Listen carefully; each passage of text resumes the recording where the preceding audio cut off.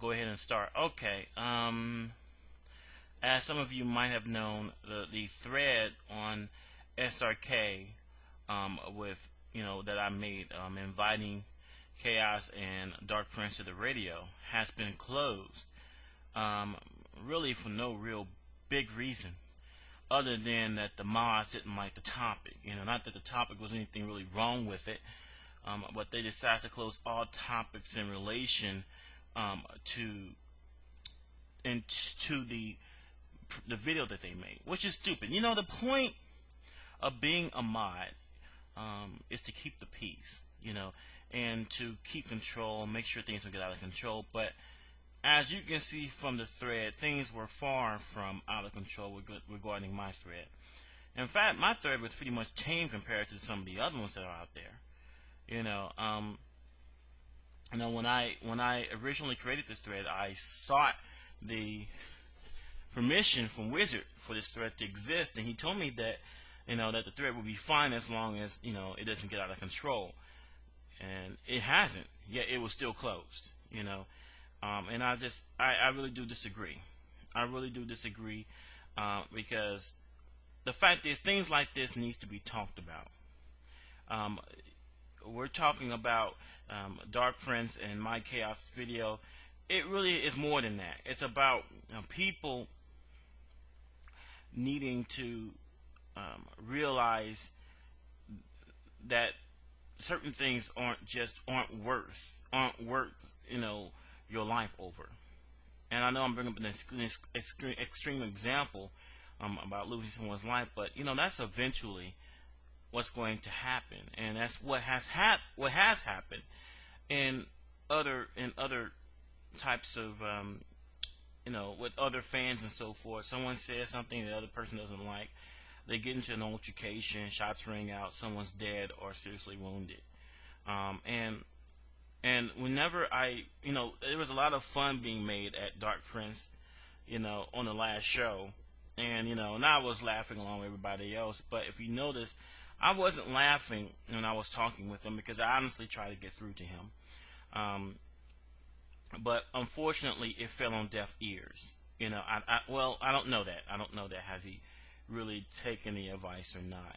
And you can't force people to shut up. You cannot force people to stop talking.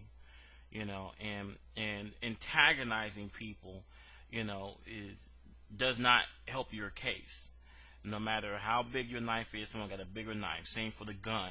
No matter how quick you are, how strong you are, there's someone out there that's quicker and stronger. And I thought that people need to start realizing that. I know that people were just poking at him. Which is sort of his own fault. He made this video. What did he expect? He can't expect people from giving him a pat on the back over it. But at the same time, I hope people, maybe one or two of you people, try to take him to the side and say, hey, listen, there's a couple of people that came on here who defended him, and I hope those people will pull him to the side and tell him that, some things aren't just worth it. You got to choose your battles, and this is not one. You can't get in a fight over everything that someone says. It's just stupid. I don't agree with what they.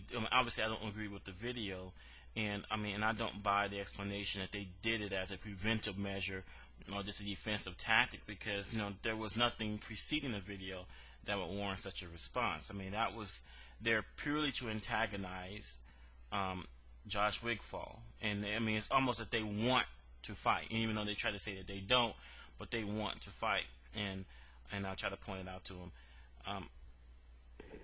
I think personally that Mike Chaos, it's me, Mike Chaos dude, I don't know him, but personally I think he's a bad influence on Dark Prince, and I think that he's not, for someone who's 24 years old, he should know better.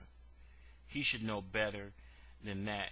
And the thing about it is he criticizes people from taking video games too seriously, but it is no less of a shame to take what someone says so seriously. From what I understood, the altercation between Josh Wigfall and Dark Prince was all words. As I know it. There was no punches thrown. So instead of telling him, hey, listen, you know what, don't mind him, don't pay attention to him, he wants to, and then instead he says, incite him, get up in his face about it. And basically he's trying to incite him into a fight. And which is just stupid. That is kindergarten, that is schoolyard behavior. And I don't know if I got through to him, but either way, I don't think if by chance Dark Prince is listening, you need to think for yourself, and you need to think about the consequences of your actions. Because let me tell you something. You may think that you're ready for anything that may come up, but you're never ready for anything. Life throws curveballs at you. You think you're ready to protect yourself, and you think that that's because you got a crew behind you that you're going to be safe. No, that's not how it works. That's not how it works. I've been many people who have been shot when they had security around them. That does not stop anybody. That does not stop you. It does not help you physically. And I don't think you're going to intimidate anybody by showing that, hey, I got a crew behind me. I do think that some of the problems you made up yourself. You don't like what someone says, fine. That's just how it is. Then play the game. Prove them wrong by your actions. Prove them wrong by beating them in their game. But at the same time, you letting this other dude, who's technically should be saying almost the exact opposite of what he is saying, yap in your ear and tell you, oh, don't take that, basically trying to antagonize into your fight. And I'm gonna tell you right now, that's a mistake. That's a mistake. That is a mistake. I think that I heard that you did some other things, including pulling out a knife. I hope that is at least an exaggeration. If it's true that you pulled out a knife, let me tell you something. You're on a road to fucking destruction. You're on the road. The road to the dark side. You're going to a place that you do not want to go. I don't care what's going on in the game. There's nothing in the game that is worth pulling out a knife about. You are looking for violence, you will find violence. And let me tell you something. When you find violence, it is not going to be what you think it is. And if you think that somehow you're going to be invincible and they're going to be the ones that are going to be hurting, then life has got a few more curveballs for you. But anyway, I'm sort of getting away from the point. My point was, I know I did not appreciate the thread being closed because, it's a preemptive measure. I don't buy it. I don't buy it because there was nothing in the thread that would lead me to believe that it was going to go off over on the deep end. There was nothing in the thread. You can read the thread for yourself. There was nothing on it that would warrant closing it. And the fact that I got an assurance that the thread would be okay as long as it stayed that way, it was basically just reneged upon. That's stupid. That's stupid. Keep your word. Jeez. Keep your word. And, I understand that you want to keep the peace, but I don't think this is what keep the peace is about. I think this is about, hey, I don't like what you're talking about. There's nothing really wrong. Because thing about it is, this kind of stuff needs to be talked about because it truly is indicative of other people who have the same problem about getting into fights and altercations over really nothing. That's the real issue. I really don't care about the 5-on-5, and all that. But, what's most important is that we talk about stuff like that. And I don't think that Mosh should just go up and just close threads because they don't like the topic. Now, I read all, Seo Tommy, or whatever his name is, Seo Tommy, whoever this might have closed the thread, I went to the page where the rule thread are, and I read all 14 rules, and my thread did not violate any of those 14 rules, and yet it was still closed. That's bullshit. That's what I think. That is bullshit. He closed the thread because he didn't like the topic, not because there was anything wrong with the thread, not because there was something about to go wrong with the thread. He just didn't like it, so off it went. You know, and that's, I mean, and I'm sorry. I mean, that's wrong. That's wrong. I mean, all he said was, "This is retarded." That was his reasoning for closing the thread. He's like, "This is retarded. Keep the updates in the AISM thread." The AlphaISM thread is for me to give updates what's going on with the radio. All right, that's what it is about. It's about the radio. This topic is not about the radio. This topic is about two people who made a video that I featured on the radio. But this is about them, not about the radio in itself. That's why I did not make a. I mean, that's why I didn't put it in the AlphaISM thread, because I didn't think it belonged there. You know, I mean, that's why I had two separate threads for it. And like I said before, if the thread was getting out of control and people were saying off the wall things and it was getting out of, then I've been fine. But there is nothing in the thread that warrants it being closed. It just, there isn't. And of course, I mean, and you know what's kind of messed up was I went back to Rizzard and I said, "Hey, you know, listen, you said that I could keep this thread as long as it doesn't get out of control." And what? I mean, that bothers me. That bothers me. Yes, I mean, I care. Yeah, I care about that because that bothers me. It always bothers me when someone goes back on their word or does not even attempt to make good on their word. That's my problem. You know, maybe no one will give a shit, but maybe, I mean, but I do give a shit because I already had a deal prior to making that thread. I didn't just go out there and make that thread without consulting anybody. I consulted two admins about it. I asked for it to be sticky. They wouldn't. Fine. You know. Like, I mean, but then I said, "Hey, listen. Is it okay?" And one said, "Yeah, it was okay as long as there was nothing, there was nothing that goes on in the thread that wants to be closed or deleted." The second one didn't have any problem with it either. And I mean, and I'm just it's kind of funny though, because all of a sudden the thread gets closed, and when I talk to people, we're tired of talking about it. Then don't. I mean, well, okay, fine. Then don't. You don't exactly have to read it. You're not urged to participate. I mean, it's not like that we're forcing it down the mo's throat either. Just like with this radio station, you don't have to listen. You don't have to do anything that you don't want to do. I mean, it's been suggested that I take this and put it on my forum.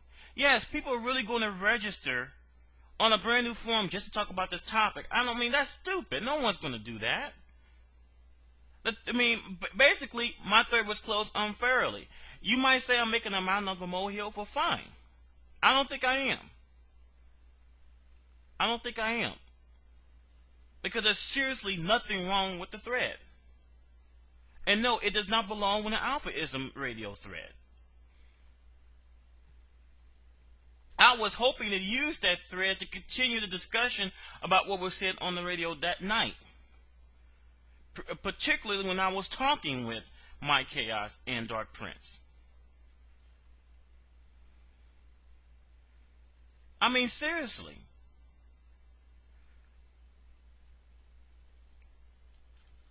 I mean, I don't know what else there to say.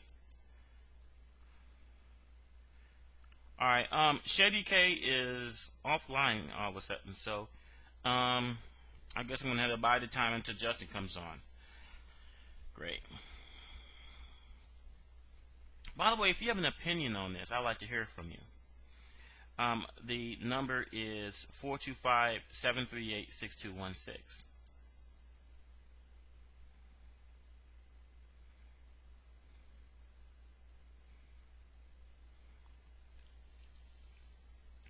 And I'd like to hear from you. I mean, there's about 20 of you people listening. I know that someone got a cell phone. Someone's got Skype. I want to hear from you. I'm now asking that some of you participate.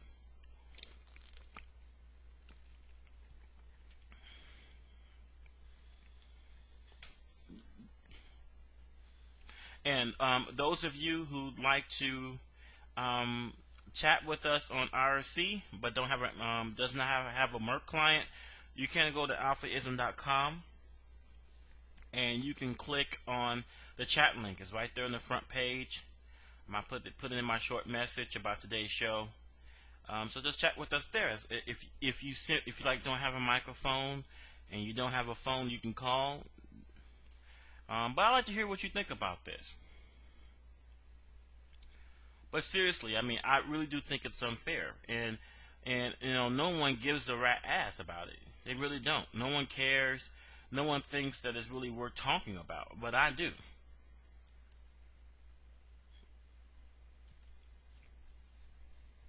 So that means for any future threads, I have to be worried because a mob might stop it because I don't even like this thread. Because I noticed like the night that he did it,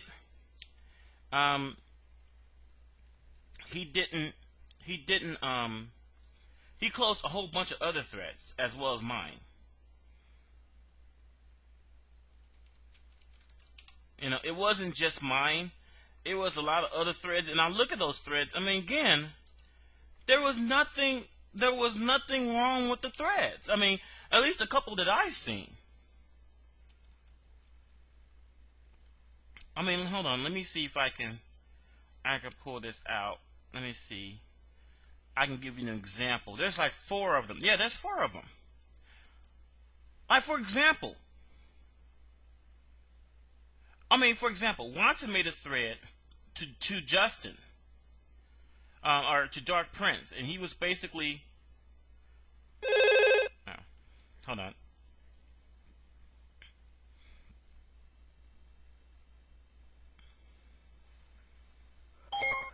Yo, you're on AlphaISM Radio. Hey, this is Mizuki. Yeah. Okay. So yeah, how I feel about this? How about the topic being closed? I think it's bullshit too. Well, it's nice to have someone that agrees. Yeah. Well, it's like, jeez, I don't know. It's like, I've noticed in the past, like, whenever the mods don't like something, yeah, they just go ahead and close it. Right, and I mean, and to me, I have a problem with that because the point of a moderator is to keep the peace, but I mean, a moderator should never get to the point where it's like, oh, I don't like this thread, pff, delete it. I don't like this thread.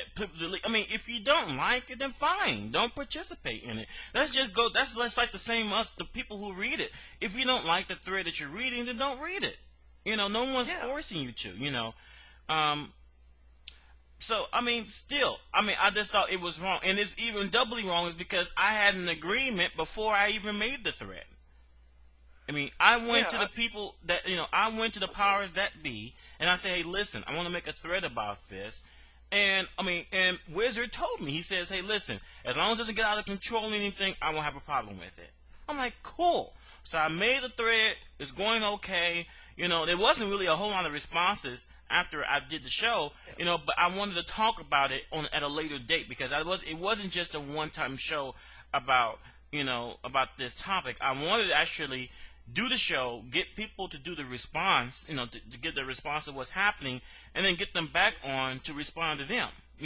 It was going to be a continual thing, and then I was just going to update that thread and talk about, and of course, we could use that thread to talk about the matter because I think this is actually a semi-important matter to talk about. Because this is not the first time that someone's gotten a beef or someone's about to get in a physical altercation over what someone has said. And that was the whole point. I mean, all jokes aside, and I know Desmond came on here and he made he was a fool. He was making me laugh and all this stuff. But all joking aside, when I was talking to Dark Prince, I made it very clear. I said, listen, dude, I'm like, you really don't want to go down this spot. I'm like, you cannot stop people from talking about you. That's life. Yeah, because it's always going to happen. But like, this happens to like a lot of other radio hosts too. I mean, like, how what was it, like Howard Stern or something? You know that guy, right?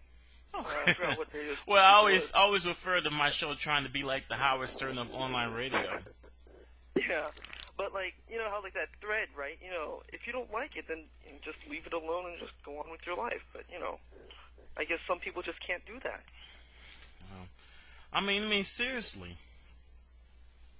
I mean, it's one of those things where I really am. I mean, I'm sort of shocked in a way, because I wouldn't have been so shocked had I not consulted anybody before making a thread, and then my thread was closed. Yeah. I'm like, oh well, whatever.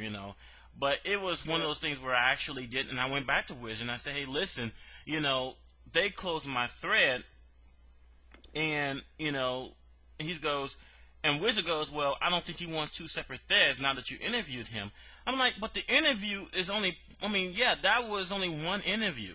And I was going to do more on the topic. I wasn't going to make that thread like just just for the interview. It was going to be about what's discussed on the radio. And I mean, seriously. I mean, and I wanted to go back. I mean, after all, right now, the East Coast players are probably filming their response. So this topic is not done yet. It's not done yet. Yeah, I mean, people are still talking about it now. I mean, like even on the random IRC channels, like I think even people on the Sure You Can General Discussion IRC thread is even talking about it. Mm-hmm. The topic's gonna keep on being there until it probably ends. I think there's even some people talking about it in the Evo forum or something like that. I'm not sure. I am. First of all, okay. FMJ just said I'm complaining on technicalities. No, I am not complaining on technicalities. A deal is a deal. A deal is a deal. That's my. Let's say what you offered was not a better deal. Having everybody move over to my forum and talk about it is stupid. No one is going to go to the hassle of signing up for a forum just to talk about one subject. That makes no sense. Yeah, people are lazy. There was nothing. Like I said, there was nothing wrong with the thread. I already had an agreement that the thread would stay open as long as it did not get out of control. My thread was far from the control. Anybody who doubts me, I will definitely give them a link to the thread. You can read it all the way up until you close it, and you see there was absolutely nothing going on. There was nothing going on. Yeah, from what I read, it was pretty calm. Talking about, and like compared to like other topics I've seen on Sure You Can. Right. Now don't get me wrong. Now, if it turned to a shit fest, and all that shit, and then people got out of control. I remember that someone mentioned about, someone raping Dark Prince and stuff. That's over the board. That's over the board, and I would not object for it to being closed or deleted. Yeah. And if it happened in my thread, I'd be like, oh well. I tried, but there was nothing of the sort. That was my whole point.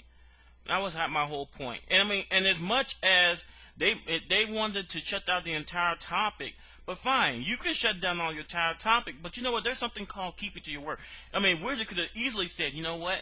This is the only thread allowed to stay open, only because this person actually, I promised them that it will stay open as long as it not get out of control.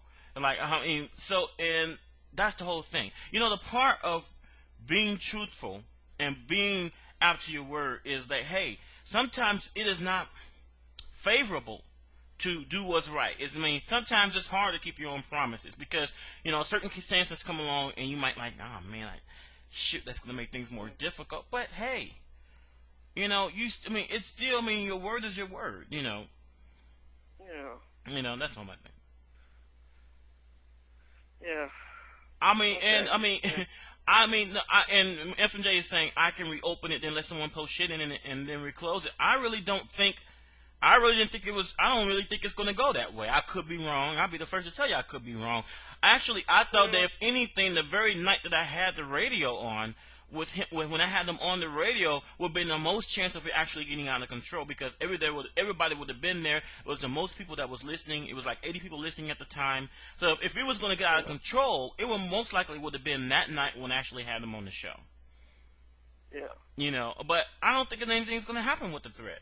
Unless something extreme happens and I'm not foreseeing, and all of a sudden all hell breaks loose. Then that's different. But like I said, a deal is a deal. That's my whole point. So Yeah. And by the way, who are you again? Mizuki. Oh, okay. Yeah. So this is the first time I'm calling in. So, yeah. Oh, okay. Well, first of all, thank you for participating. No problem. I don't like talking to myself all the time. I like bouncing ideas off of people. Yeah. And getting feedback. And seriously, I know a lot of people don't give a shit, but I do give a shit in this case. And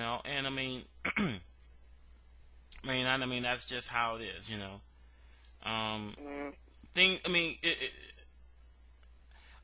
The thing about it is, though, I just like people to go by their word. That's really all it boils down to.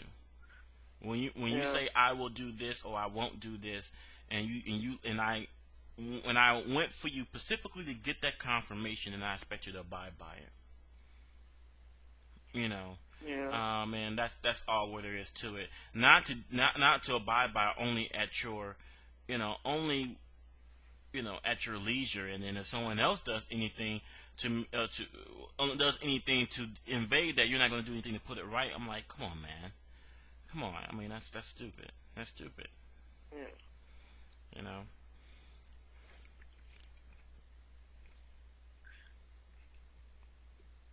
Well, FMJ said the thread is now unlocked. Well, now now I have to see what happens now, because Sayo Tomi is the one that closed it. FMJ reopens it. Yeah. So now, if anything, those two are going to have some words. No, actually, I did. I went to Wizard and I told him what was done, and he's like, I guess he doesn't want two threads about it. I'm like, what's wrong with two threads? I understand if I make 3, 4, 5, 6, 7, I would just keep on randomly making threads. But I did not even continue with him. After he said that, I completely stopped the conversation, because I knew that he was not going to do anything about it. Yeah. Okay. So.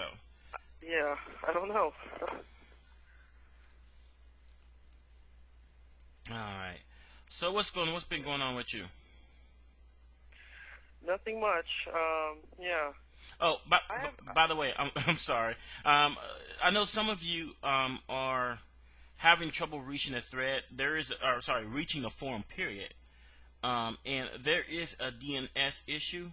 The best way to get around it is that you would actually need to use the IP address of the server that SRK is hosted on. If you have Merc, you can simply just go into the Capcom channel and you will see it. But if you don't, the IP address, this is what you type: http:// like you will type up any domain. Instead of typing shoryuken.com or whatever, you type 216.246.50.234. So that's 216.246.50.234. And lastly again, 216.246.50.234. By the way, let me let me know if you run into any DNS issues for my site, because as it happens tonight, my server is being migrated to a new host. So far, I haven't had any issues, but still, there might be something that I didn't plan on. So if you have any problems, please let me know, and I'll try to do the best that I can. So no, SRK is not down at the moment, and and I mean it's up. It's just that you're just going to need to use the IP address for the time being until they get the DNS. Um, but yeah, let's go back to this because actually, um, I was kind of interested.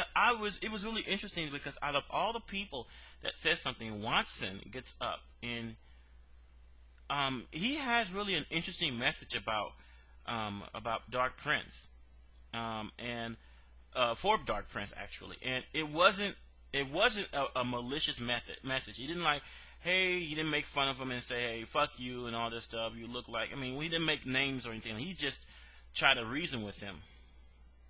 He's like, I just want to know right now, why is there so much beef between Duck and Duck Jr.? I mean, honestly, you took the name Duck Jr., that means you respected him, maybe as an older brother or whatnot. As far as you being responsible for Duck winning Evo, come on, man, let's be honest here. Duck was winning shit a long time before you even showed up, man. How can you say something like that?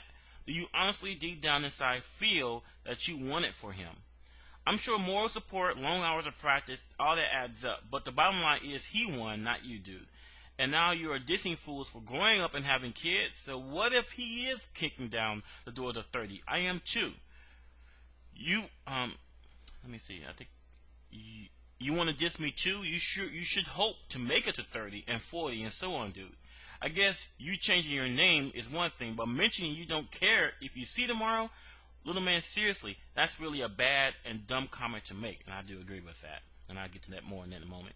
Even if not for yourself, I'm sure your mom, dad, or whoever cares about you will not be happy. Don't be so self-indulged, young man. Grow up, dude, and that's straight up. Fuck all this nonsense. It has gone way too far, dude. I was hoping to honestly egg it on and make some thread, but now, dude, at my age, cheese isn't everything. Put down the knives, guns, etc. Fuck all this shit, yo. Duck was once your homie. You took his name and made it yours. You were there for all his wins and losses, and likewise him for you. What the fuck is the problem, man? I've known Duck for a long time, and I've been through thick and thin with him. Hell, I was going to throw hands with the Viet myself when we were like 20. Shit happens, man. People don't get along for some reason, but have some self-respect and stop calling people out. It gets old really fast, and you'll like me honestly and with the attitude you're carrying. No matter how bad you are, no matter how many guns you got, no matter what, there's always going to be someone badder, someone with a bigger fucking gun, someone who gives a less of a fuck than you. Before you know it, you're gone, dude. Don't be stupid. Call me a pussy, call me what you like, but you know what?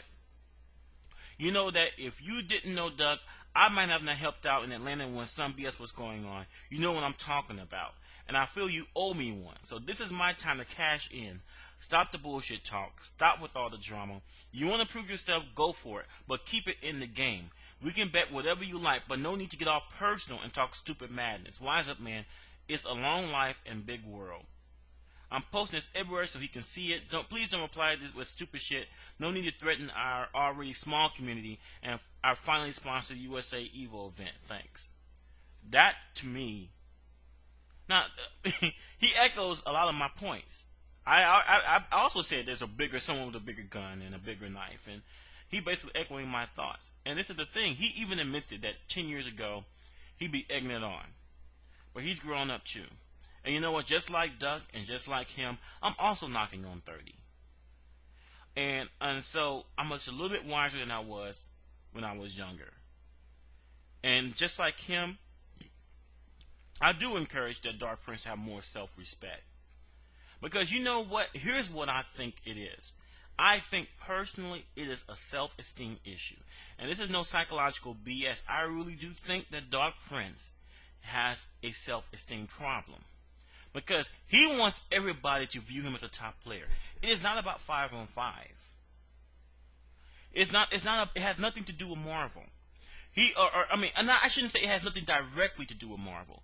He's like, he wants people to see him as the original OGs, the original gangsters. I mean, like people like Watson, people like Duck, people like Alice Valle, and that's why, and people like Clockwork and Shady K, because he brought up those names not because he really believes that they're washed up or whatever. He brought up those names because he wants to be mentioned in the same breath. He wants the acceptance.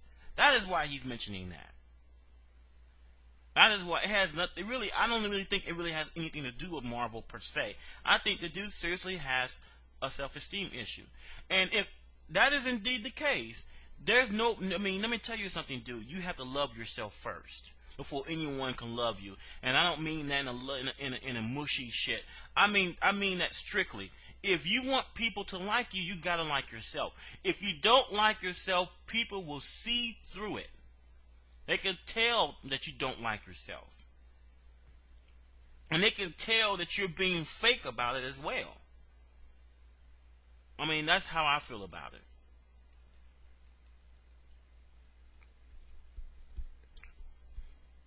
I mean, I don't know what there is to say.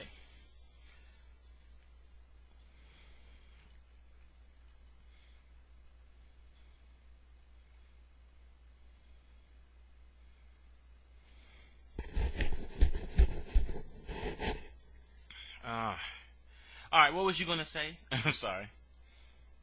Okay, yeah. I'm not much into the Marvel scene, but, I heard that, I was like, oh, it'd be just fun to, know what's going on. And then, found out that it was like, whoa, it's more than just, playing a game and winning a money match. It's more like, some kind of like game thing going on, it seems like. Huh? Okay, you lost me a bit. Oh, did you, like, I'm what, so, did I... I mean, okay, repeat what you said. I mean, I lost you a bit. Maybe if I heard it a second time, I can get what you're getting to. Yeah, like, okay, so, when I first heard about this... Heard about what? The Mech Chaos thing and the whole Marvel thing happening right now. Mm-hmm. Yeah, I'm not in the Marvel scene. I hardly even play that game. I think of it more as like, kind of like weird because it's kind of messy and stuff. Mm-hmm. But anyway, so when I first saw it, I was like, oh, this should be kind of interesting. And I kind of wanted to pick up Marvel, so I was like, well, this might be a chance for me to get into the scene a little bit more, right? Mm-hmm. And then, I find out, whoa, it's not just, fighting over a money match or something like that. It's more like some kind of like turf fight thing going on. You know what? Let me tell you something. Marvel is like rap and hip hop, because in that music there's turfs too, and there's boundaries that you just don't cross unless you can get messed up and all this mess. And it's the same type of mentality. It's the same type of mentality, and I mean, it's seriously immature, just like it is in the rap community. It's no different in the Marvel community. And I mean, and for those of you who really endorse that type of thinking, I'm going to ask you, who's going to come up under you? I'm going to tell you something. Unlike rap, Marvel is not popular with the mainstream. And I want to put it to everybody that listens to this show. What are we going to do to ensure the survival of the community that we all come to love over the past 15 years? All right. I just want to ask everybody that. What do you want? I mean, seriously. I mean, what do you think the community is going to be like in 5 years from now? I mean, what's going to happen? I should ask you this. What is going to happen when no one really gives a shit? Like all the top players that play CVS2, let's just say Justin Wong retires, Wiki retires, not retired, but they all moved on. Alex Valle got married and had kids, and Justin went to school full time. And what if all the people that people always talk about when it comes to these games stop playing the game? What do you think will happen to the community? Do you see anybody in the community that's going to take their spot? I have no idea. I just recently started playing fighting games like competitively. I actually first went in 2005, and I've always been interested in it. And I don't know if there's actually going to be anyone who's going to be able to pick up after these guys. I'm sorry. I don't see anybody on the horizon. I don't see anybody on the horizon. And what's killing me is that I don't know how else to say it, but some people are incredibly short-sighted. And we got to get new blood. There is no way the community is going to grow unless we get new blood. But people don't want to take the time. People don't want to take the time. You know, everyone talks about the arcades being dead, and that's the reason why, you know, that the scene has suffered. But I think it's more than that. You know, I mean, before arcades, we had get-togethers at people's houses and stuff. But you don't see people doing like that, a lot of stuff like that anymore. You don't see. I mean, actually, Valle talked about this when he was on the radio the first few times. He said that no one really does that shit anymore. No one actually gets get-togethers. They always expect other people to do it. And then when it extends to the tournament scene, they expect people to throw the same tournament year after year coming out of their pocket, because there's no way that the entry fees is going to cover the pot and all the expenses involved in making sure the tournament happens. And then whenever a tournament director or the owner or the whatever you want to call them decides they want to get sponsorship because they don't want to keep on coming out of their own pocket, everybody wants to hate on them because there was some things changed that they don't like. You know, but at the same time, it's like they're lazy. They'll complain that, I'm sorry, let's use Showdown Championship as an example. I mean, people complaining that there's no singles, and people complaining that there's games there that, you know, none of us have access to play, really. And, I mean, they did this and that. And, I mean, I already discussed when I had Rem on the show, there is a good, not all these decisions rested on Remmar's shoulder. These sponsors have more of a say than he did. He has no leverage. They've got all the leverage.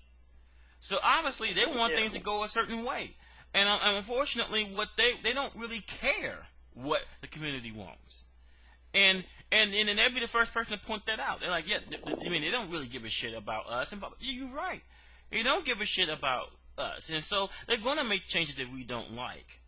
It's like, but you know what? Let me ask you, before all this shit came about, what was you doing to help support the tournament scene?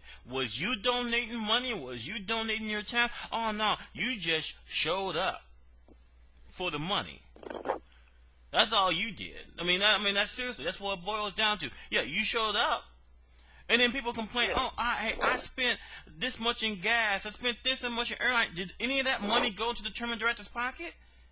Did you spending $25 at ExxonMobil went into the tournament director's pocket some way? No, it doesn't. So that's a baseless argument. Yeah. That's just how. I don't know how else to see it. Then it's. I'm sorry.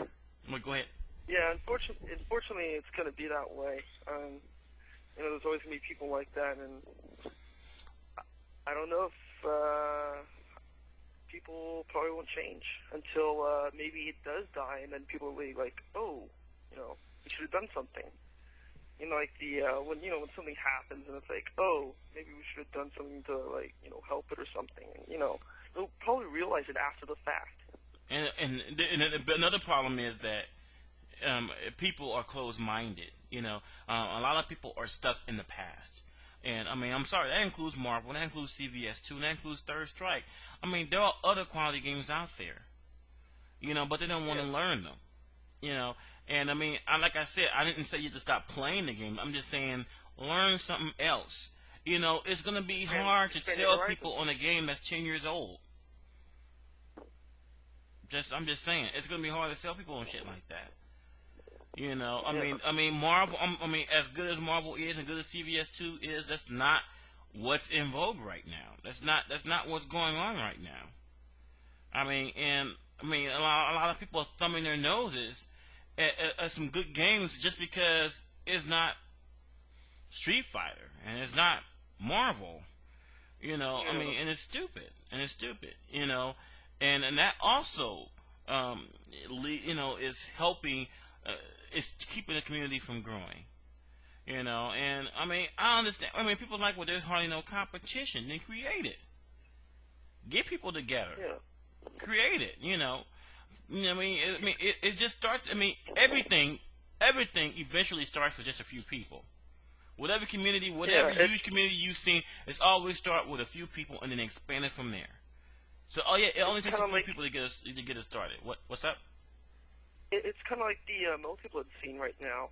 How there's only probably there's only about maybe I was talking to someone. They said their biggest terms they had for multi-blood was, I think, like 25 people. I mean, yeah, like granted that the game hasn't come out here, but 25 people coming to a tournament and playing it, that's kind of a good sign. So we're at least, we're gonna have at least hopefully a multi-blood scene. Like at my city right now, I'm trying to spread fighting games and stuff. So at least try to make people aware that it's there. And there's a couple of people like, wow, there's a couple of friends who I've gotten into like CVS2, and we go to each other's houses and play all the time.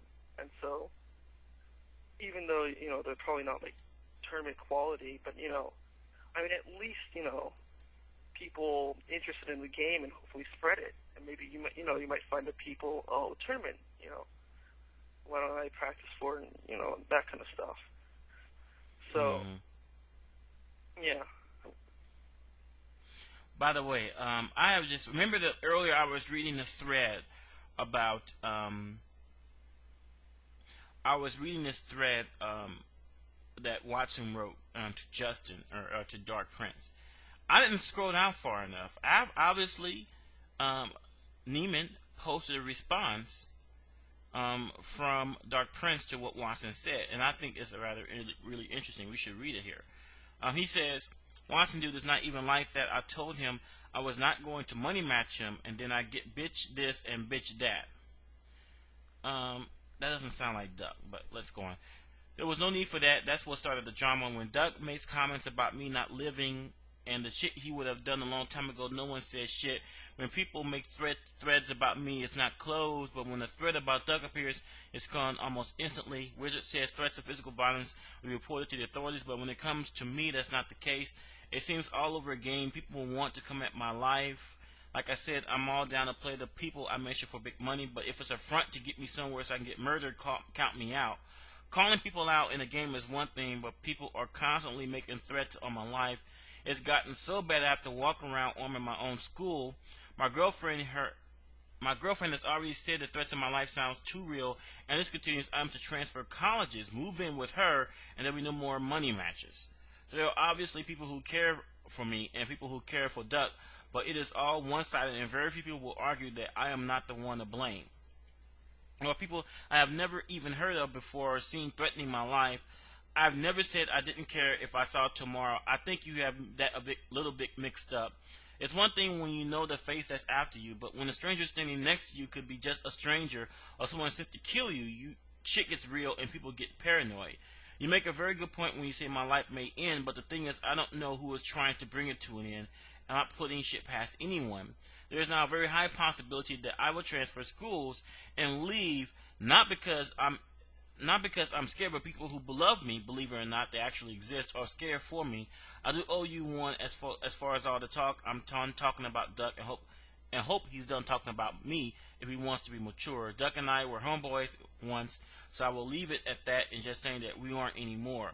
Notice when I talk shit, it was about Marvel and the 5-on-5, except for two people I mentioned at the end.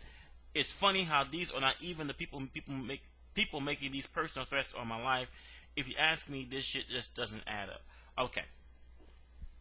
All right, that is Dark Prince's response. Let me tell you, the first thing that strikes me when I read this response is the fact that he says apparently he's in college. All right, he's in college.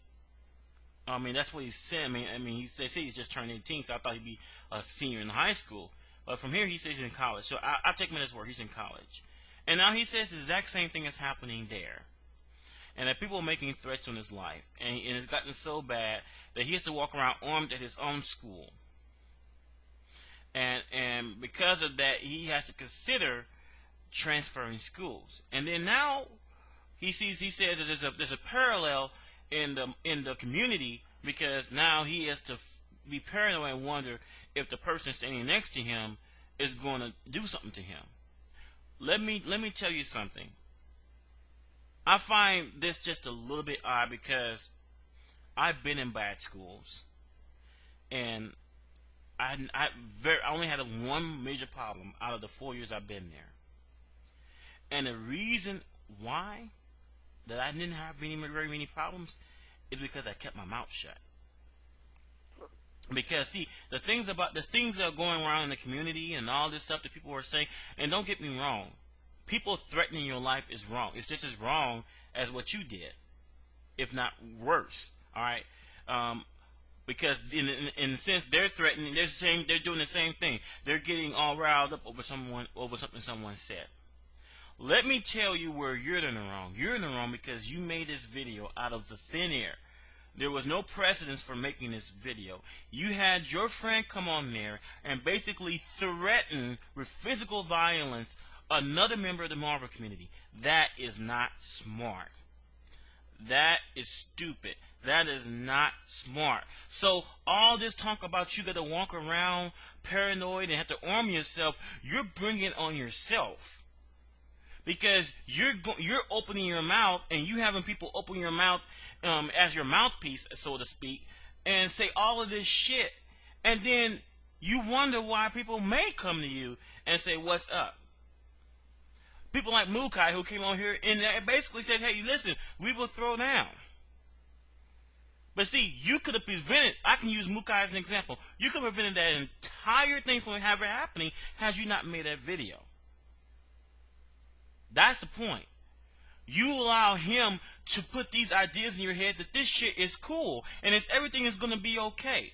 Well, obviously it ain't, because if you got to walk around and be paranoid and wonder about whether or not the stranger sitting next to you might cut your head off, you got a problem.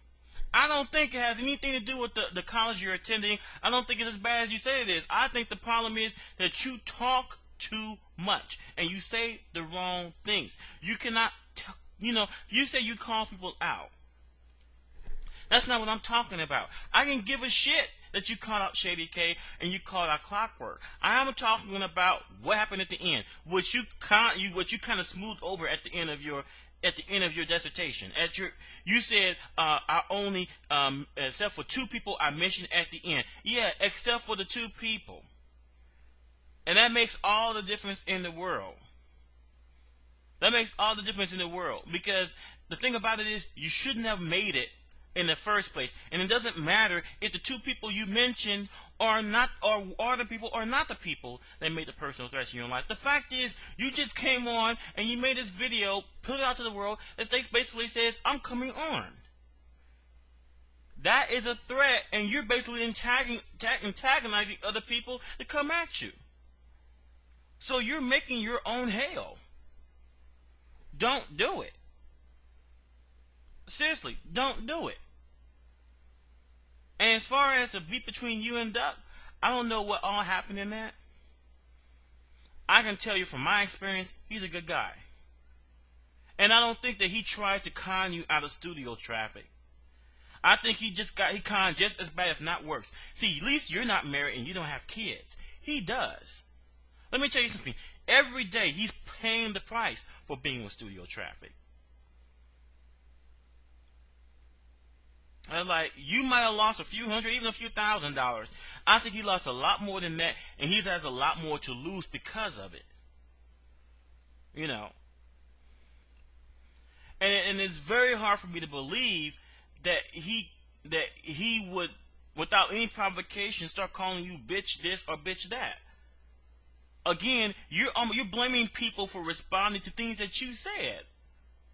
That makes no sense, dude.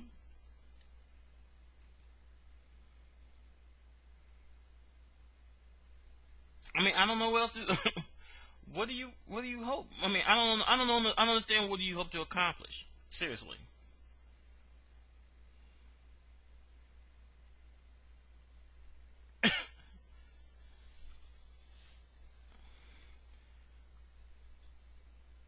Hopefully, somehow he listens to at least some of this, and maybe he'll start to rethink his thought process. And yeah, basically what I'm thinking is he's doing stuff like what high schoolers do, like like they talk shit, and if someone doesn't like it, and they start fighting. That's what happens at my school. It happens almost every day.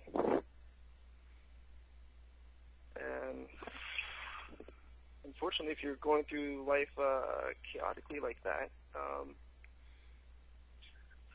he's gonna get hurt, or he's gonna hurt someone else.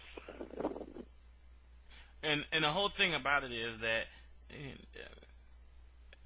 he's making his own hell. I know that's what kills me, is that he's complaining about the conditions that he's living in, but a lot of that has to do with what he's doing.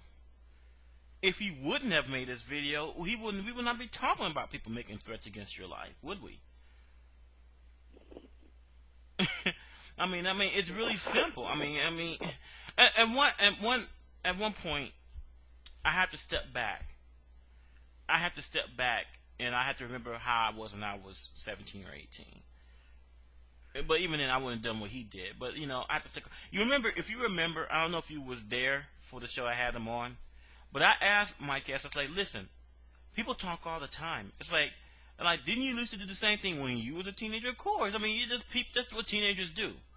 But you're a grown ass man now. You are a grown ass man. It's a lot different. Wait, how old is this dude? He's 24. My chaos is 20. That's what he said. He was 24. 24. 24. 24. And he's starting. Oh my God. He's starting all this drama, and and supposedly being being Dark Prince's bodyguard, I guess. But you know what? Let me tell you something. I mean, if my chaos is listening or happens to listen to this recording, if something happens to Dark Prince, that blood is on your hands. That blood is on your hands because you could have stopped it. Like him, like Dark Prince, you had a power. You could have stopped this way before he even got to this point where he's paranoid about people jumping him or hurting him or killing him.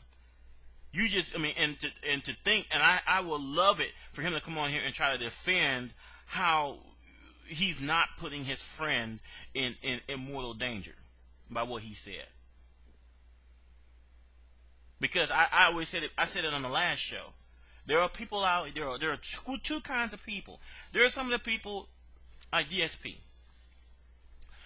DSP online is a lot different than DSP in real life. People tell me that all the time. Online, he can be a dick. But in real life, he's a cool cat. That's what most people say. I haven't met him myself, but that's what most people say that hung around with him. He's a cool, laid-back cat. And what he says online is not meant to be taken literally. Or to be taken seriously, for that matter. But then you got the second type of people. That's Mukai. Mukai, there is no difference. The way he is online is the same way he is offline. When that dude says he will whoop your ass online, he really means it. He will walk up to you and say that. He like, dude, I will whoop you. He's no different. And the second type is the type that that Dark Prince needs to be concerned about, because they will definitely take everything that he said seriously, and they will bring it to him if they want to take it that far. But again, all this shit would not have happened if he just wouldn't have made that video. That was a big mistake. That's a big mistake. And like I said before, if Josh Wigfall by chance ever came to Evolution, all right. Oh, this is Justin. Hey, go. Can you call back later? Can you call back later? Sure. All right then. Okay. Bye-bye.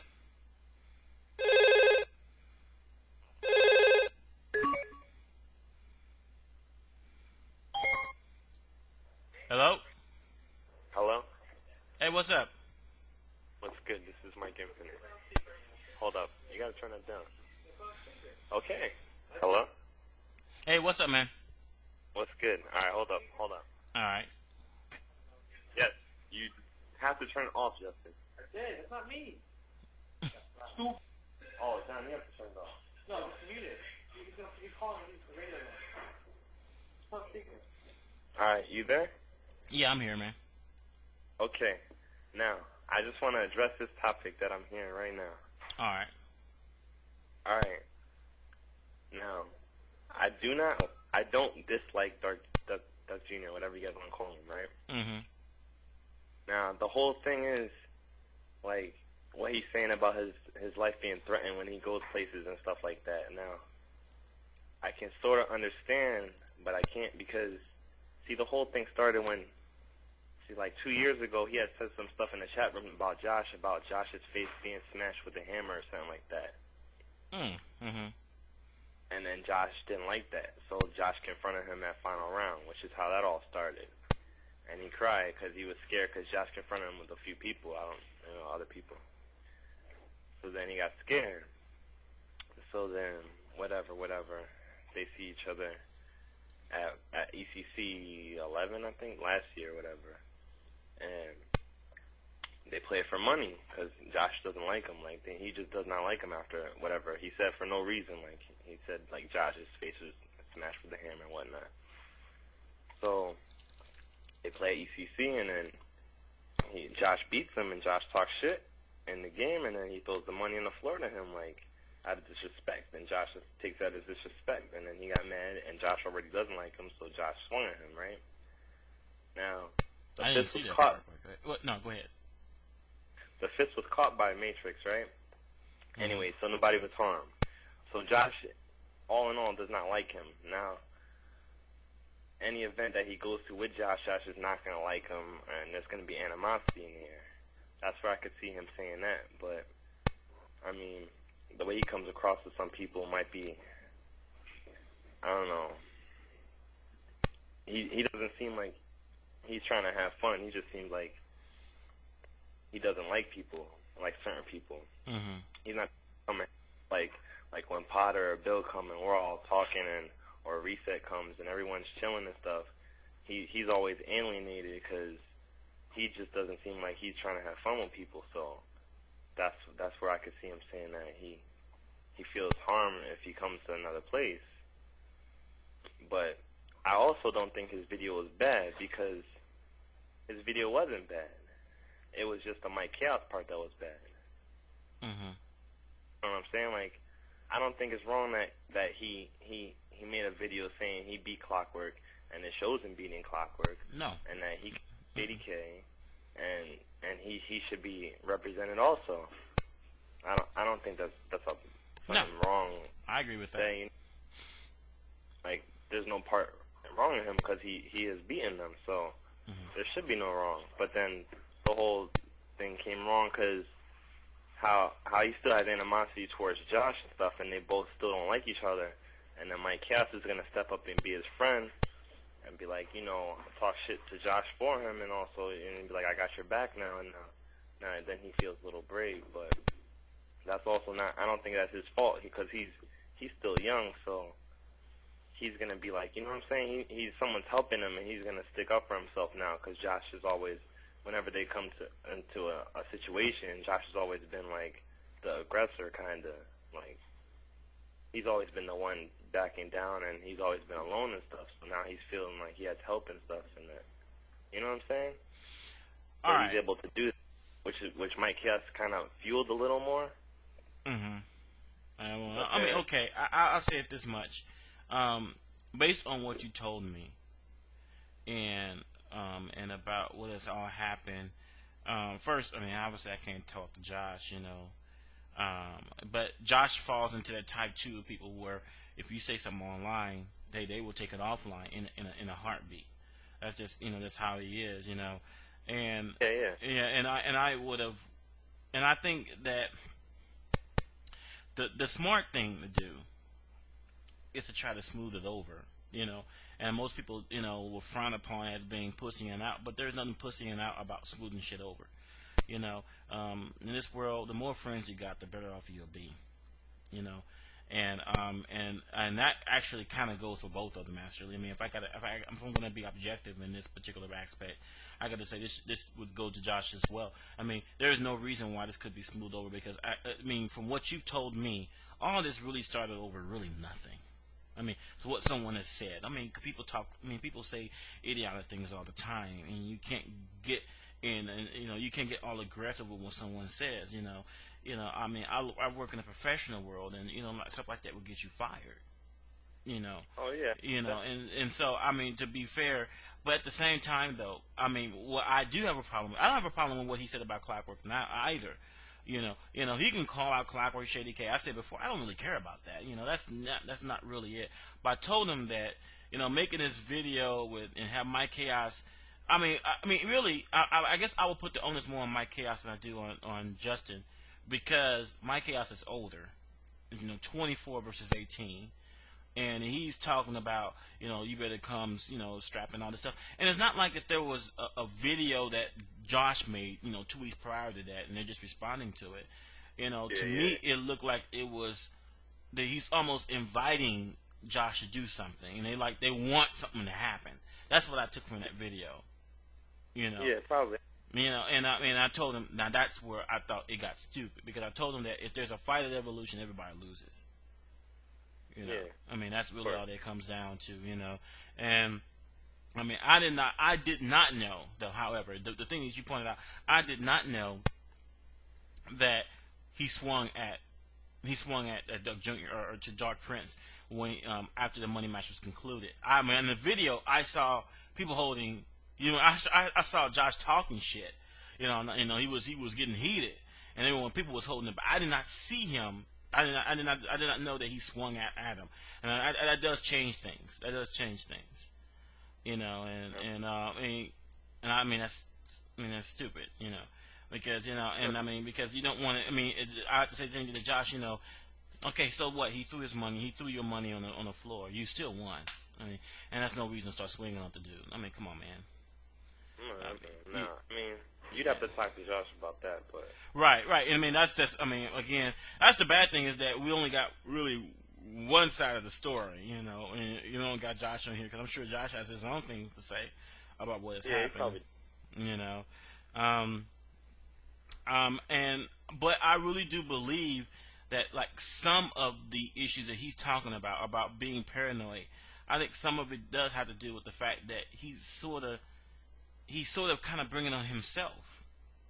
And I'm just saying that, chill. I don't know what else to say. Just chill.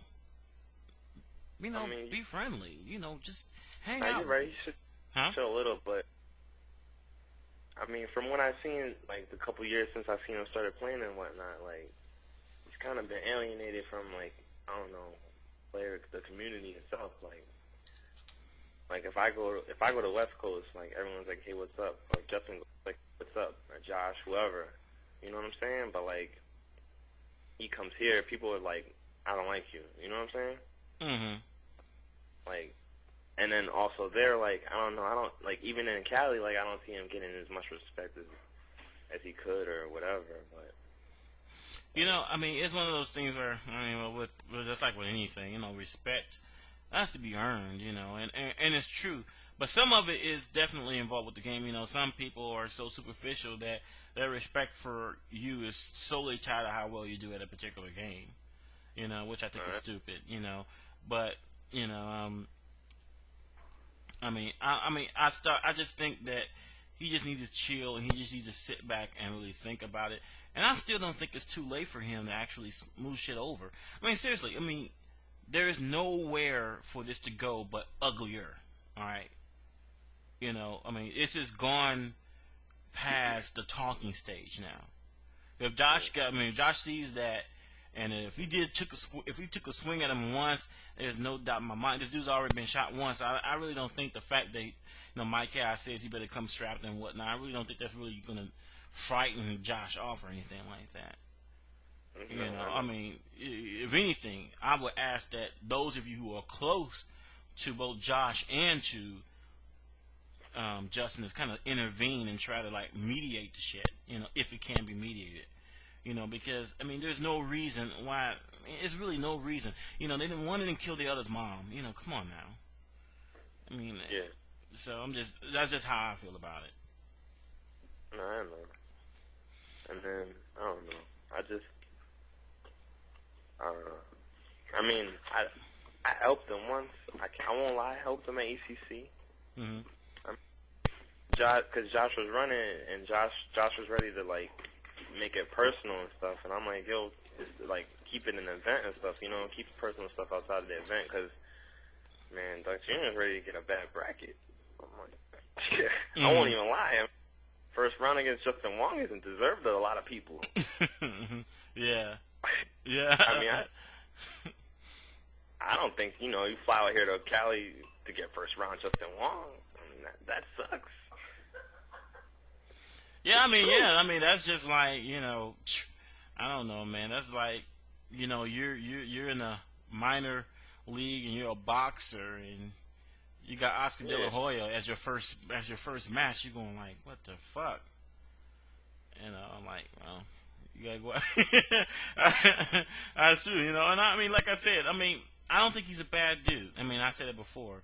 I don't think he's a bad dude. I think he's sort of misguided, and I think that that he could be redeemed. I don't even like using that word because it makes it seem like he did something really bad. But I mean, I think that he can improve his own situation. He just got to go about the right way of doing it, And that's really all that's all I really was trying to get through with him.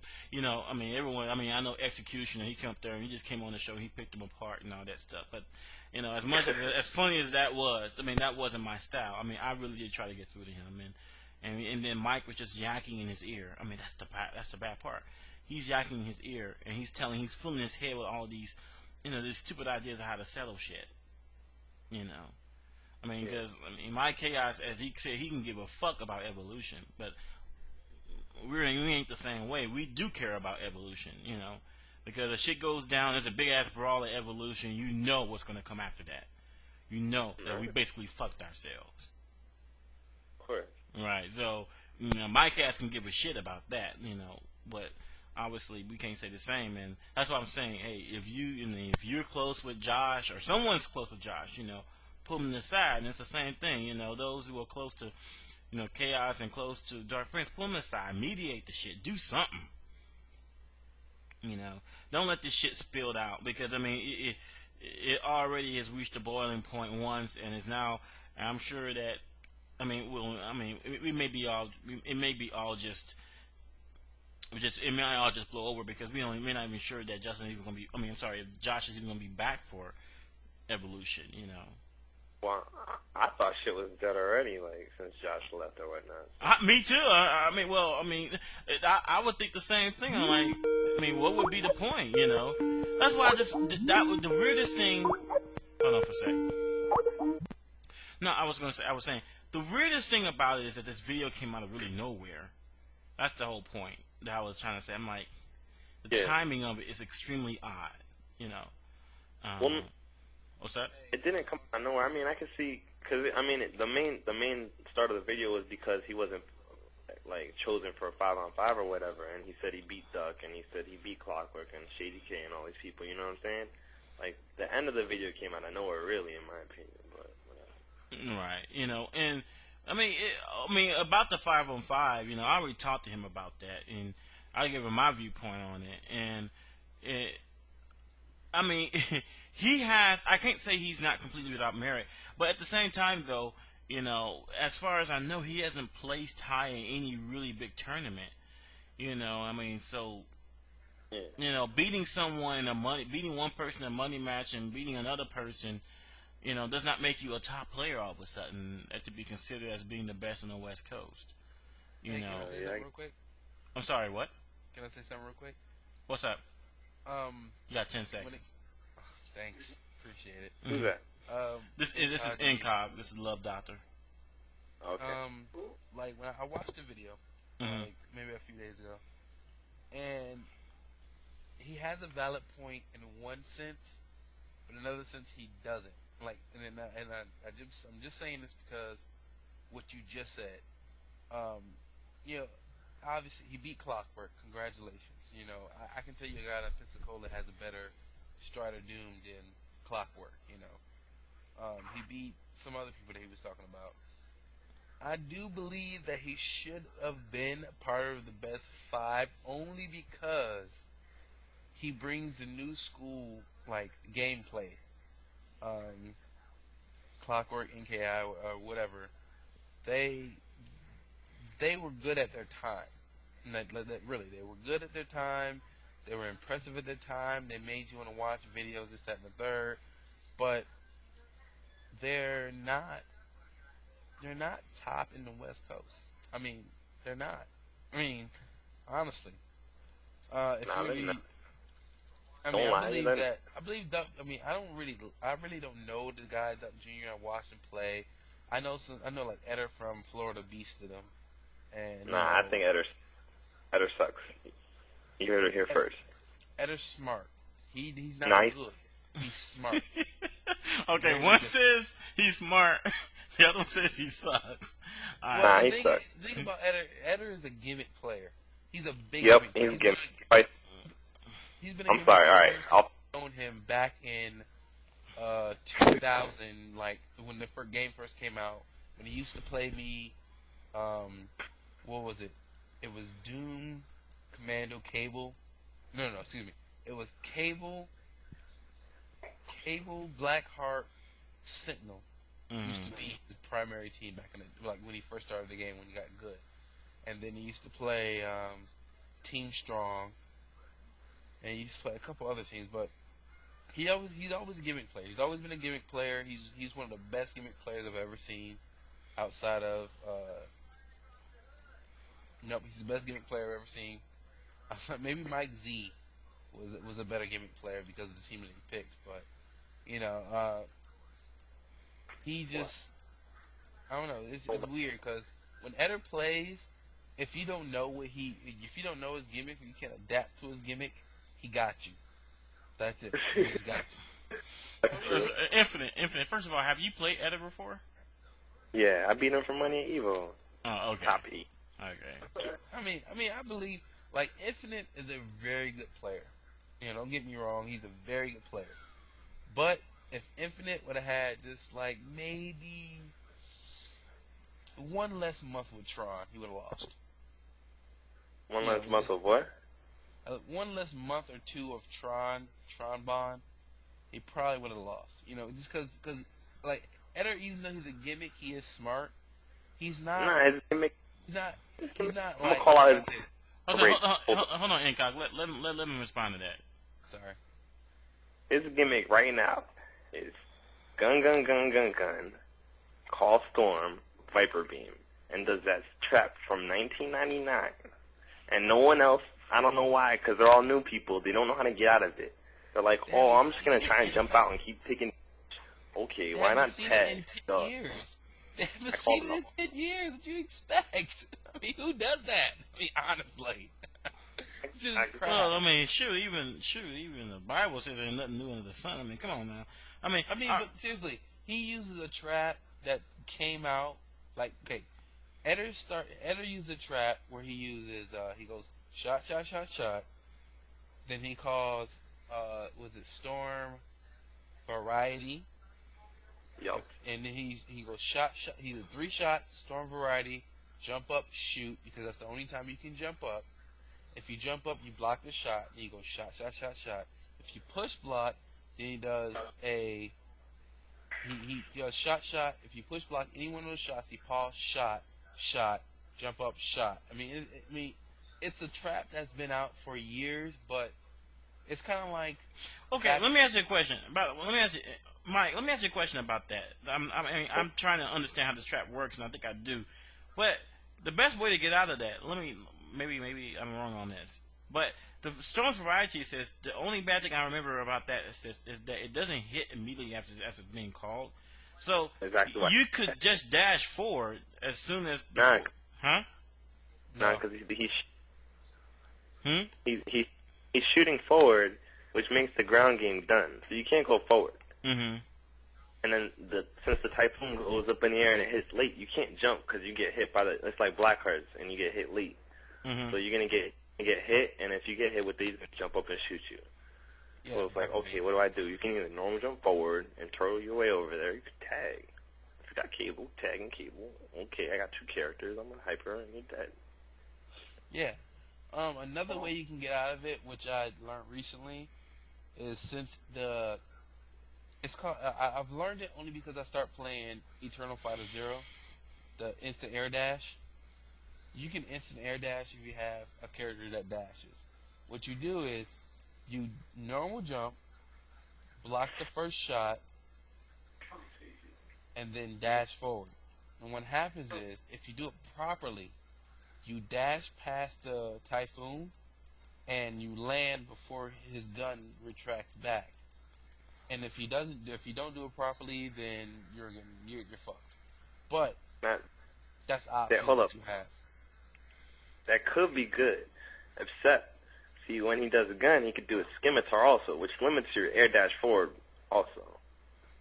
That's very So true. you could just, or you could throw a grenade, and that also cancels out your low air dash.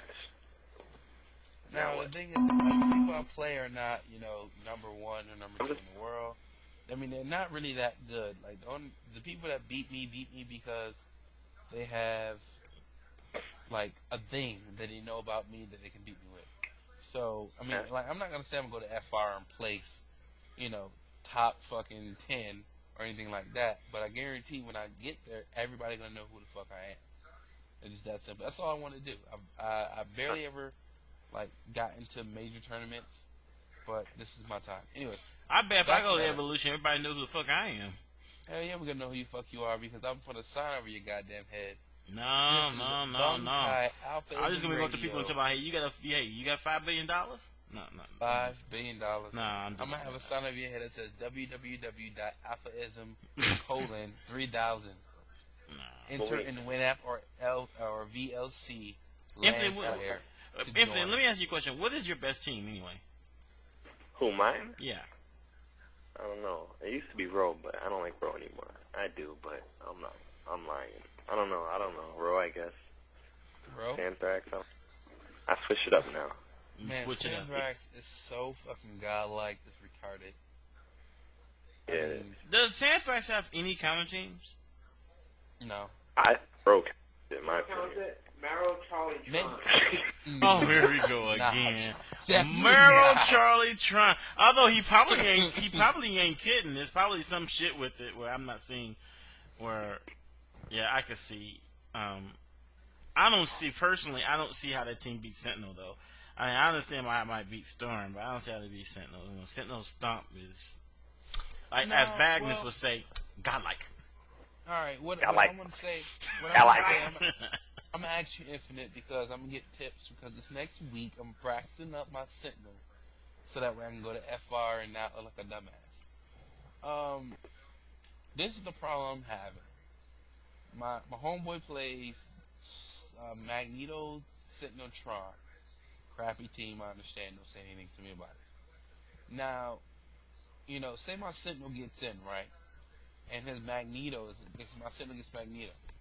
If I stay above him, somehow he always gets the Infinite. If I stay below him, somehow he always keeps me locked down with Tron, of course. And I always get somehow either crossed up or hit because I crouched the wrong way or whatever the case may be. Now, what my thing is, I want to know how do I zone him with Sentinel if I have I'm half Sandrax. How do I zone him with Sentinel to where he can't like run up on me and just do what he wants to do? So why don't you not fly above him and not him, or you fly like a good range, throw out a Fierce Punch because that Fierce Punch is long. He calls Tron unfly. You call Commando late. No. Okay, I see what you're saying. But the thing is, if he calls Tron, if I call Commando eats all our hits. So what happened? If say it like this, if I counter no, you gotta call Commando after he calls Tron. Like if I counter call, are you talking about counter calling or after she like starts laughing? Yeah, not when she's laughing, but like a little in between her rings so he doesn't get hit. Mhm. So you're gonna throw out some Fierce Punches in the air, the frying pan. You're gonna knock those out so he can't jump at you. He can't dash forward, but you're gonna unfly with Roundhouse. Mhm. So then he's stuck. Then he's gonna jump back and try and counter call Tron to your Commando. You're not gonna call Commando, so he's gonna think, what do I do? You're gonna throw a Fierce Punch, throw a low Rocket Punch. He's gonna try to dash after the Fierce Punch. You're gonna dash into a Rocket Punch. You can't punish it. Okay, so if he blocks the Rocket Punch, you gotta lame him out. You just gotta zone him out. You can't attack him. You just gotta zone him out. Like you know, Okay, so jumping that's in. how you deal with magnetos. Okay. I've been trying to figure it out because what happens is when we play, if my storm dies to his magnetotron bullshit, I usually lose. If I kill that magneto, I'm almost guaranteed to win. Like almost guaranteed to win. Because the fact is, it's Sentineltron versus Sentinel Commando. If I'm not including Storm, and there's no win there because if I'm right above your head, and I'm like, you know, light stomp, fly, stomp, fly, stomp, pause, light, and then he calls out Tron, light kick, delay, light kick, commando, blah blah blah. You know what I mean? I'm not gonna go through the whole iteration of it, but you know what I'm talking about. And so I was just trying to figure out how do I deal with magnetos. Now, I appreciate your information, sir. I'm gonna use that tomorrow when I go over there. That will cost you $10, please. $10. $10. What are you talking about? $10. $10. $10. Hey, who's going The sign says $199. The sign says Relax. $199. Wrong sign. Yo, Who's new sign? What's up? Yo, calm down. Who said they were going to final round? Which one of you guys? Incognegro. Oh, okay, shit. It sounds like Magneto. Well, you know what? I actually got it from Play Magnet. You should play MSP. Yeah. And I have a semi-smart MSP, which means I'm gonna die 80% of the time. Instead of 97. Yeah. If I have a MSP that's like 60% smart, I die 80% of the time. And I've learned that lesson, so I don't deal with MSP too much more anymore. Which, by the way, let me ask you something, Mike. So, speaking of this Meryl Charlie Tron, is like, what do you think of the team? Say nothing, but Meryl cheap.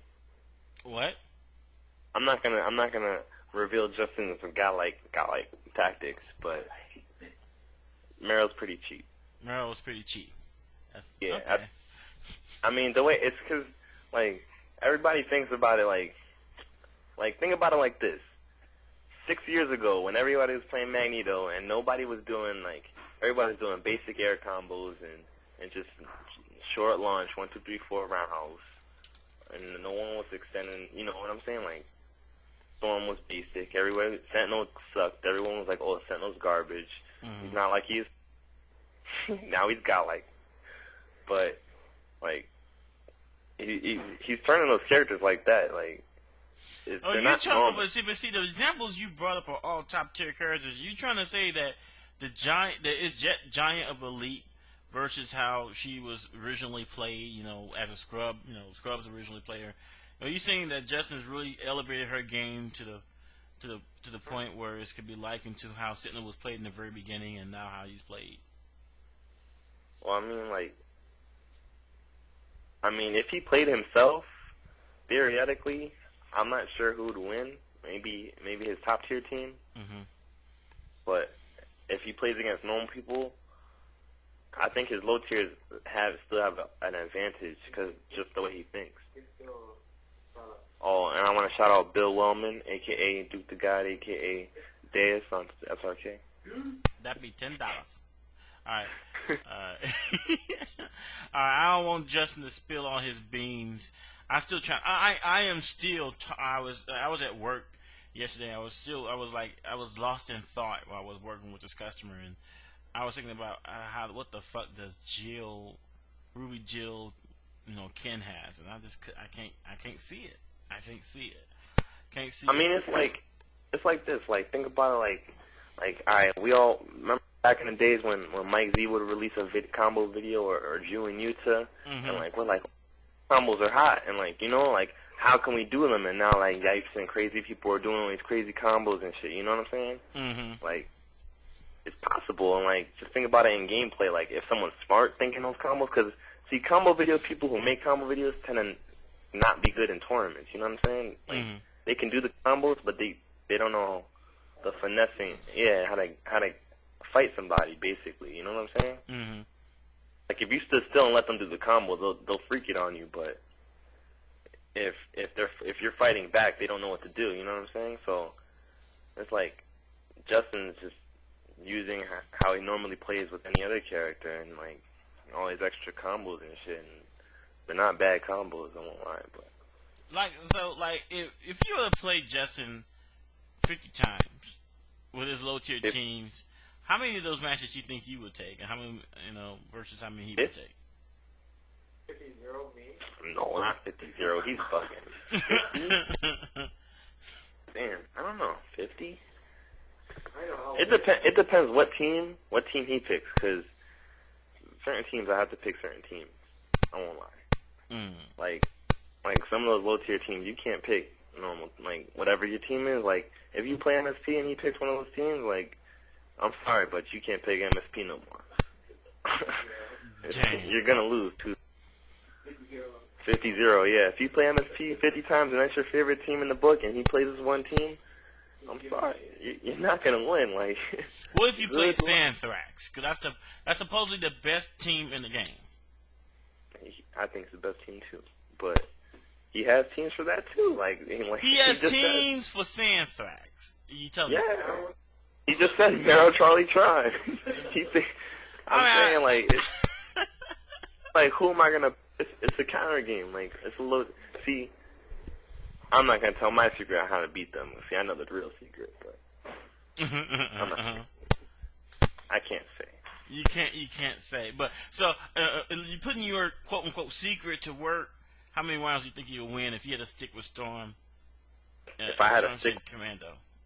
If I had to stick with a Storm Scent Commando against any one of his teams, or just like one team? Any of his teams. I mean, Storm Scent Commando, I could beat some of them, but not all of them with that team. Because I don't play Santrax like that either. But like I don't know. It's also like it's some new shit you've seen. Like everybody's talking about the Anacars player or whatever at NEC. Like if you're not used to seeing that, like and what their hitbox are, or what their range is on certain normals and stuff, like it's gonna take you out of place for a second. You know what I'm saying? Mm-hmm. Because it's just something new to you. Like you're used to cables rounds coming like this close to your face, or like Magneto trying to jump in with short, and it's going so fast. But then this low tier is doing the same thing, but at a different speed, and you're not ready for it, and you're just like, whoa. So I mean, like, do you think that based on what you've seen of Justin Wong's secret weapon? Do you think based on what you've seen of Justin Wong's secret weapon, do you think that this will change what people think of tiers? No.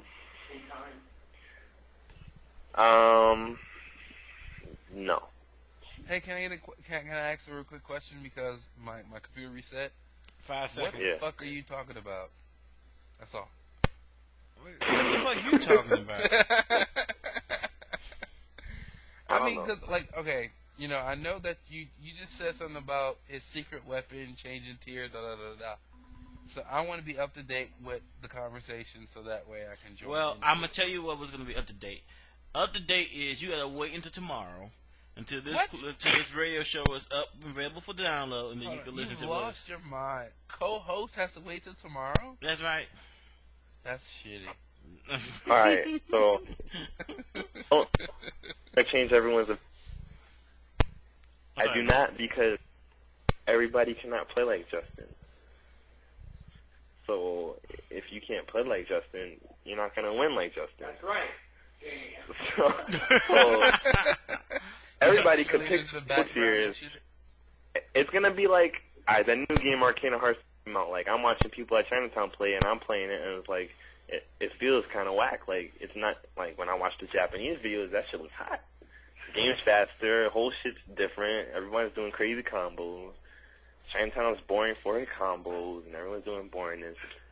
Except for Arturo, he's beasting. But you know what's so funny? Like that's the same idea I get off of when I play Eternal Fighter 0. I see all these crazy ass Japanese fucking videos doing these sick ass, 3/4 of a bar combo, and I'm like, I figured out how to do them, but it's just like the play like that is I just don't feel right playing like that. It's not the way I play the game. So I understand what you're talking about. You can't play like Justin Wong. Infinite, man. It's about accent core, man. It's about accent core. I think like who could play like him. I think. See, now he's getting mad at me. No. No. All right, you have no equal. Okay. Anyway. Damn. Wow. Wow. Has no equal. You cannot contest him. I think people. No, that's cool. I think that like Justin K and Cali, his low tiers are pretty solid. No, not against yours. I'm saying against people. Like he can fight them well. Like VDO, he plays low tiers against people. His shit's solid. This guy from Chinatown said. I mean, yeah, the Anacris dude, but not him because he only has one low tier. I don't care what his name is. He has one low tier. It's kind of not a low tier team when you have Storm and Tron on your team too. Yeah, that's definitely not low tier. I don't care who telling you some shit like that. That's not low tier. Cause he's good with the knack. One when that crazy go, crouching light plus Tron, triangle jump, triple triangle jump. That's triangle jump, light kick, hold up, hard punch, hard kick, and then do that till 9 hits, launch, and then 1-2 lightning attack, lightning storm is definitely 80% of a bar. 80% easy. Because I used to play that team. I used to play with Stormtron. And Bunkai, you can say what you want to say, but that's just how listen, it is. when I played Magneto with Tron, I try to go for the easiest shit. So I did like I call Tron, Hypergraph Tempest. Shit works. It works, but the thing is, if you go light just Tempest without the Hypergrab, they can't mash out of it. The thing is, if you hit me with a Hypergrab, I don't give a damn what the position is, what the situation was, in the corner, whatever the case may be, I'm gonna mash out of it. Okay. Like, I'm gonna mash out of it. If you go light Hypergrab Tempest, before Tron can come out, I'm already taunting you. I mean, and that's just really good players. I mean, I'm not a really good player. I'm not saying that about myself, but that's just something that I picked up, that I can say that I'm really good. You haven't seen my Gambit. That's my whole point. Once you see my Gambit, it's like you'll understand what it is. Gambit? Congratulations. Yeah. All right. Anyways, Infinite, as you were saying. Yo, what was I saying? Fuck you, dude. I love you too. Ice is good with low tiers. He's alright. No, you don't think so? Okay, good shit. Somebody laughed. Okay. Oh man. Actually, I heard that Yipes got a really good Morgan. Well, yeah, that's what Justin just said. He's only good with characters with dashes. Justin plays I play Morgan Omega Red, Jill, or Cammy, either one, depending on who I'm playing against. Jill, Omega Red, or Cammy. It's sick shit, man. Yeah, he does big shit. Omega Red is a nice ass low tier character. I don't care what anybody says. Nah, he is. He is. He got the retractable claws, man. Like retractable tentacles and shit. He can do tentacle sex on you. I like how you're allowed to. Like my homeboy back in the day used to be like, he used to go light plus Thanos capture assist. He used to go light Thanos capture assist, light, strong, fucking tentacle kick, retract, and then the bubble will be right there, so you can't do anything. And then he goes 1-2 dash 1-2 and do it all over again. That shit was crazy. Not tentacle kick, it's called Omega Strike. Is that the move list? Yeah, it's called Omega Strike. But you know what I love about Omega Red? He like straight up fight Sentinel. Like, Yeah, straight up. He'll fight Sentinel from ground up. No, that's what I love, ifs, man. Because back to the time when I was using him, everyone had Sentinel. I started playing Omega Ray. I love just grabbing people, just like taking like mashing buttons and like getting mooching energy off of them and shit. Yeah, like Omega Red is like one of the few low tier characters outside of maybe Tron, I would say, that just completely dominates Sentinel. Like Tron dominates Sentinel? Yes, he can. Yes, she can. Yes, she can. Nah, who's smoking here? Infinite, please. Your opinion? I want to see definite. I don't see how Tron can do anything versus Sentinel. Like, come on, you tell me that the drill really gonna work that well? No, I don't think so. The thing is, the drill is like one frame, so when you drill across the screen, you can do anything you want behind the drill before Sentinel can do anything he wants. So outside of that factor, if you say, for example, you want to go light, air dash, light, fucking drill, Sentinel really can't do anything unless you know how to guard cancel. If you know how to guard cancel, there's a 50-50 chance you're going to hit that guard cancel. And if you don't hit that guard cancel, you're 1-2 supered every single time. Infinite. Please, let me know what your opinion is. What do you think about what he just said? I don't know. I mean, I don't know. Low tiers, I don't like them too much. Do you think that Tron can fight Sentinel toe to toe? No. Yeah, Sentinel owns her. Hey, that's what I'm saying. Sit down, dude. Sit down. Sit down, Incognegro. If he does any type of beam, she can drill above the beam and then be able to do anything before anything he can do. Everything she does. What do you mean? You fly. All you do is fly, and she can't do anything. She's gonna drill, and you're gonna. You can just stomp her to death. That's the whole point. You just stomp her. Stomp, stomp, stomp. She can't do it. She's gonna throw a little Lego guy, and you're gonna fly forward and stomp her on the head again. See? She's gonna drill. You're gonna stomp her some more. You're gonna spit her out of her drill. You're gonna do hyper semaphores out of her drill. She's gonna try to square jump you. Oh my gosh. I love this guy. I'm like, I knew I wasn't crazy. I'm trying to square jump you in. Good shit. Oh. I was like, nah, man. AlphaISM Radio. Real quick, I want to give a shout out to Mike Ross for making godlike videos on YouTube. Go search Mike Ross because he got some hot videos. I want to shout out Potter and Callie. I want to shout out Josh, wherever in the Navy. And Justin Yipes, Eric, Desmond, everybody in New York, and yeah. Now we can continue. We appreciate you giving us Jesse, what happened? Oh, everybody in Seattle. That's right. Damn. And now, you know what? It's kind of fucked up, man. Like, I have people on the show, no one gives a shout out to me. Like, fuck you. Anyway, let me give a shout out to, such and such and such and such. Let me give a shout out to Bonkai. Yeah, it's too late now. It's a fucking moment in the past. My fault. I will give you a shout out next time I'm about to leave. Alright, let me get a shout out to all my people in Gville, Garvin, fucking Justin Zowdy's nuts. Why are you getting a shout to somebody's nuts, man? Well, Zhao is a fucking dick, and I don't really like him, but he's there, and he's someone to play, and he's decent enough to even bother with. And Gray Matter, fucking a.k.a. Patron, and Abinash, the fucking giant killer. One shot to them, and then my homeboy Bunkai over in the area of Seattle.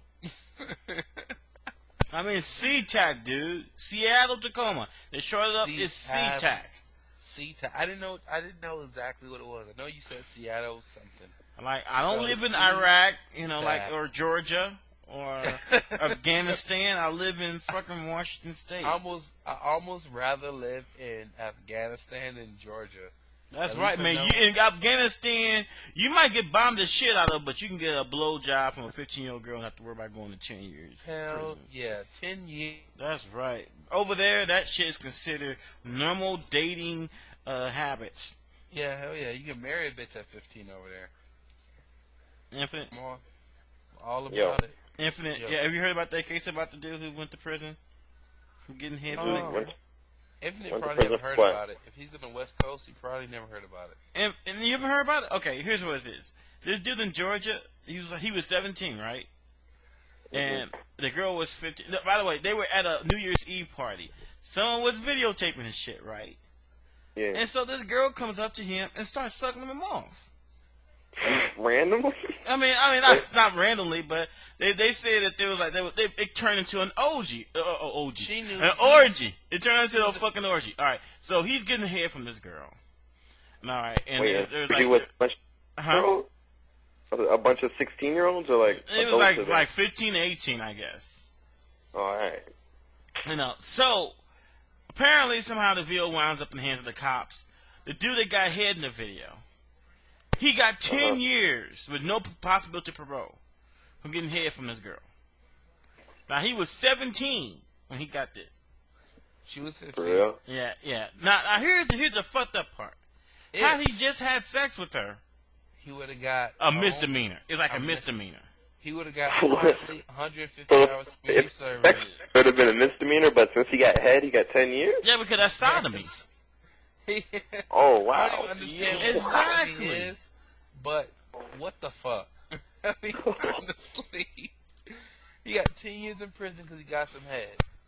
So I just wanted come to on. say, just in case you go down to Georgia and you get your rocks off, you better check. No. You better check Fuck that the bitch's shit. ID. Fucker, don't get me head.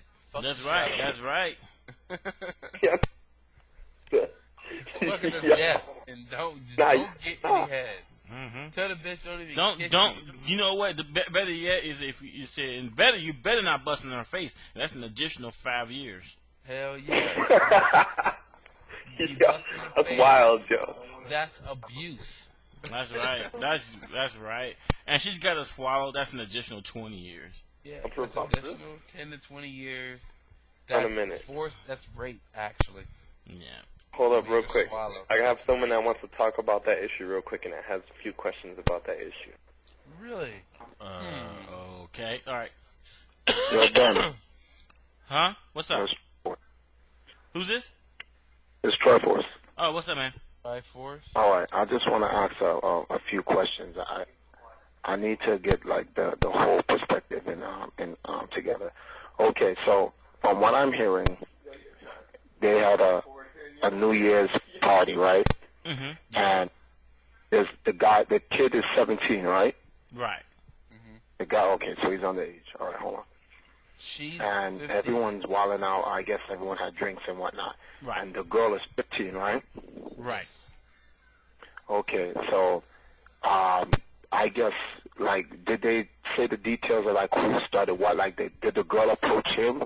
Well, Or- they hold said on, that it was definitely consensual, and that he Okay. did not egg her into doing it or try to force her to do it in any type of way, either by repeatedly asking So her then- or anything like that. So it was completely 100% consensual. That's what So- they did say about that.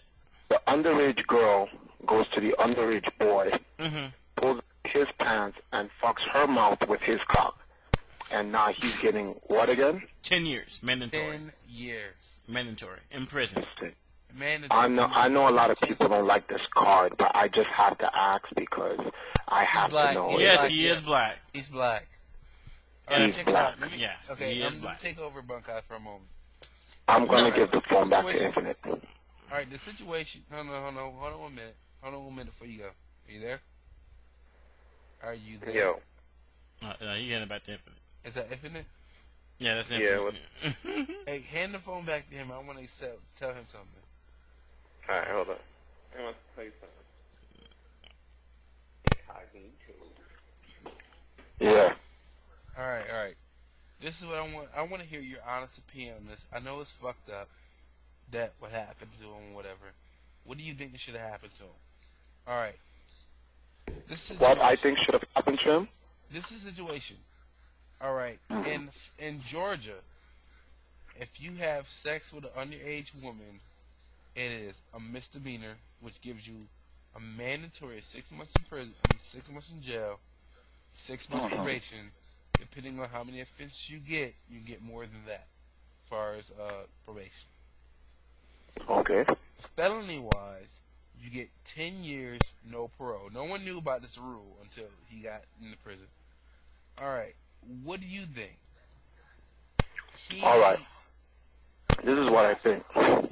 Number one, there are millions of girls under the age of 15, some are 12, who are sucking cock right now as we speak.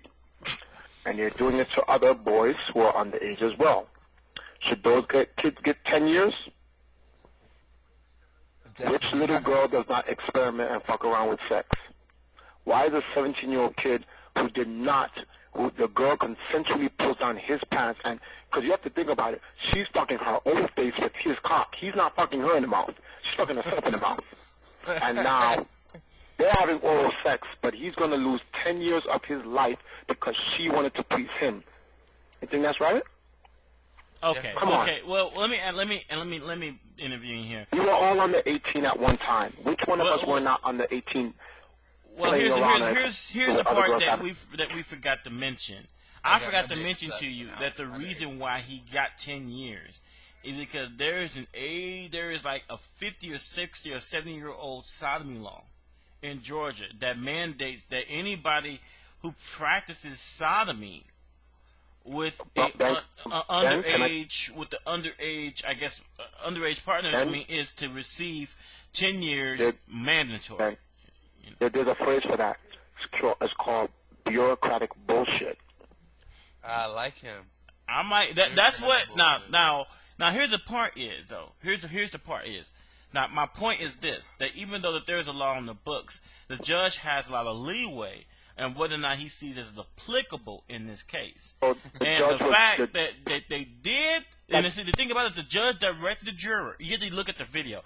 The judge directed the jury only to see whether or not, in the strictest interpretation of the law, did he break it? Did this 17-year-old break it? They were not allowed to really take into account all the extenuating circumstances around what has happened, and not to mention the fact that this law is like 50 years old. All right. Yeah. So they said that technically speaking, did they break it? And they said, yeah, I guess he did. Then that's all they said, and he was found guilty and sent to prison for 10 years. What I'm trying to say is this. Some dude's going to put their cock in this little kid's mouth because he enjoyed himself with a woman, with a little girl who consensually wanted to give him a blowjob. That's some fucked up shit. You know what they should have asked? They should have asked a juror, if this was your 17-year-old son and some girl he met at a party wanted to please him sexually, would you want your child to go to prison so that other dudes can sodomize him in the mouth? They should have asked the jury that. Yeah, but you know what? It's interesting because they interviewed the lead juror, and they all agreed that this dude don't deserve to go to prison. But that's what they were not directed by the judge. See, you gotta look at the judge. The judge said, I only want you to look at it at this particular light. Not look at the case overall. Not to look at everything. They said, did he violate the law or not? And they said that based on what they say, I guess if you interpret it strictly as it's written, yeah, he violated the law. And the judge go ahead and says, okay, that's all I want you to do. See, that was the part that got. That's the part that's shitty. Like you never like the law is intended to protect innocent people, not lock innocent people up. And I don't understand that. Like that's the reason why. For example, we'll say it like this. I have a ticket in Georgia where I went 92 over 7. I was 92 into 75. All right. I spent 3 days in jail and got 6.5 months probation for going 92 into 75 in another fucking county outside of just getting a fine. Any other state, I would just got a fine. And he looked at me crazy and was like, "I know you're not gonna pay the fine. Have a great fucking day," and be done with it. You know, it's like it's stupid how Georgia is. Like Georgia, in my opinion, has always been based on how to empower, quote unquote, white supremacy in some way. You can't do it blatantly anymore, but you can still do it. And this is one way to do it because. Hey, by the way, we should talk about. Hey, Triforce, if you're still there. Now, meanwhile, there were these two brothers. They're about to get about 10 to 20 years in prison for killing their puppy. What the fuck? Now the thing, what? this was the messed up part. Wait, they're getting 10 years for what? They killed their own puppy. Oh wow. They That's my shit. They baked them in an oven. They baked it in the oven, basically. Oh, that's OD. Yo. I mean, I know, but at the same time, now, if you were to discount the fact of how they did it, do you think that they deserve to spend 10 years in prison for that? Hell no. Well, I don't know. I mean, that's crazy though. Like, That's crazy, but killing is killing. Whether or not you baked the dog, strangled the dog, shot the dog, you still killed it. Give him a few years. Give him like 2 or 3 years. I would have sent them to have psychological, evaluation for sure. but you can't say killing is killing. See, because if they just kill the dog, like they stabbed it or they shot it. What if they were hungry? Like, no, hold on. Triforce. Now you can't say that. Cause then, so to say, what if they did extra shit like pin it up and fucking nailed each one of his hands to the fucking wall or something? Well, no, they actually. Now the thing about it is, I don't know. They didn't say whether or not the puppy was alive when they baked it. All right, I can't believe I'm saying this, but anyway, the point is they did bake the puppy. Don't know if they ate it. I think they did. All right, so It was a puppy. Okay, they ate the puppy. That's totally different. You know, if they just baked the puppy out of cruelty, they didn't. They ate the puppy. If they ate the puppy, obviously they were hungry. And they probably wasn't. Wait, hold up. I love that recently. Salt, pepper, and steak sauce. They were probably hungry. Or adobo. Ain't gonna get a If man adobo, in prison. steak sauce, salt was not on that puppy, then they were not hungry. Listen, man, let me tell you something. Man, steak sauce wasn't on my bologna, but I ate it still. Let me tell you What? something. Now, don't get me wrong. If I was trapped on an island and the only thing was my puppy in an oven, that puppy would be in fucking trouble. All right. You know, I mean, but that ain't the case with these dudes. There's nothing wrong for me going on to 7-Eleven and picking up some chips or something. Steak, sauce, and chips, baby. You know, true enough, what they did was bizarre. But at the same time, they are facing like 10 years in prison for this. I mean, that is a lot. That's kind of like that is a lot. You know, let me see if I can find the story, because it's a really messed up story. By the way, we're not going to talk about that. We're not going to talk about the rats that's been found at KFC. All right, you know, I mean that shit is wrong. That's more disgusting than this topic to me. You heard about our rats? Yeah, man, we heard about y'all KFC. rats. Yeah. You heard about our rats in KFC in the village? It's all good. Man, that's... A rat in your owned pocket. by Arab. I guarantee Who- owned by It's like a little Arab. rat in there nowadays. You wouldn't know the difference. Okay, first of all, before we get to the rat story, All right, they showed the picture of the dog. All right. bro. Okay, they deserve 10 years. What? Wow. That's wrong. I don't get it. Put the They leak did on. I'm about say to that take it a was piss. tortured and baked to death. All right, so I'm about to take a piss, put the leak up. Like, yo, think about it. Like, yo, a dog is burning in an oven and wants to get out. Like, that's fucking sick, yo. oh, they had priors. Okay, that makes. They says, by the way, it's kind of funny. Everyone remember the X-Files? The show The X-Files? Yeah. Well, now You wouldn't know the difference. no. Oh, horrible echo. Hold on for a second. Tech Monkey. You're echoing hella badly. All right. Sorry, Tech Monkey. You're still echoing really badly. Anyone, they have priors. Anyone remember the X-Files? Well, they're known to Mulder brothers.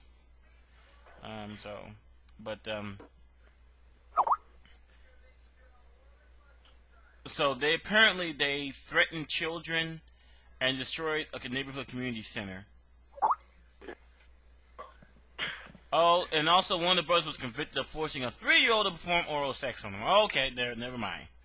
Never mind. Shit. Ooh, what the hell was that? That was my mic, bitch. God damn it.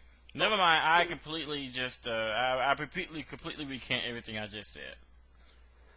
They're gonna talk about rats now. The rats in NYC. I mean, man, let me tell you something, man. How can you have 70 freaking rats in your KFC, man, and nobody notices shit? That means that I'm liable to walk into the kitchen. I see one of the rats washing the dishes. I mean, how do you not notice that? That's like 70 rats. That means walking up to the counter and you see a rat with a headset walking around making fries. I mean, how do you not notice 70 fucking? You know that? I mean, come on, man. You know that a KFC is about the half of the size of a house. And you're telling me that you're in there and you don't notice that you got rats wearing headsets taking orders, or the one rat back there making some more wedges. I'll tell you, KFC is just as big as Checkers or Rallies wherever you are. Rallies and Checkers wherever you are. Checkers were in Florida. Rallies I know is in like Virginia, whatever the case may be. KFC is the same size as Rallies, Checkers, and there's no way. But like. See, now we're talking about the city. See, we don't have those house-looking, like, KFCs and those house-like Checkers and those big foods. This city wasn't that big. I mean, I don't know. It wasn't like a house or no shit. Like, you can't really dine in if you want to. Like, maybe 20 people. I'm glad you can't dine in. I don't want to be eating my food and the rat comes over and say, hey, you know, you going to finish them wedges? Hey, can I get that wing, buddy? I mean, but maybe they used the rats for product. Like, maybe they cut a few rats up and... You know what I think? You know what I think what happened? I think what the manager tried to cut down on costs. So instead of importing more chicken, he got some of them rats and skinned them. And he started... He's like, that don't look like a wing. I was like, that look like a tail. Eat it. Yeah. I must stop. That's a gizzard, goddammit. KFC for anything. What's up? What's that? KFC does not stand for anything. Yes, it. You know what it stands for? It stands for 70 fucking rats. That's what it stands for. It stands for Kitchen Fried Chicken. But wait a minute. That's not the only restaurant that got caught with rats in it. What was the other one? That just came out just recently. That was two. KFC was one, and was it Starbucks? No, yeah, it's like 70 rats. They got one of them making a latte for a guest. I mean, that's kind of fucked up, don't you think? Well, I mean, honestly, what are rats eating in fucking Starbucks besides caffeine? And they coming out serving people. In Starbucks, they got little coffee and whatnot. They got little. I mean, there's no reason why Starbucks. You know what? Rats. You know, you be putting in. It's like you be looking at the floor. You be like, wait a minute, those aren't coffee beans. That's fucking rat shit. Yo, that's nasty. Hell no. I want to think about that. I mean, I'm just going. I mean, like I said, call me wrong, but I mean, you guys got a rat problem there, man. Now I know. Actually, man. Truthfully, to tell you the truth, like a month or two ago, I seen this show on I think it was Discovery Channel or something, but it was called Dirty Jobs or something, and like it had people in New York like rat. Like, people who go to restaurants and, like, to inspect it, like the inspectors or whatnot. But they're there just specifically to find rats. Like, they go down to your basement or wherever you hold your food, and, like, they know, like, what rat droppings look like. They know how old they are. They know, like, if there's a hole near your pipe, like, if it's a rat hole, if it's just eroded or whatnot. Like... And, like, some restaurants weren't passing tests. Like, they showed, like, rat droppings, like, that were fresh. Like, they were from today and shit. And I was like, damn, like, mad restaurants around the city, they were just going around. It was a good 2 hours long. By the way, let me show you what the official word about it. I don't know, Yum Brands Incorporated, great name, Yum. Yum Brands Incorporated said on Tuesday that a widely publicized incident where rats were shown scurrying through a New York City KFC Taco Bell restaurant was an isolated event. Emil Brolick says that we believe each of our brands has the highest restaurant quality standards and they are being followed. We want to reassure customers that our restaurants are clean and safe and the rats that are employed there are there legally. That's all I got to say about that. Incog. Hold on. I mean, I've actually, like, KFC doesn't stand for chicken. It's just KFC. I don't see why they can't cook rats, but whatever. Yeah, I mean, I be naming them KFR, Kentucky Fried Rodents. Nah. Hello? Hey, mother bitch, why the hell did you disconnect me? Because your mother bitch microphone was going through that piercing noise. I mean, shit, man, fix the shit. Well, it's only like that because I want to make sure that you hear me. So, hold on a moment, please. And I finished talking. What the fuck? You just did it again. All out of control. You guys are serious. Alright. Oh. Alright, apparently he got a rat in his fucking microphone. Alright. What's going on with your Infinite? But I'm just letting you know, man, if I ever go to New York, I ain't eating shit. I'm bringing my own food. We ain't going to stop by no fucking... Yo, you make it sound like Mexico or something. No offense. But, I don't know. You can eat here. It's not bad. I mean, you can tell a bad are you trying to say that rat flesh is just an acquired taste? That's not like what you're trying to say. You're trying to say, nah, man, you get used to it. I mean, you'll get used to it. It's not bad food. No, man, no. I ain't talking about none of your restaurants, especially in the Asian restaurant with beef lo mein. I'm like, I don't know any beef that got tails. Shit. Nah, it's good. Don't worry. You good. Only Kennedy Fried Chicken sells rat burgers. Don't worry. It's all good. I'm sorry. I straight up don't believe you, man. I know, it's like, I know in the back of your mind, you're like, man, fuck, the story's out. Everyone knows what we've been eating for the past 20 years. Nah, I'm just messing around. It's all good. Man, you making a rat sandwich right now. Shit, why not? I got a cat. It catches little mice and shit for me. Shit is good. You're probably skinning it right now, preparing to bake it, probably. Baked rat. You gotta skin the tail off first, though. Can't have the tail. That tail's too rubbery. You gotta skin that shit off. DXP just messaged me. He says, listen, man, we need some clarification. The rats were not eaten or harmed. They were just there eating the chicken along with the people. Don't you like company when you eat out? Not anymore, I don't. Let me tell you, you know what? I have a tail policy when it comes to eating with company. If my company got a tail, that's no longer my company. All right, I'm just letting you know. Nah, I agree with you, Joe. Don't worry. All right, I have a no-tail policy. I don't mean T-E-L-L. I mean T-A-I-L. No-tail policy. I agree. Incog. Yeah. Incog, you got to do something about your mic, dude. Oh, I just put it back on. All right, we were just talking about rat burgers. Rat burgers? Rat burgers, yeah. Yeah, man. Like the Master P, like rat burgers? Like, when you have like shrimp or something, you have to skin it and like make sure there's no shit in it and whatnot. Same thing for rats. It's all the same, baby. It's all the same. Dude, I'm about to barf. I'll be right Pretty fucking nasty. Yeah. And shit. Yeah, and then I got people messaging me, yo, man, the lo mein is good out there. What the fuck? I don't give a shit that it's good. Lo mein is mad good though.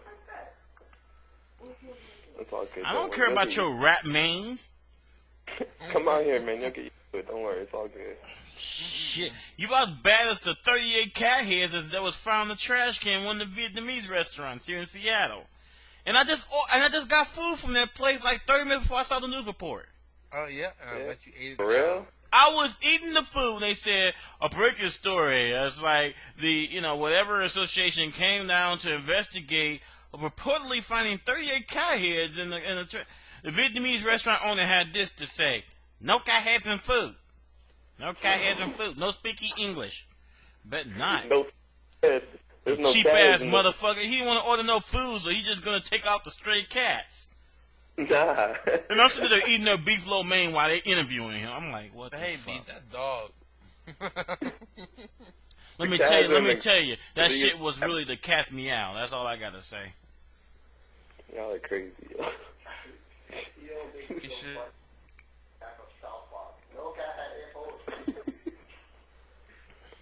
Y'all are crazy. I guarantee you ate it. Bunkai ate that shit.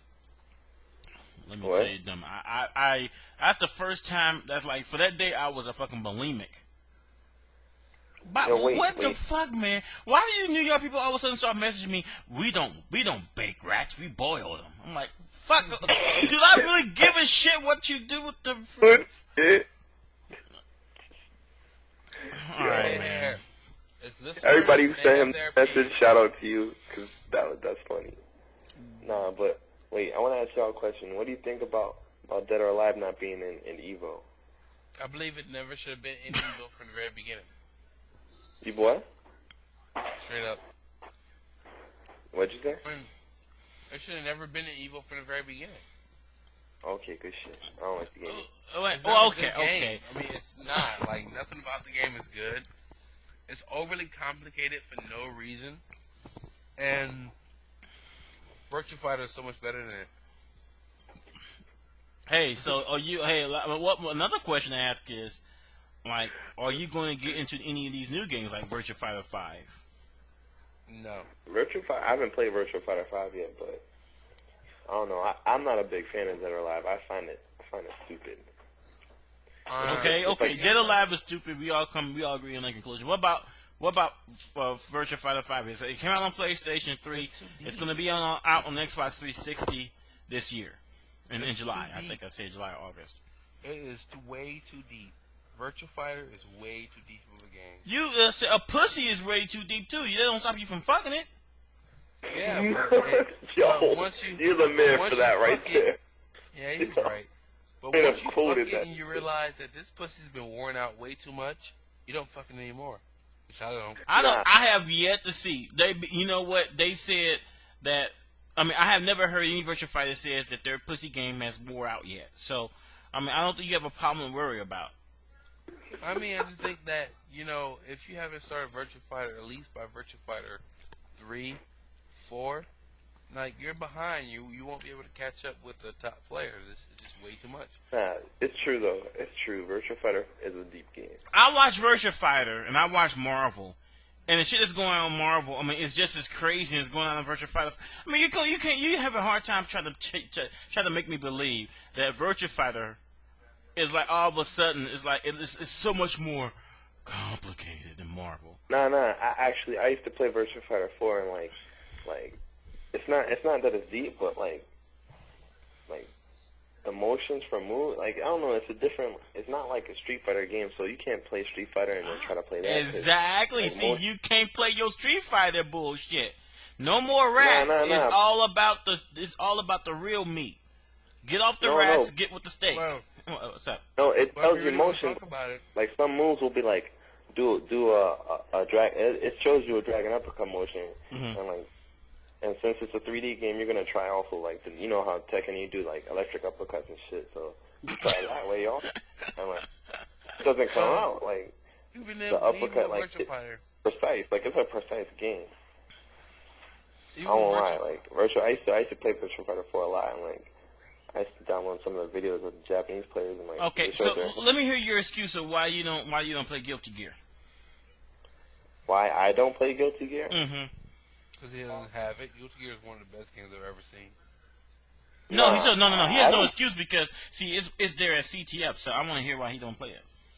Nah, I used to play Guilty when I played Guilty Gear XX when it first came out. I used to play that a lot with all my friends, but I don't play it because there's not like a scene out here for it. Make a If I knew a scene. lot of players played it, I'd play it. Why not? Make a scene. Make a scene, dude. You know you got enough clout.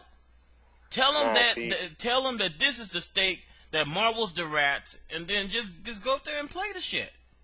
Nah, it's different. Like it's not even like that. Like kids out here don't like. There's like little cliques and crews of kids that play certain games like Smash Brothers and there's like Guilty Gear players. Like I don't know how many, but there's your Virtual Fighter crowd. Like they all know their own little stuff. Like they also don't travel. Like.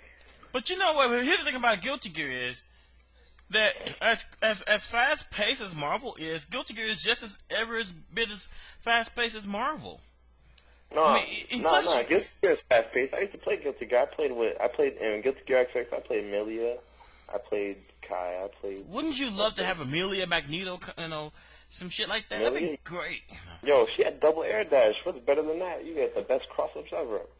They have 2 air dashes in one jump. That's cheap. See, that's what I love. See, every character in Marvel you can find is like, if you love playing Sentinel, fine, play Eddie. You know, if you like playing not Sentinel, but you'll play like for Sentinel, you'll play like Angie. What? Nah, No, you don't play nah. Angie. Biken's more like Sentinel, but Biken. No, definitely not. Biken got Yeah. all of those counters. You know, I can't think. I would say I would say Amico only for the simple fact is that, Angie only for the simple fact that you can rush down and play keep away, and if your rush down is effective, your rush down will kill someone. If the keep away is effective, your keep away will kill someone. I mean, that's what Angie is. Knockdown means that you have a cross up out this world that is almost impossible to block, and if you're a good player, and then with Sentinel, if you knock someone down and you call an assist, you normal jump, hard kick, fast fly, you can do whatever the fuck you want. It's not like they can do anything. Eddie is no hard. Someone said Eddie is. D9 says Eddie is hard as fuck to learn. Eddie is no harder to learn than Sentinel. No, he's not. Nah. Eddie's a very easy character to learn. I learned him in like 2 weeks. You got just like you have to know Sentinel's combos based on the situation he's in. It's the same thing for Eddie. yeah. I mean, that's really no different. I just didn't like. I played XX. Like I was. Which alright was at it. supremely broken. I mean, XX was like Marvel. I mean, it's like I love it's XX. Eddie, XX was fun. which is God tier. You know, even more than Sentinel is, and then it's just everybody else. Nah, I know, Yeah, but then It's No, like they Eddie's could have God just. tier. This is what they could have changed things of all the characters in the game. They could have just have Eddie, not Eddie, not Eddie, not Eddie, not Eddie, not Eddie, not Eddie, not Eddie. Not 81, not 82. Not Yeah, exactly. That's what they could, because that's exactly how it was. You know what's so funny that no one really realized that May countered Eddie. May counters Eddie. Even right now in Reloaded or Slash, May counters Eddie because anything that Eddie does that includes the Eddie, May can guard cancel it or how you What perfect the guard fuck it. are you talking about? Perfect guard, cancel it, and do anything she wants. By the way, if you haven't seen Accent Core, dude. By the way, if anyone who likes May, she is buff in Accent Core. Yes, The she bitch is. will hurt you now. She That is bitch don't even fucking need. She don't even nasty. like. You know how she does the dash attack with the dolphin. Now she has 2 versions of it. Now she can dash, but the dolphin goes towards your ass, but she just stands there. She don't go with the dolphin anymore. And the bitch, like the hoop that you get to hold down the button to do the hoop to make the. Now she don't have to do that no more. That bitch got a lot of combos, and man, I tell you, that shit. But what really makes the game fun now is the fact that you got the slash back, which is like a just defend move. So now, if you do the same shit over and over again, people can, I mean, I don't know if they. I guess guard cancel would not be such a bad example. They can guard cancel your move, and then assuming that you got enough frames to execute your attack without them finishing their move, you can interrupt their attacks. Like, for example, a lot of people when they play Jam, they like to spam her punch, but they can't do that shit anymore because if they down now, they can cancel out your punch, poof, and punish you. By the way, Axel is bullshit. If you like Axel, and any previous one, you should see he's fucking retarded in Accent Core. Because all his shit, it's all suction now. All of his normals hit twice, and they suck you in. Yeah, I love it. I fucking love it, because I play Axel. And his counters got better. For some strange reason. And I mean, he's gonna be fucking top tier. Nice. He's gonna be A tier all day. Oh yeah, and they who's brought Slayer back. The only S tier character in the whole fucking game, ABA. Only S tier character. ABA was making me say my ABCs when I was watching her play because I'm like, shit. I need to relearn. I heard. Huh? I heard Ino's good. Like I heard she got. Ino is. I don't know what the fuck is wrong with the Guilty Gear developers. For some reason, they're making her more powerful from version to version. I don't get why they're doing it because I thought she was fine in that reload. And Slash, she's really good. In Accent Core, now she can fucking false cancel her throws now. I'm like, well, I mean, that means any situation you can be eating at least a 25-hit combo. Yeah, that's how it is now. Is like half bar with her. Any situation is half bar, and now they made her fireball good because they nerfed her fireball in Slash, but now they made her back good. So now she can spit their fireball and then follow behind it. That's bullshit. Yeah, but what you don't realize is all about ABA. ABA can take 70% of the bar. Yeah, she's gotten retardedly powerful. Any combo she does is like 50 to 70% of her bar. By the way, they confirmed that everyone knows that Guilty Gear is coming out in May, right?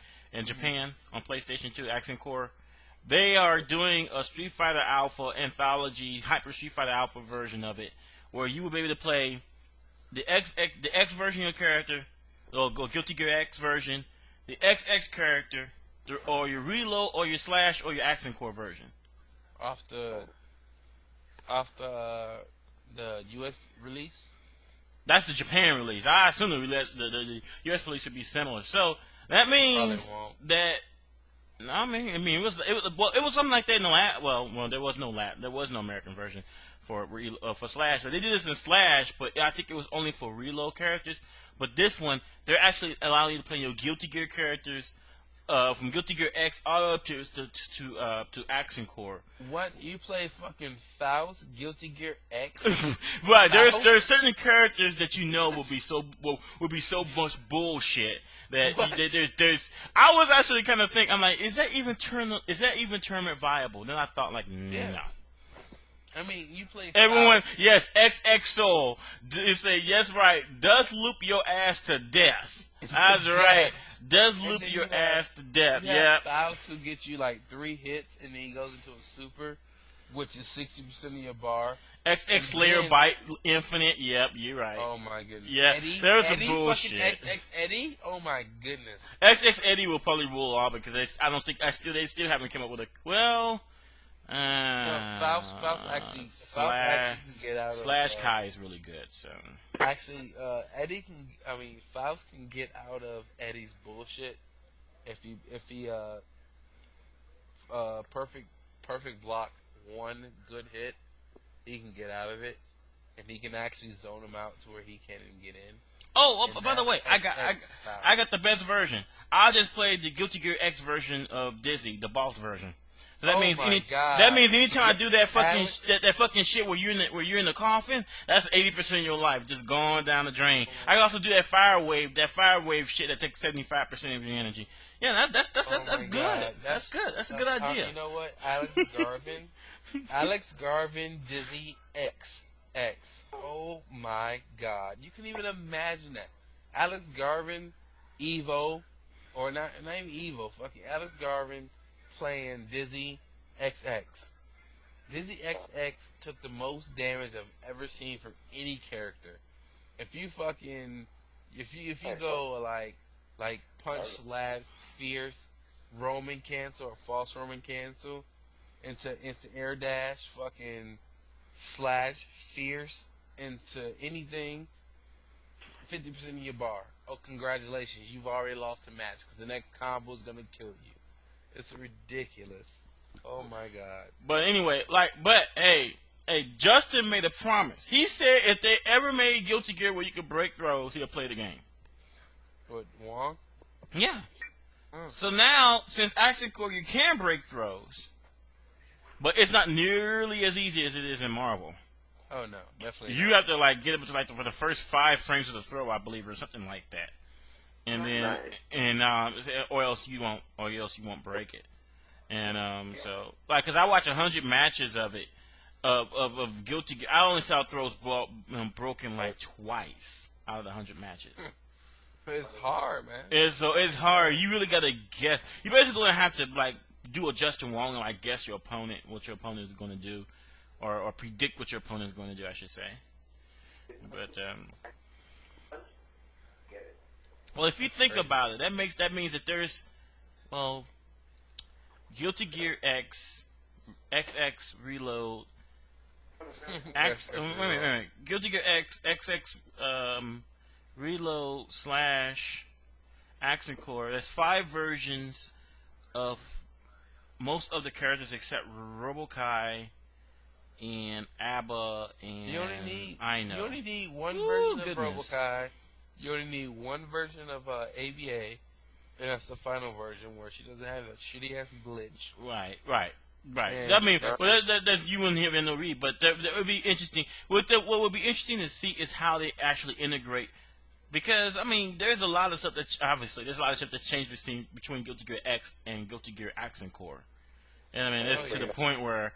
So does this mean? Because for example, the characters in Guilty Gear X they do a lot of damage. A lot of simple combos will take at 70% of your life. It was rather interesting. But on the flip side of it, they probably won't be able to burst out of moves because burst wasn't put into XX, so you can't break people's moves. And yes, it was XX. It did have burst, but the properties of burst was totally different. No. I said that burst was not in Guilty Gear X. They didn't introduce that into XX. Oh. So they could. I mean, it'd be interesting to see certain characters would benefit. There's definitely gonna be some characters that'll benefit for playing the earlier version where they were really, really, really good and they've been toned down, and then but then there are some characters where it really is better to play the later versions of him, Kai. But Kai fucking slash is nice. Fucking biking reloaded was insane, and then you go Chip Reloaded was insane. Faust X was insane. Soul Bad Guy X was insane. XX. Everybody was insane in X because of for the faultless defense cancel glitch. Everybody was. I mean, by the way, I don't know if they're going to include that glitch in the. Man, that was the best glitch I've ever seen in E-Guilty. That was like roll canceling, but. Worse. So much better. Well, it was worse in a better kind of way. It was it was worse in a better type of way because there's certain characters like May and Milia, Jam. Woo! That flawless defense cancel was Jam, Melia, May, Faust, and if you wanted to play him, Cliff. That was all you need to know. You didn't even need to know combos. You just need to know that. It was ridiculous. Wait. Who said that Guilty Gear is not a real game? Some fuck shit. Hold on for a second. Let me go get my gun. All right. Infinite, you awfully quiet. Yeah, I'm here. No, I'm just listening. I don't know too much about Guilty Gear like that, so I don't. Yeah, that's what I'm saying, man. You need to start playing it so you could teach those other fools how to play it. Nah, I can't. I mean, Justin plays a little. I used to mess with it, but I didn't like because they kept changing the versions and whatnot. So That's right. I'm sorry. It's not once, learn it once, and never have to do anything ever again. Yeah, you do have to relearn shit once in a while. You know why Mike gave up? You know why Mike stopped? You know why Mike stopped? Because he money matched me and Guilty Gear, and I fucked this shit up. Oh! Ooh. Oh! Is that true, Infinite? No, that's not true. It is not true. Sure. I money matched him because he had it for PlayStation, and I thought it was XX, and it turned out to be Slash, and I didn't know. So I'm picking characters, and I was like, You picked Eddie, you were like, oh shit. yeah, and like I never. What the fuck happened? What the fuck, man? Versus fucking Infinite. Versus was fucking trying big out. ass damage. What's up? Moves were different. I was trying to throw out moves, and like they weren't coming out, and I'm asking him why, and he's like, because it's this way, and I'm like, well, it's different, and he's like, yeah, it's a Slash, and I was like, oh, I didn't know it was a Slash, and so I was like, whatever. Hold on. Okay. All right, Infinite, my friend. Man, that's a bullshit story. XX came out like 27 years ago. Yeah. And you gonna tell me that you challenged Justin in a money match in a game that was probably made for the Nintendo? And No, XX. I'm just exaggerating, obviously, but X is like 5 years old. I mean, that's ancient history when you're talking about Guilty Gear. I mean, that was like 4 versions ago. I mean, you telling me that you played them and you thought the shit was XX? That's like playing. You know, super. That's like playing Super Turbo, and you thought you was playing Championship Edition. Nah, cause he had it. He was like, I have Guilty Gear X for PlayStation 2. He never said Slash or Reload. So I was like, stop. There was never a Guilty Gear X for PlayStation at all. Slash in the other game. No, but they changed Kai. He's not the same as an XX as he is in Slash. In Slash, he's godlike. Magnus would say he's godlike in Slash. He's S tier in Slash. So you should have whooped his ass if you used Kai. Slash. Oh, but his moves are different in Slash. So like I'm trying to blue cancel the big fireball and stuff, and it's doing like a fast fireball because they changed the button and shit. So I didn't know that, and I'm like, so your crime is ignorance. Yep. Yeah. I was being ignorant. My God. I was being ignorant. I'm sorry, this ain't Marvel. Shit does change in Guilty Gear. Hell yeah. That's right. Yeah. It would be interesting. It'd be interesting if Capcom would have put out a Nerf version of Marvel. Like, hey, this is Marvel 1.2. Here you go. 1.2. That's awesome. You jump up and Cable does air hyper beam, and then like the screen like freezes like the PlayStation version of Mortal Kombat when Shang Tsung changed into another character. You'd be like, what the fuck is this startup? You walked over and hit him out the move before the move came out. That would be kind of funny. Fuck it. Let me say this. If you're able to hit Cable out of his air hyper beam, he becomes 56 tier. Straight up. He'd be down there with Mingo, Dan. He'd be one of the worst characters in the game, by far. Because what makes Cable good is the fact that he has a 0 frame air hyper beam, and his zone is great. What's up? I gotta go. I gotta get some sleep because I gotta go to work. But Triforce wants to talk to you. He's gonna call you on another phone though. Okay. Cool. All right, I'll talk to you guys later. Yeah, you take it easy, man. All right, man. It was good talking to you guys. Hey, by the way, before you go, whatever happened with your filming the video response? What happened with that? My what? You know, they're supposed to film a response to Dark Prince's video. Whatever happened to that? I don't know. Darkside Phil actually came, DXP, whatever. He came to CF today at Justin's little tournament, but he had a camcorder with him, but he didn't really. I'm not sure if he recorded something or not. I don't know. I didn't watch him or not. I was too busy playing ball. All right, man. But I don't know. No, there was no. I don't know if they made a response or not, so I'm not sure. No one else from here really is gonna make a response. I don't. Oh yeah, I heard a soundtrack will be coming out soon. Heard what? Gonna be coming out soon? I heard a soundtrack is coming out soon. Oh, okay. But other than that, it was all good though. Ain't nothing coast to coast, but they all love each other in reality. Like Watson's the man. Watson is the man. Yeah, he is the man. Who else? Ducko is cool. And he did some clutch shit when he played Sanford, but he still lost, but good shit. You're the man because this radio show is pretty godlike. See, I throw shout-outs for you, and, It's too late now, man. Go ahead. It's too late, man. Like, only after I mention it, I actually get shout-outs, you know. It's okay, though. It's okay. I mean, it's like, I'm always the red-headed stepchild, you know. Just take me, you know what? You know like, what you know you can do? If I come there to New York, you can take me to one of your rat-infested KFCs for a free dinner. Alright, sounds like a plan. Alright, man. Well, you have a good night, alright? Alright, man. I'll talk to you later. I'm gonna have Triforce call you guys, alright? Alright then, man. Alright, later. Alright, peace.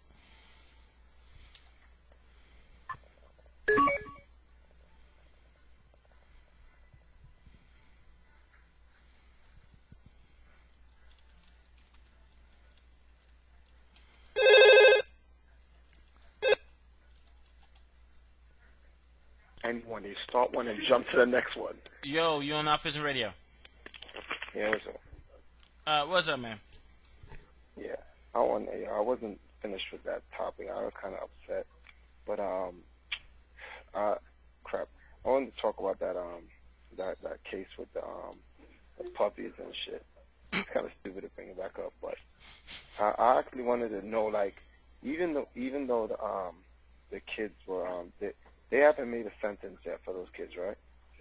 Well, see, I learned some other things about that case. They deserve 10 years. They actually burnt down a community center before. They made threats towards children.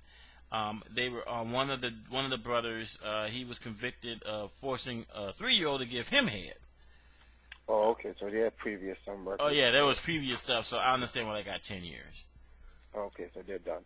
Well, yo, that kid is getting 10 years because some girl wanted to, do her thing. Yo, you know what's more disgusting? It's not the judge, it's the parents that actually, took it to court, to see a judge, for the judge to give him that. Now, a lot of people are gonna say, "What the fuck? How, yo?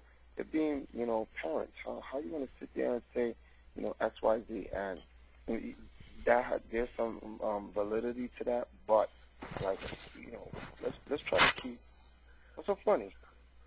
No one's laughing. I think that's an incorrect rule on his headset. That was my mic. Don't worry about it. Oh, that's your mic? Okay. Yes. But I want to try to keep this as real as possible. It may comes off a little bit too real, but straight up and down, I think the parents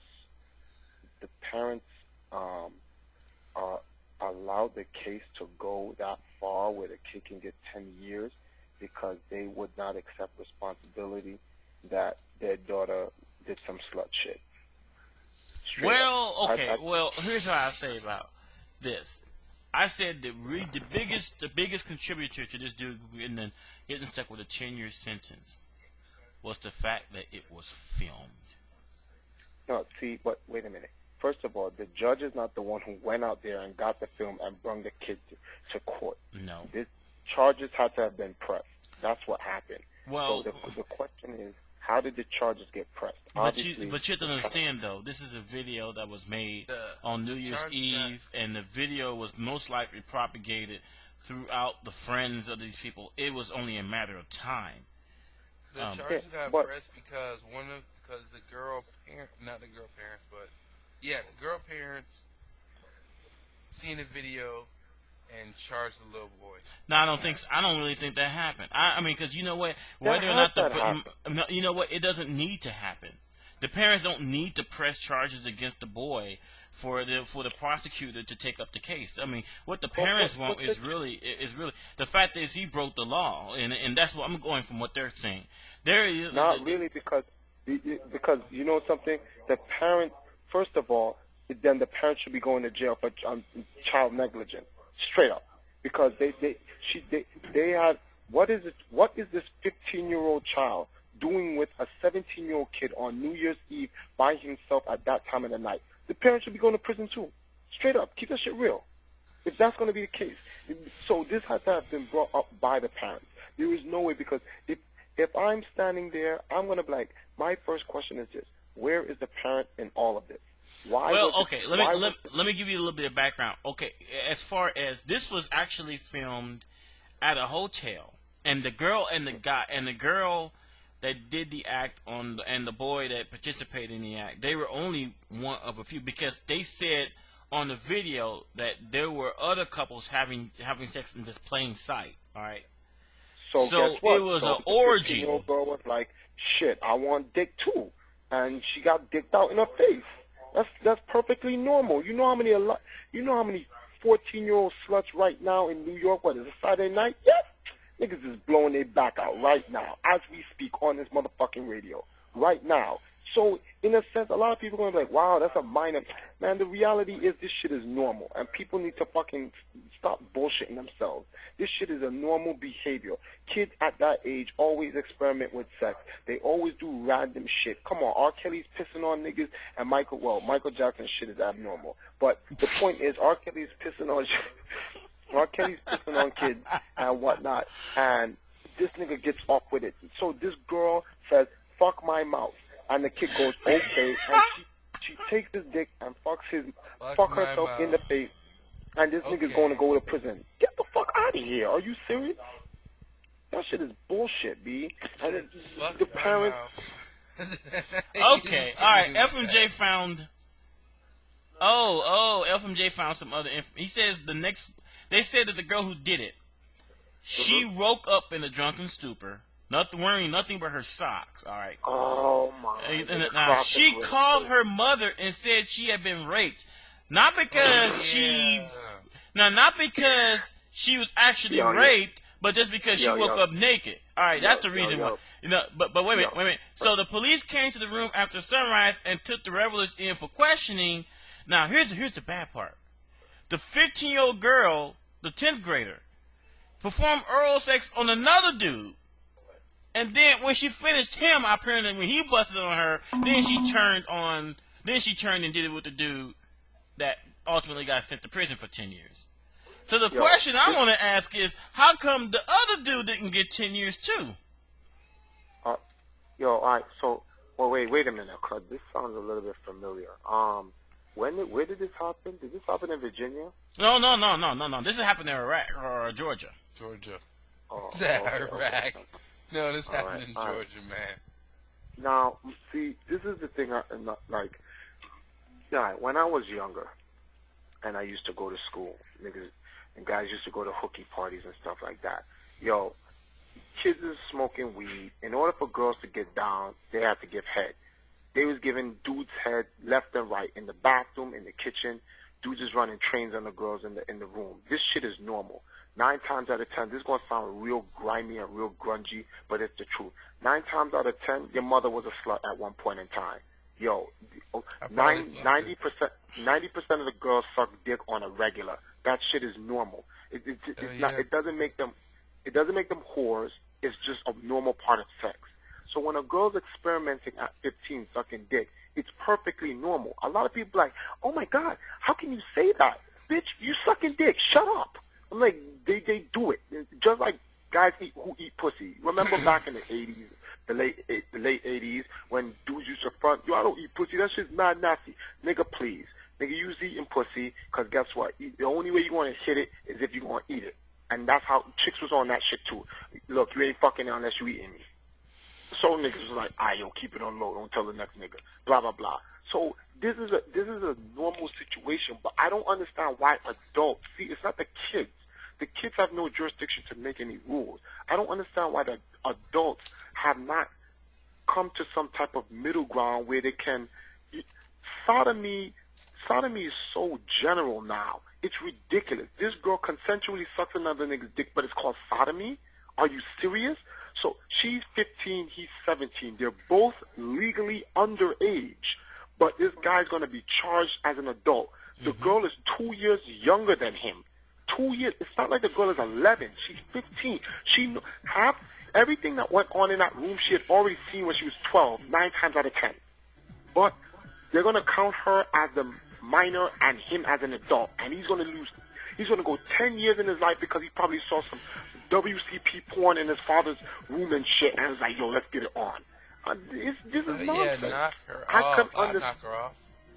Even right now, I go in Georgia and beat her ass up. All right. Well, okay. Here's if we're going to keep it real, let me show you where you will ultimately have a problem, Triforce. All right. If you want, all right, you say it's normal for guys out here and girls to be sucking dick and whatnot, and where do you draw the line then? Because where is the law drawn, the line drawn, whether someone is just having fun and someone someone's having fun, or somebody who's a pedophile? Because he's gonna see, even when he gets I have a question. Wait a minute, I have a question for that, man. Okay, hold on. Before you ask that question, when he gets released from prison, he is going to be tagged as a sex offender because he was convicted of aggravated child molestation. Listen to the labeling and the bureaucratic bullshit. A 17-year-old who gets his dick stuck on a New Year's party is now going to be a sex offender all his life. This is bullshit. Yo, you know something? I think I know why dudes is turning gay. Yo, the system is making them gay, straight up. Now it's a sin for guys to fuck girls in their mouth. Because this is what shit's coming down to. This is what it sounds like. Okay, yo, look. Yo, if you 17 and your dick gets hard and a girl wants to suck your dick, you can't. Why? Hold on, Triforce. Inca. Yeah. Can you turn it off? Huh? Can you turn it off? How about this? I can let you go. You can just come back when you through. I'm sitting there trying to straining in here, trying like, what the heck is going on in the background? All right. My bad, man. All right. Go ahead, Triforce. All right. I'll be back in a minute. It's like this kid is going to lose his freedom because he's being a kid. I'm like, how can you sit there and say a 17-year-old kid is a sex offender or a child molester? That's not, yo. If the girl was like, first of all, you have to look at some type of common sense situation. This girl is 15 years old. She's hanging out with a 17-year-old kid. Now, you have to put yourself in a realistic situation. When you were 17, guys were hanging out with 16-year-olds and 15-year-olds. I don't know about 14 or 13, because then guys would look at the girls and be like, yo, you a little girl, get out of here, blah, blah, blah. But guys usually were hanging around girls either 2 years younger than them or 3 or 4 years older than them. It's always within that range. 2 back, 3 forward. It's always been that way. Well, from anyway, my experience. But this kid is hanging out with this girl. She consensually sucks his dick, meaning she was feeling this guy from a long time, and New Year's was the time for her to express herself and celebrate by blowing this nigga off. I disagree with that, because they said that she was drunk actually. So okay, now all right, now let's get something straight here. Right. So let's get something straight. Let's talk about the drunk situation. Yo, being drunk is a girl's cop out for regret. I'm telling you this facts, because I'm not going to go into the details, but I don't drink. And there's several reasons why I don't drink. I need to make sure that I'm completely in control of what's happening, and I want to feel the full sensation of what's going on. So I never get drunk. And I don't want the girl getting drunk neither, because I want her to know that when I'm blowing her shit out, she understands exactly what's going on. This bitch is not in another dreamland or in some other fucked up shit. Chicks get drunk and get high because after they finish fucking you, if they regret, they need something to blame other than themselves. They don't want to go, oh, I was a slut and I randomly fucked a nigga for no reason, blah, blah, blah, whatever. So they go, oh, but you took advantage of me because I was drunk. What were you talking about? You was just feeling me last night. Yeah, well, you should have been a man and not take advantage. Kiss my ass. Get the fuck out of here. If a nigga is drunk and some butt ugly bitch, she's butt ass ugly, but the bitch gives good head, she got fat ass and titties, and she takes advantage of you and shit. When you wake up, you're gonna like, God damn, I hit that? Yo, whatever. You move on. And that got nothing to do with because you're a man, because that right there is some sexist shit right there. Girls think just like that too, and they need to fucking own up to that shit and stop bullshitting. That's the reality to it. This drink shit is so nonsense. People do, and you have a lot of weak motherfuckers who always try to use fucking liquor and weed or crack cocaine or whatever the fuck it is to try to get bitches in their panties. Niggas just need to step their game up and do that shit without the drugs so they don't get put in that situation. Because that shit is a trap. Straight up, it's a motherfucking trap. Anytime you use any type of controlled substance or whatever the fuck it is to get a girl nice so you have to do her, your game is weak. You should be able to fuck her in her mouth. Okay. As Triforce, let me ask you a question. All right, let me look at this. I'm trying to look at it from the perspective that I have two nieces, and one of them, three nieces. Two of them are 15, one is 14, and they're in their age group.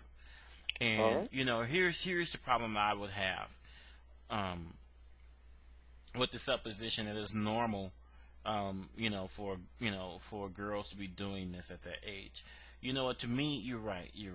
There's a difference between a girl that's 15 and a girl that's 12. But I would darn near say that there is almost no difference, mentally speaking. And and here's the thing about it is, I don't think that at that age that teenagers should be experimenting with sex, and I mean, I know people will say I have an idealistic way of viewing it, and that they're bound to do it anyway and whatnot. I don't buy that argument. The best anti-sex campaign you can ever do is the fact that you educate and you talk with your kids way before they get into that situation. Before. All right, Bonkai. What? I don't mean to cut you off, Bonkai. We are an evolved species of animals. Sex is a natural thing.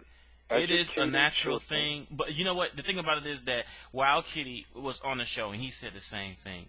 That we're evolved animals, but we also have brains, and we also have consciences. Yeah, and you know what? You know what that means? When you educate. When I was 14, and I took sex ed class, which was kind of late. I don't know why the fuck I was taking it at 14. Mm-hmm. When I was educated on sex, you know what I was thinking? Mm. Oh, okay.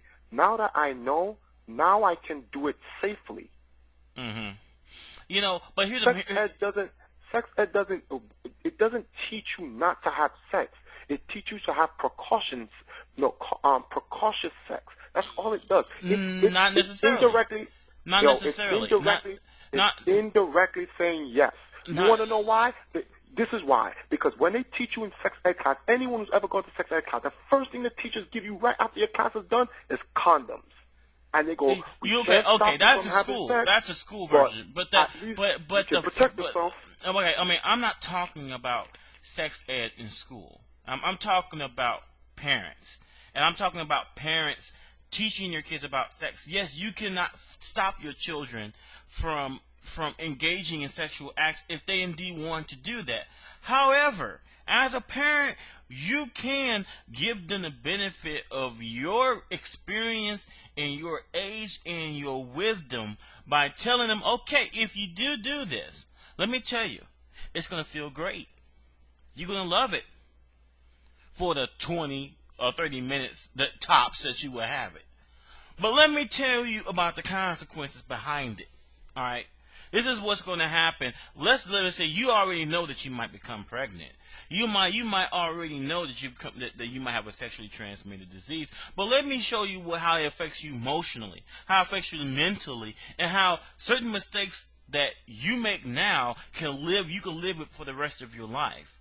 Now I know that you don't think about these things, but here I'm going to be real with you. I was a teenager once. Don't go where I went. You know, for some parents it'd be like that. Don't do what I did.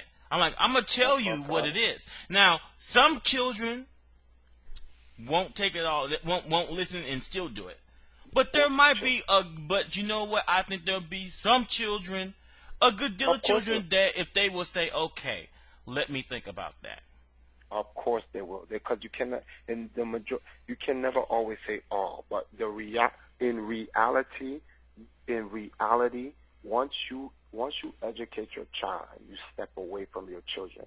Mm-hmm. When they are amongst their peers, when they watch TV, when they play video games, when they read up on books, or they go to school and they talk to their friends.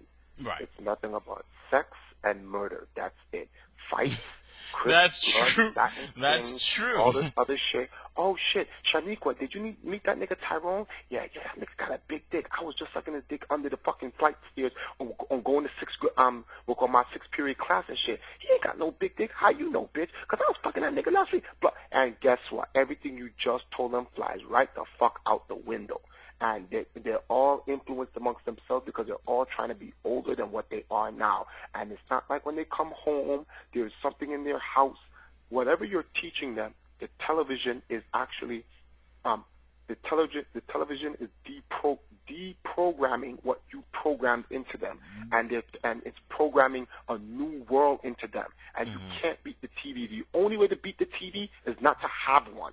That is the only way. You know what? That's how Some parents, I know at least two of friends of mine, when I grew up with them. I know two sets of parents that did just that. They got rid of the TV. And the other one, they had a TV, but any shows that they watched together.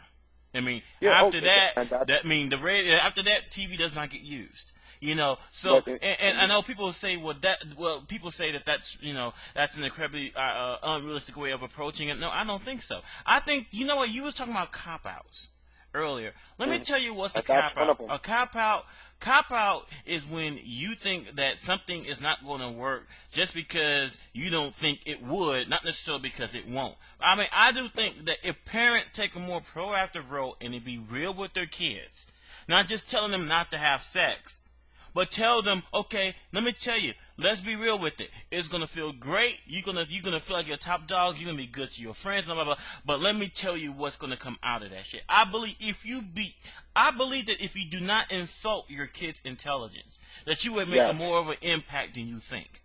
That is so true. They'll feel a little bit more mature, that you can come to them, and they won't feel scared that when some shit happens or that they have a question that they can't come to you, because they're like, nah, I could talk to my mommy or my daddy about it, blah blah. A lot of kids, especially in the city, they're scared to go to their parents with this shit because they think they're gonna get beaten the minute they bring this shit up. Right. But that's why they keep it to themselves. Right. That's why they keep that shit to themselves. Right. They're like, yo, if I bring this shit up to my dad will fucking beat the shit out of me. Blah blah blah.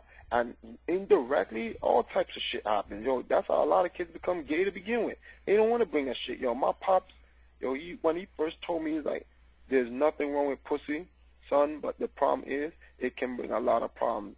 So you have to make sure any girl you want to have sex with, let me know beforehand. And I was like, what type of weird fucking shit is that? Yo, surely enough, when I came around, like one of my first experiences with pussy, I was like, yo, I'm not scared. I don't know what to do. What the fuck? So I was like, yo, let me go to my pops. Pops was like, yo, straight up, go and get the birds and the bees. And when I went through, I felt very confident. So, my father's my motherfucking hero. So, and then, as I got older, I started to like become more mature about the situation. And, I think 2 times before I, just jump up into anything. So, it's not the best security, but it's one of the safest. And like you said, it is a cop out. Parents just don't got the motherfucking time to put into their kids these days, and that's why they ain't gonna do that shit. That's the truth about that. They don't want to go, okay. Especially the ones who have daughters. That shit is not hard, because I can imagine If I have a daughter, Right, there's a disconnect there because see, as much as you might know about women, you're not a woman, and you can never have a yeah, female's perspective, and that's why I am one of those people that are against gay people adopting children because there are only certain things that a mom can teach a daughter, and a father yeah, can teach a son. I have nothing against gay people. I really don't care if they get married or not. That's not none of my business. What they do with their own selves doesn't involve me in any type of way. So why should I have a gripe if they decide they want to get married? All right. But at the same time, though, if you want to ask me, is it okay for gay people to adopt children? I would say no. no. And I Straight would up, say, and then before people will say, well, you know what? There's a lot of kids out there that need homes and stuff like I said. The root of the problem. That's not say. Let's say giving all to gay couples is not going to solve the problem because there's still going to be kids out there that are going to need good homes. All right, so that's not the root of the problem. The root of the problem is the parents. All right, and the thing about it is, a lot of people will say. Now, first of all, FMJ says that the root of the problem is that it's a preconceived notion that sex before 18 is bad. I am not saying sex before 18 is bad. It might be sex before 24, sex before 22. It's sex before you're really readily able to accept the consequences of what comes out of it. For some people, that might be as young as 17. For some people, it might be old as 35. You know what I'm like? But the thing about it is that kids, including teenagers, which they're still kids, just kids with the more developed bodies, they still don't understand the long-term consequences of what they do. And I'm saying is that parents can do a better job of being frank, being real with them. Don't insult their intelligence. Understand that you've been there. Understand that you're going to love them of whatever decision that they make. But at the same time, though, understand that it is okay for parents to have expectations of their kids. Because I tell them, like, hey, listen, you know what? I will love you to death no matter what you do. However, if I find that you're doing such and such, I'm like, let me tell you that will disappoint me because you know what? You're smarter than that. You're better than that. And there's nothing wrong with telling your kids that. Even when it comes to sex. a lot of parents don't want to go through all that nonsense. Well, I don't mean to call it nonsense, but to them, they consider it nonsense. You have a lot of parents who are just going to say, look, I said don't do this and don't do that. And that's just that because I am your parent. I hate parents like that. No. I don't like that either. I don't like that. I would just say this. I would say this because if anything, the thing about a parent that you want to impress upon your children is I want you to do better than I did.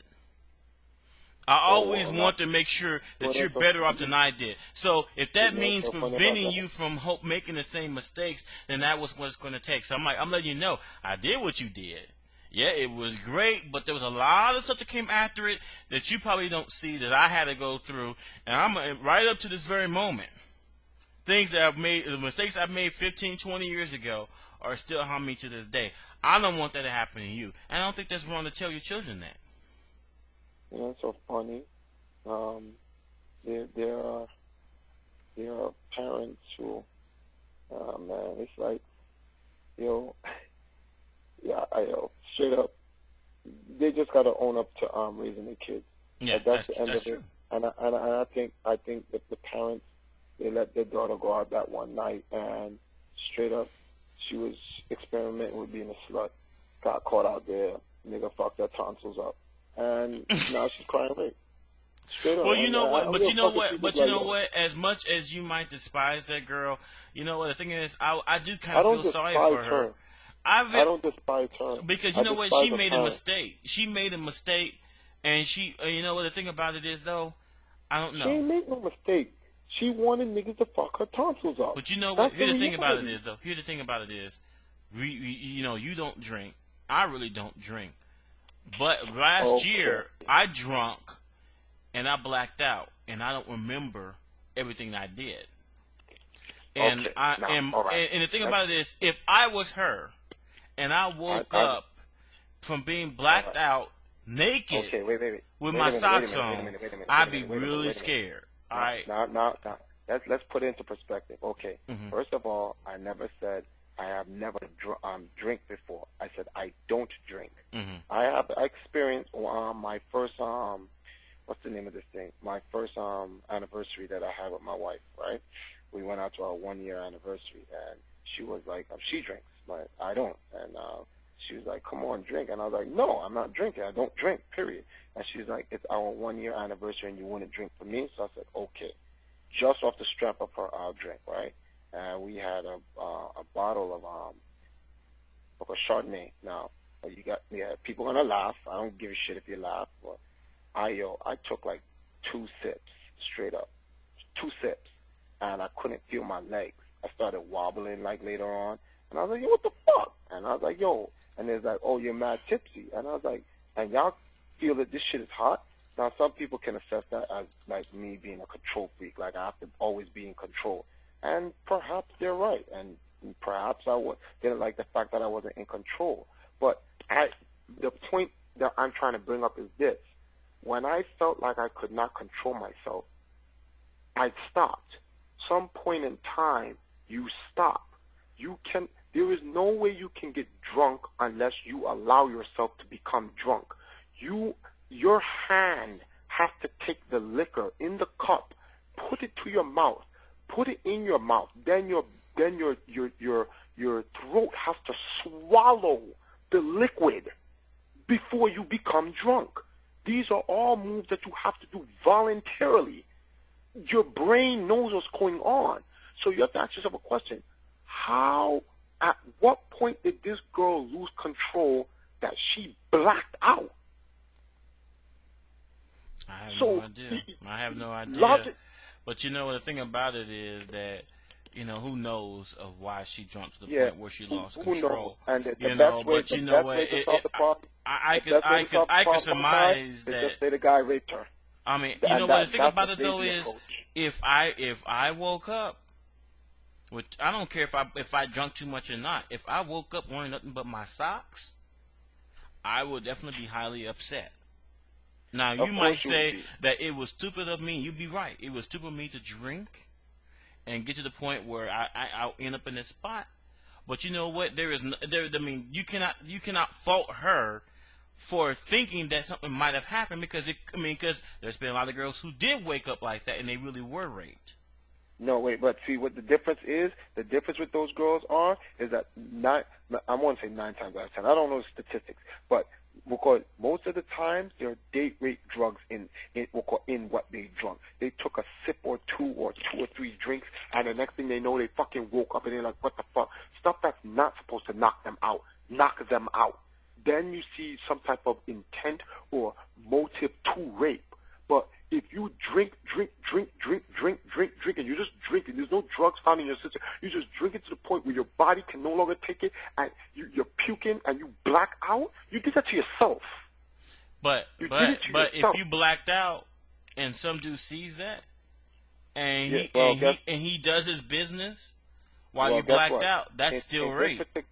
Yeah, you're right. And in this particular situation, this chick was sucking dick before she blacked out. So but you know what? But that doesn't mean that she couldn't have been raped either. Oh my God! So now, did you see what I'm talking about? No, this is bureaucratic bullshit. No.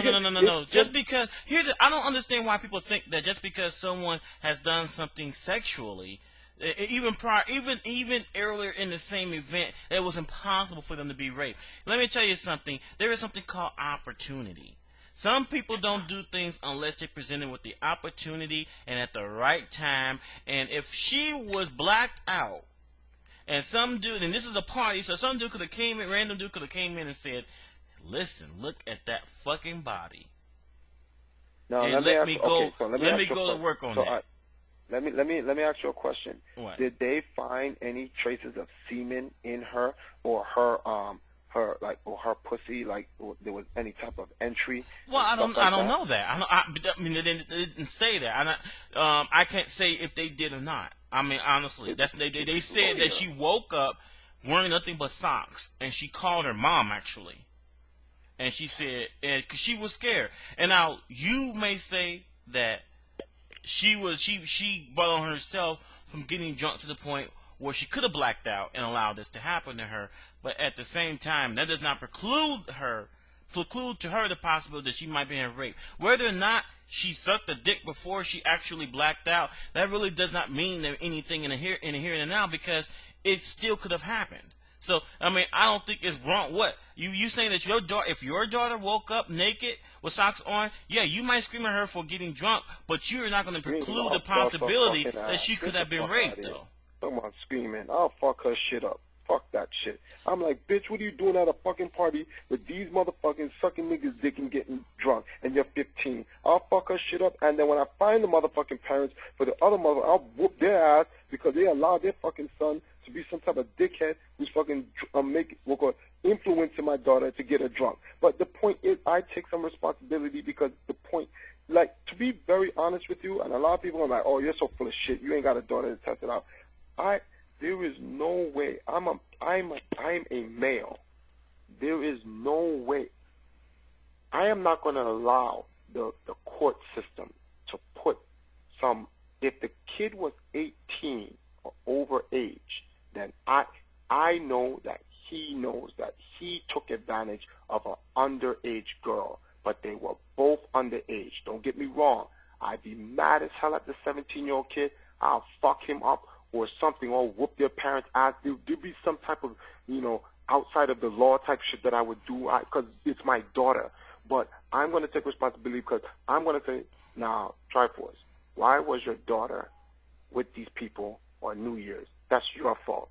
But I would tell the judge, whoa, 10 years? You're going to take away this kid's freedom because he was being a boy? I'd like, no. There has to be some type of outreach program he can go to, some type of fine he has to pay, or a lighter sentence, 2 years or a year in some type of junior correctional facility. 10 years in prison because he's getting his dick sucked? Come the fuck on. I'm like, yo, that shit is not even, that's not punishment, B. That shit is like, yo, that's like, the kid deserves punishment because what he did is stupid. But you have to understand, he is a child. Children make mistakes. Why are they getting 10-year prison sentence for making normal children mistakes? This is why I'm saying, you know what? He should be punished. But Jesus Christ. Well, I mean, come on. Well, you know what? The thing about it is, those questions you're asking, you need to ask the judge, because I know. That's the thing. And I mean, but by the way, I want to make this clear. I don't agree with the sentence at all. I don't agree with the sentence at all because let me tell you something. Now, I can't say with a certainty that had he known beforehand that he could go to jail for getting a blowjob from a girl, he still would not attempt to get. He probably still would have done it, but still, I mean, I don't know if the punishment really fits the crime. Why would he have done it? Why would he have done it? You know what? Because he's a horny little 17-year-old kid who wants to get his dick sucked, not because he wants to rape some girl. Mm-hmm. That's the reality. But see, that's where the 10-year prison shit is ridiculous, because you're like, yo, he's a little kid. Come on, when you were 17, you're saying you didn't want your dick sucked? Oh, you know what it is? The judge is probably fucking gay. That's what it is. He probably sucked some nigga's dick, and he's mad that, oh, damn, that kid's 17. He got his dick sucked by a girl. When I was 17, I was sucking dick. Fuck that. You're going to prison for 10 years. Homo-ass judge. Fuck that judge. And the fucking horse he rode in on. Fuck that punk nigga. Straight up. That's some real gay shit. This kid's going to lose 17 years because he was being a boy. Man, America is so fucking stupid these days. Oh, by the way, FMJ says, he says that abstinence is wrong and a sign of bad parenting. There is nothing wrong. Just like, the thing about it is, there is nothing wrong. I tell people all this time, parents' job, as regards to sex and as with almost anything, is to inform your kids of the consequences. And there is nothing wrong with a parent saying that even if you go the safe route, there's no guarantee that you won't have any consequences that come out of it. No. And you know what the thing about it is? I'll say this much, and I'll say to FMJ. You know what? Condoms have been around for 50 years, and so has birth control has been around for 30 years. The birth rate in this country has yet to go down. Yep. And you know why? Because people want to fuck. Because you know what? Because telling people just to do it safely, we've been doing it for 20 years and shit hasn't changed. So obviously it ain't working. You know why obviously ain't working? Because people want to fuck. What the fuck, man? Where's our where's our fucking constitutional right? Now we're being told how to fuck and when to fuck. What the fuck? You know what? You know what? In a sense, I can understand where you're coming from. Is like no one appreciates being told what to do behind closed doors. But when what you do behind closed doors impacts my life, then yeah, I do have a problem with it. Because you know what? Because of you acting stupid, you have a kid. And that kid does not have a mother and father that's in a stable environment, doesn't have a mother and father at all. And not to say that, I'm not saying that all kids that are delinquents or those who don't have parents are going to run up bad. But if you don't have a stable relationship and that kid grows up and he don't understand the difference between right and wrong, and he does something that hurts someone that I love, yeah, I have a problem with that. I'm glad you brought this up because you know something. I just noticed something. All right, remember that case with the teacher who had sex with the young 15-year-old boy? Yeah, and she got pregnant. Prison, and she got pregnant, and now she came out of prison, and the boy is of age, and the boy went right back to her and married her. Yo, I would sue that fucking state for everything it got, because I'm gonna be like, when I was younger, I told y'all no, I love her. Y'all told me no, I'm too young to know what the fuck I want. And I'm older now saying the same fucking thing, which means you made a wrong fucking decision. I'd sue the shit out of our whole state. Get all my money. Fuck that shit. By the way, FMJ says it's not working because people are preaching that it's wrong to choose to have sex, and the result people are doing responsibly. I don't really believe that if you tell everybody to have sex that it's gonna get any better. I'm sorry, that's an asinine argument. That's an asinine argument. Telling people it's okay to have sex, but as a result, the rate of abortions, the rate of births outside of marriages, the rate of teenage births is going to go down? Is that what you're trying to tell me? No, that's stupid. That's an asinine reason. Who, me? Or you saying FMJ? No, FMJ, because I was just reading what he was saying. Oh. And by the way, I don't equate sex with eating. I'm sorry. I mean, as much as it is a human desire to have sex, you can't live without it. And there's people who do it every day. I'm not saying it's easy or anything like that, but it is doing it. And by the way, there are young people who do not have sex, and there are teenagers. So don't tell me that it can't be done. It can be done. But Triforce as a role model is going to say all them bitches who was talking about, I'm waiting and shit, and y'all all whack bitches. I mean, but you know what? That's fine. I mean, but you know, here's the problem. Here's part of the problem is that the people who choose not to have sex, they're belittled. Yeah, that's true. That's why I'm joking. I'm joking. Now, I think it's cool that if they really want to wait, that they should wait. They should not be forced into this situation. Right. They should wait. I think it's very pretentious that they're trying to actually, they're not even having sex because they want to experience it. They're having sex to try to prove how mature they are. And everyone knows that, that's the number one common reason why a lot of people have sex. They just want to be like, oh, I had sex with him, so now I'm a guy or I'm a girl. Especially the dudes. The dudes is the worst. They're the complete worst. Like, you ever seen how they get picked on? Like a kid, you getting buns?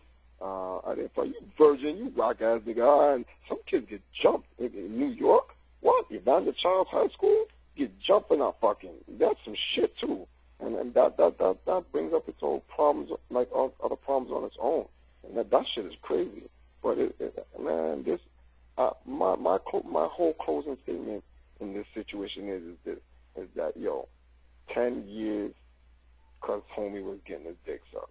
I don't agree with that. I don't agree with that one whatsoever. By the way, some people are asking about my how am I doing with my new abstinence thing.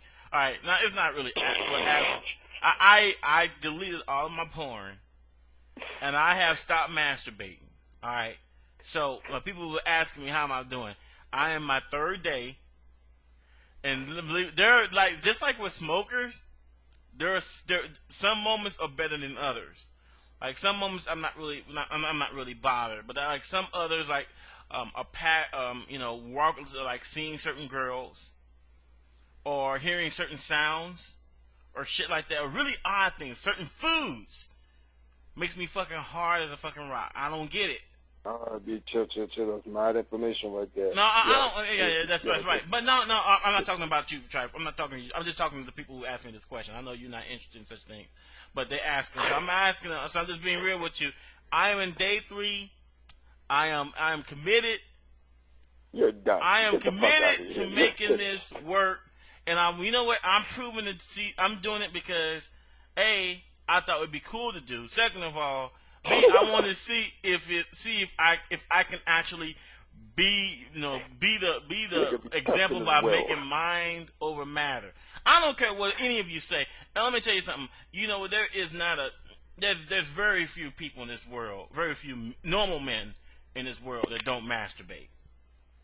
So, I mean, it doesn't really matter. I mean, whether you're married, got a girlfriend, whatever, single, what, you know.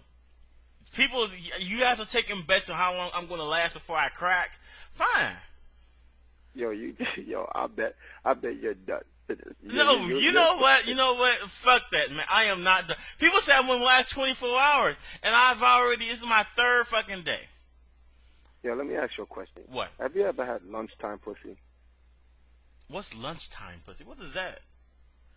You Well, your lunch pussy break around noon? What is that? No, you taking your lunch break, and your girl comes over, and you taking the back off, and you fucking blow her back out. That's some good shit, B. That shit's better than eating your fucking food. Lunchtime pussy. Well, I work downtown, so that'd be kind of hard because you only get like an hour break, and it takes me 40 minutes to get home. It'd be kind of hard. Wall Street, B, down in Wall Street. When I first came out of Marist College and I got my internship at Goldman Sachs, Wall Street, the girls, the same secretary girls, these high upstanding girls, bathroom breaks, B, trained, work to God on everything. I swear to you, you'd be surprised, B, girls sucking dick, grown ass women sucking dick in the bathroom for lunch breaks. And it ain't for no position, B. It's just because that's some freaky shit. They just like a dick in their mouth. And I'm cool with that shit. I think that's hot shit. Oh my God, if you know what the world was really like and how people really are, you'd be like, all right, everyone in the world's a hypocrite. And 9 times out of 10, that's fucking true. They say one thing, but it's complete bullshit. It's utter bullshit. Straight up. Nightlife, even worse. People think people go out and let me tell you what has come out of this. Because I have stopped doing so, my productivity has shot up through the roof. I fucking got my oil changed, got the air filter changed.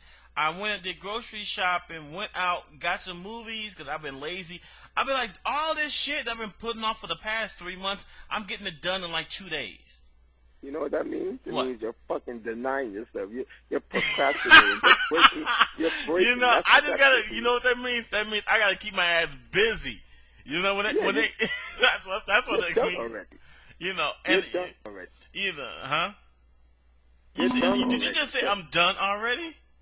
Yeah, you're finished. You lost already. You have the fact that you have to find something else to do to deny yourself your natural primal urges. You're finished. You're done. You mean? Wait. I mean, no. Don't get me wrong. Wait. I mean, don't get me wrong. I ain't saying it's. Let me tell you something, man. I mean, my father. If you look up the word pimp in the dictionary, my father's picture will be there. All right. There's no telling how many half brothers and sisters I got. It's really that. My dad had his first kid out of wedlock. My brother is 20. He would be 38 this year. All right. My brother was born. How old is your father? My father is 58. And your brother is what? He'll be 38 in April. All right. My brother was born in April of '69. Mm-hmm. All right. My older brother, the middle brother, that's the one I'm talking about that was born in '69. Is my oldest. My older brother was born in July of 1970. So they separated by roughly 15 months. All right. All right. My dad had his first kid out of wedlock in between my brothers, my two brothers. So that means that he was fucking around it got to be at less than 3 months after my parents got married. And he already impregnated my mom.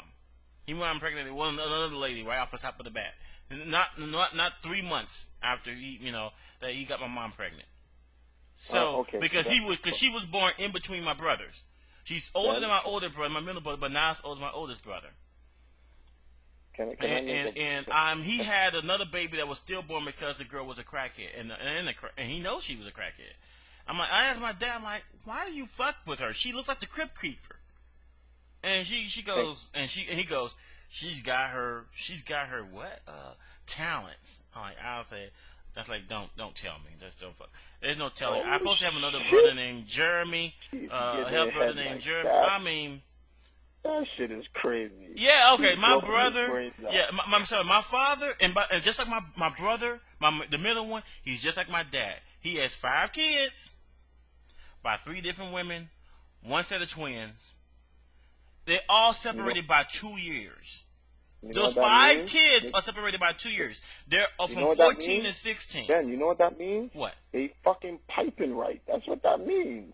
They fucking pipe. These girls know it. That doesn't make them sluts, but they're like, yo, these niggas is giving good dick. So they're like, yo, fuck that shit. They're taking it. If a girl came around, this is just a regular friend, right? You don't necessarily like her, but she's cute. You'd hit it, blah, blah, blah. She's fucking you, and she's giving you good pussy. But she's fucking with other niggas. You wouldn't get tight. You hit that shit again. She's giving you good pussy. You fuck that shit. You trust me, yo. When you get older, I don't want to make it sound like we're all old. There are certain people when they get to a certain age, it just comes down to that. They're like, yo, look, we're older right now. Let's not waste any time. Blah blah blah. I know you do your thing. I do my thing. I'm piping right. You giving good head. Yo, what's really good? And they go, okay. It's like social sex. That's what it comes down to. And some people can actually live. Their partners are defined by the social sex. They go, if he can fuck me like this for the next 40 years, I'm good. I'm really good. I can fuck with this guy. I'm good. He can pipe this shit like this for 40 years. I'm good. All I know is, I guess this is what my brother said. He says, he's like, bro, man, I don't know, man. It's just like during that time, because he was only like 17 or 18 when he started having all his kids. All right, and so I asked, I'm like, what the fuck was on? What was you doing? He's like, I don't know, man. It's like you ever seen the movie Boomerang? I'm like. I think so. That was Eddie Murphy's, man. He's like, you know how your toe curls when you get that good enough? I'm like, oh my god. I'm like, I couldn't do nothing. I couldn't do shit. I couldn't pull out none of that shit. It's like I was too good, and so I'm like, I bet it was, But anyway, go back to the point. Yeah, now, obviously, my oldest brother, he's not exactly like my dad. He also has 2 kids, but they're by the same mom. And one of them is questionable. One of them doesn't look like him. So, so he has 1 kid. But 2 of his ex-girlfriends are my older brother's ex-girlfriends. So he's been taking my older brother's leftovers. Which I thought that was kind of wrong, but, whatever. Shit happens. Yeah, shit happens, and again, but still, Okay, so FMJ thinks that my bad experiences with my dad turned me to the dark side of abstinence. All right. Let me respond to that. Yes and no. Yes, it does. It does. And in all seriousness, it does change my view of sex. That I don't look at sex as a social thing, just a fling, just something you do. I don't look at it as playing Marvel. All right. Well, you want to hear a joke? A lot of women do. I lot know, of I women know, but want that's just casual fine. That's sex. fine. They can have babies that look like Now, something see, that's out of we are the but you gotta world. understand that's the risk. That's the risk that happens. Yo, if a girl wants casual sex, it's our job as men to step up to the plate and pipe that shit down. I love Yo, that. stop. Wait, repeat that for me again. If a lady wants casual sex, what? It's our job to step up to the plate and pipe it down. Yo, if by not doing so, yo, you're just fucking up the social order. Straight up. You gotta keep shit in check. See. I mean, I told her, here's your social order. A nice dildo. There you go. Oh, see, that's not gay right there. That's yo, you get killed in New York for doing some shit like that. I'm dead serious. A girl goes up, can you pipe me down? Here's a dildo. What? You're stuck in your house. You can't come outside. You really can't come outside. All right. You can't do that shit in L.A., New York, Chicago, any major cities. It's like, what? Actually, no, to be honest with you, you probably could come outside because you be outside, niggas be fucking her instead. Since you ain't Okay, here, let me tell you something. Just like you, Triforce, I had a couple of girls I was interested in on the radio. You guys can verify that. Now, now the thing about it is, one of them, I had to pull myself back. All right. She was cute. She was cute. She was very, very cute. Every time I looked at her, all I thought was her legs over my shoulders. All right. Yo, I'm like knees back to the ears. That's why I call that knees back to the ear syndrome. That's every time I look at her. I told her that I'm like, every time I look at you, I just imagine your legs over my shoulders. What she would say? She just laughs, and that lets you know right then and there. That lets you know right then and there. I got it. You know, I got the shit. If she don't smack me, you know that she can go. We can go there. You have to also take into account a lot of girls. It's their job to be ladylike. They can't be as vulgar as we are. So a lot of times they leave us to do the job to push forward. Sometimes expressing yourself publicly is not the best thing. They would like it to be done. They like to be treated like sluts discreetly. You see what I'm saying? Not in public. It doesn't make them a slut. They just like spicy sex. Ain't shit nothing wrong with that. But straight up, let's turn away from the girls for a second, because I think we jumped badgering the girls too much. Let's talk about how guys be fucking shit up, straight up. A lot of niggas be fucking shit up because, you ever seen like when a guy or when a guy gets pussy, how he goes around, he knows a girl is a slide off. She giving him head, blah, blah, blah. And before he try to savor it, motherfuckers start talking shit. Then you're going to have these niggas right now, they're going to be posting, so what, I can get another. And like, you're missing the motherfucking principal point here. If someone does you a favor, they do something nice for you, you just have common courtesy. Be thankful and don't disrespect the person. And just because, someone else probably could get off on that. I'm like, just be courteous to the next man. And I hate when motherfuckers fuck shit up for the next dude. Always on some grimy shit and give the girl traumatizations and shit that she turned into a lesbian because of dumb shit like that. Fucking up the social order, as usual. They always fucking up the social order. Well, you know what? All the girls that I left behind, Triforce, I trust that you will step up to the plate. Nah, I'm married. What does that mean? I'm married. What does that mean? It means exactly what it is. I'm sure that there are certain members in the empire that is willing to step up to the plate and take care of the business. I don't know. Some members in the empire be questionable. I'll be wondering sometimes, straight up. I'll be wondering sometimes. I'll be wondering, I don't know. It's not my place for certain things. People be telling me as a CEO, I can't chill with the guys in the empire like I would do it as like with the boys. I have to show more responsibility and be more professional. Triforce. I forgot about the one girl I met when I there was a snowstorm here in Seattle. I went to a different store because my main store was closed. There was this girl, dude, man. Oh man, do you guys remember that one? Because I came on that night and I said, listen, dude, this girl, She was all into me, and we was talking. We talked the entire time I was there. Because I was just waiting for a cab to come pick me up, but the cab service was going to be like late, like an hour late. And we talked and talked and talked, and she was like, bye, Ben. You know, she was just, oh, man. Man, and she got an ass. You know what? The thing about it is, I like, people like fat asses. I like well proportioned asses. Like, it's got to be congruent to the body. Like a fat ass and then nothing else. I mean, to me, that looks a little bit off. Her ass was perfect. Perfect. She was 21. 21. But boy, she was, she's half white, she's half Hispanic. You know, pretty legs, you know, of course, she take care of herself. She's pretty. Straight teeth and all. By the way, teeth is a very important feature I find in girls. Yeah? If your teeth is jacked up, I am not fucking with you. I don't want to talk to you. Donkey, B. Huh? Yo, but the type of asses I like is those teardrop asses. The one with the undercuff on the cheek. Mm-hmm. Nah, yo, when you have a perfect cheek, yo, the cheekage, that's what it is. The cheekage, it has to, like when you put your hands underneath her ass and you tap up, it has to have that light bounce.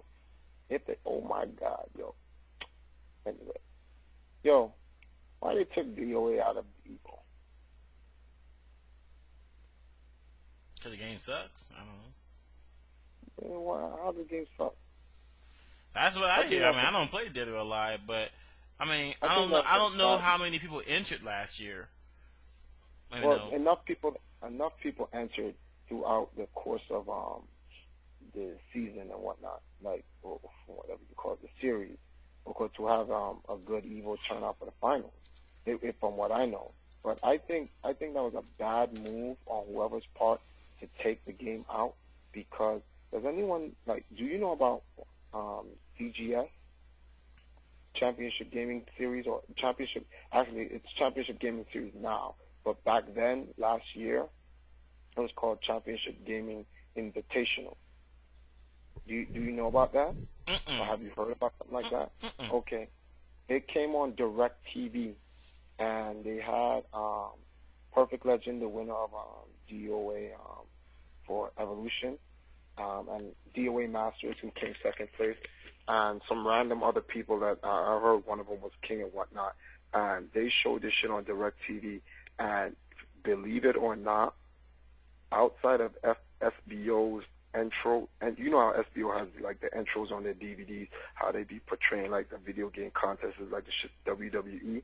Yo, America, well, whoever runs CGI got this shit down packed, because the actual presentation of the actual event was so godlike. Yo, you have to actually see it. You can, I think it's on like DOA Central on their website, and they actually changed it from an invitational now to a series. And they're having one in Anaheim, California at March 30th through to April 1st. And we'll call and it's called the Championship Gaming Series. There's a little fight between who's actually running DOA. I'm not sure like what the deal is. I'm trying to find out what it is. I think it's JC Media that's running it, or I'm not too sure. I need more details on it. But DOA should have been put in rather than. What game should be taken out in this place? Oh boy, here we go.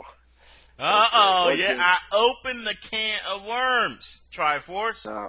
Now I'm gonna name 3 games, but one is actually excluded because when I first got upset that it was out, I mentioned the name on like out of anger, but then I looked back at it and then I said, you know something, it would be wrong to get rid of the game because it's the foundation and it's just the principle of tradition for SRK, which is Super Turbo.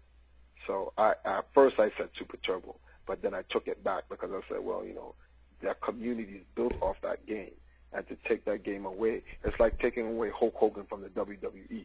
You just can't do that, you know. Hulk Hogan, whether people like him or not, you know, he's like that icon figure. It's like taking away Mario from Nintendo and so forth and so forth. So fine. But yo, there's two games that's questionable. First game that's questionable, Virtua Fighter 5. If it was Virtua Fighter 4, it would not be a question. But this game is brand new and it's too early to judge the game. And I'm starting to wonder, is this a political move to gain favor on putting this game on a Sony system? If you look at all the games there, with the exception of Smash Brothers, every game could be run on the Sony system. And I don't know whether there's sponsorship being put in the background behind that, but I think that, you know, Virtua Fighter 5 was too young to be introduced into Evo. The accessibility for people to get to Virtua Fighter 5 is like now where people are forced to buy PS3s. And, you know, I have my own video game store, so I can just get a PS3 if I want to. But who the fuck has that option? And not everyone has $600 to burn on a system. That's madness. I just think $600. I'm gonna fuck if that system fucking launches nuclear warheads. Shit is dumb. $600 for a fucking video game player. The fuck? And people are gonna sit there and say, well, it's not just a video game player. It's a Blu-ray. Who gives a shit? It's just nonsense. You know, then if that's the case, they should have made a $300 watered down just PS3 player. That's it.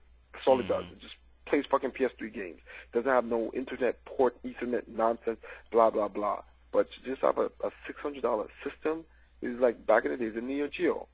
Then, to add to that point, I'm hearing, correct, if anyone's on IRC, they can correct me if I'm wrong, they know about it, but I'm hearing Japan does not like Virtua Fighter 5.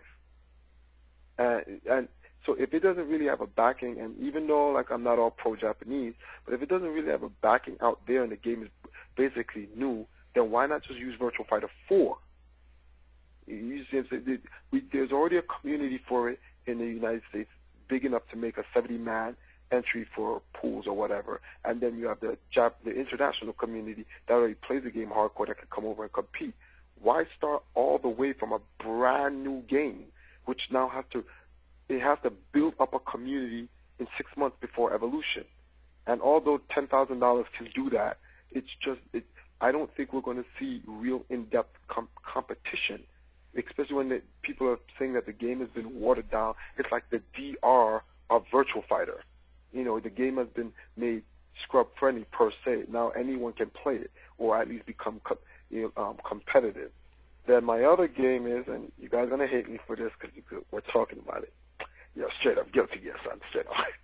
The reason why I say Guilty Gear is because it's put into team format. I don't understand why they're putting Guilty Gear into team format. Why don't they just make it singles like everything else? And when you have DOA that can be a singles game, and then you have Guilty Gear, which is a teams game, it's like it defeats the purpose. I'm like, everyone, there's 8 games, 7 of them are one-on-one fighting, except for this one game over here that's teams. If that's the case, make Guilty Gear a side event, like a Guilty Gear team match, like how you have the Marvel 5-on-5. You make a Guilty Gear special, 2-on-2, I guess, or whatever, or however they structure it, and put some side money.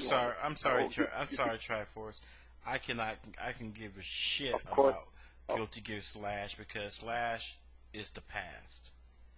Accent Core is now. They got Slash in there. Accent Core is what I'm focused on. So Guilty Gear, I don't care. They could have took that out. They could have, they could have took that out, and they can put Shaq Fu in there. I wouldn't give a shit. See, the thing is, a lot of people say DOA 4 sucks, and that's nice and all, but right now, as a fighting game, DOA has the most commercial pull to bring mainstream into the lore of fighters or the community of fighters to better get a grasp and an understanding. Like, if anyone saw the G4 footage that they did for Evolution and Evo, they would understand that the only 2 games that they showed or gave any B-roll footage of was Tekken and DOA. And the reason why... Well, by the way, FMJ wanted to tell you that the reason why Guilty Gear is in teams is because there are 9 import PlayStation 2s, and they still bring in more people than most games, even in teams. Well, I understand that, but I'm just saying, if that's the case, then I don't know. Then get Virtual Fighter out.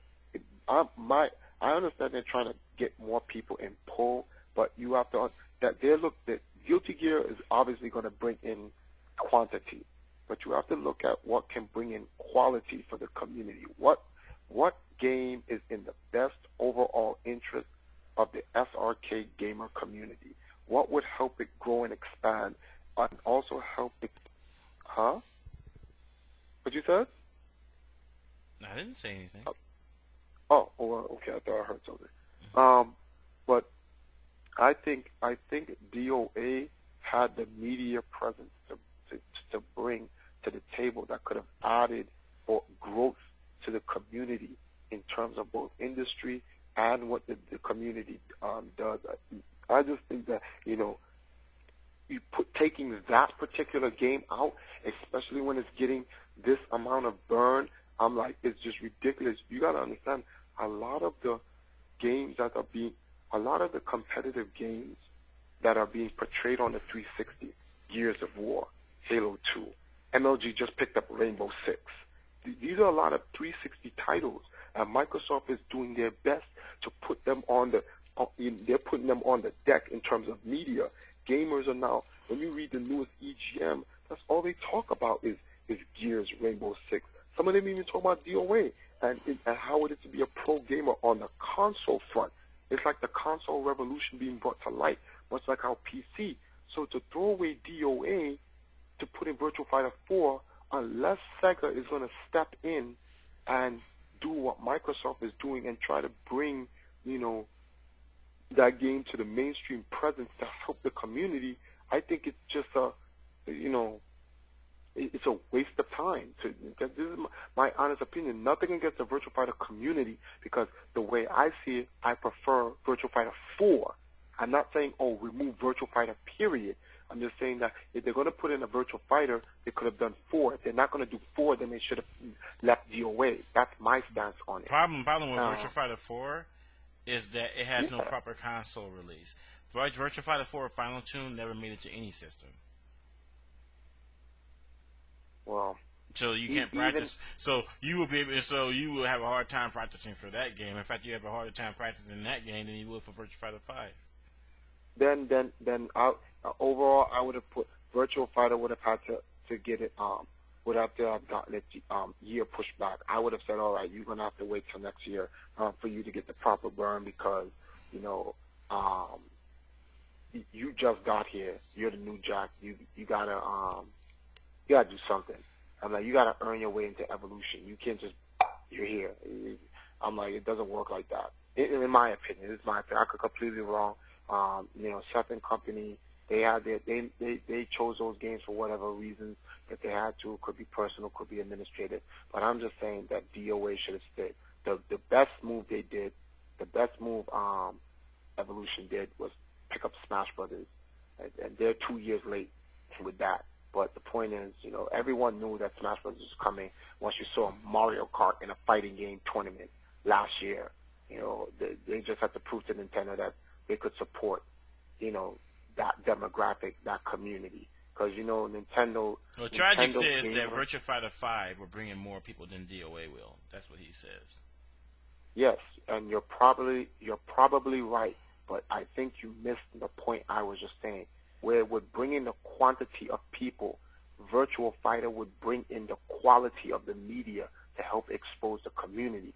So right now you have to weigh your options, quantity or quality. That's my point. That's my whole point I'm trying to make. Because, like, for instance, at the Best Buy competition, G4 TV and a lot of media is going to be there. And you don't see none of, like, it's like, there's a thing called SXSW, South by Southwest, whatever, and then you have, and that's when Evo South's being held. Literally, it's held in the same area. Actually, no, Evo South is at South by Southwest, and then you have Final Round. And I was talking to a couple of contacts from G4, being that they were out on the West Coast, and I told them that there's a big fighting game competition coming out. And they replied back to me, and they asked if anyone from the Empire who won Evo last year is going to be at South by Southwest. So then I was like, what is South by Southwest? And that's when Justin talked to me. He's like, oh, that's Evo South, really. It's like Evo South and some type of huge media event is happening around Evo South. But the thing is,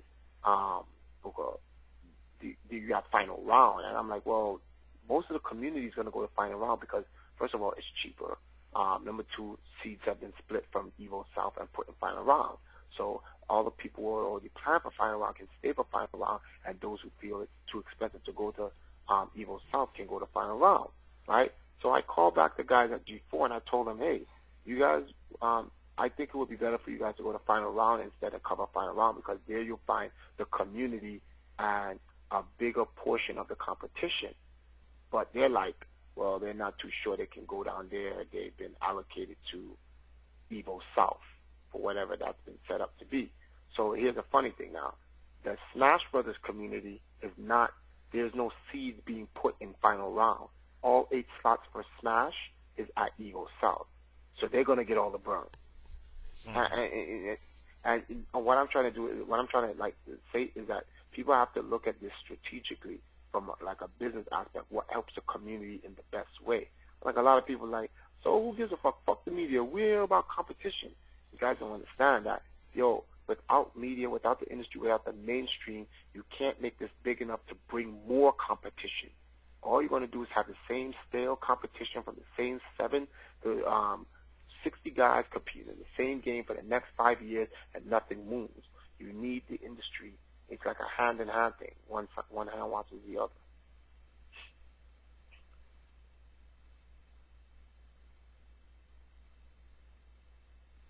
Why is it so quiet?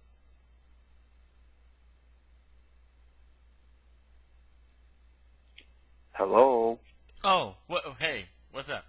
Oh, well, you dissed me. Yeah, you should diss me. You fell asleep on me. No, I'm here. Yes, you did. Don't lie.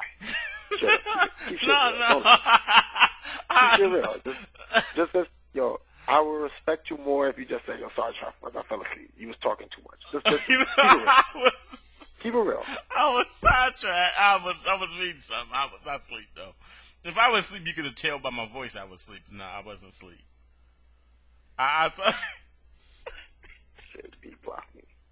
On and all right. No. As to what you said, like try to gather his thoughts. Shit. Yeah, I agree with it. Or whatever.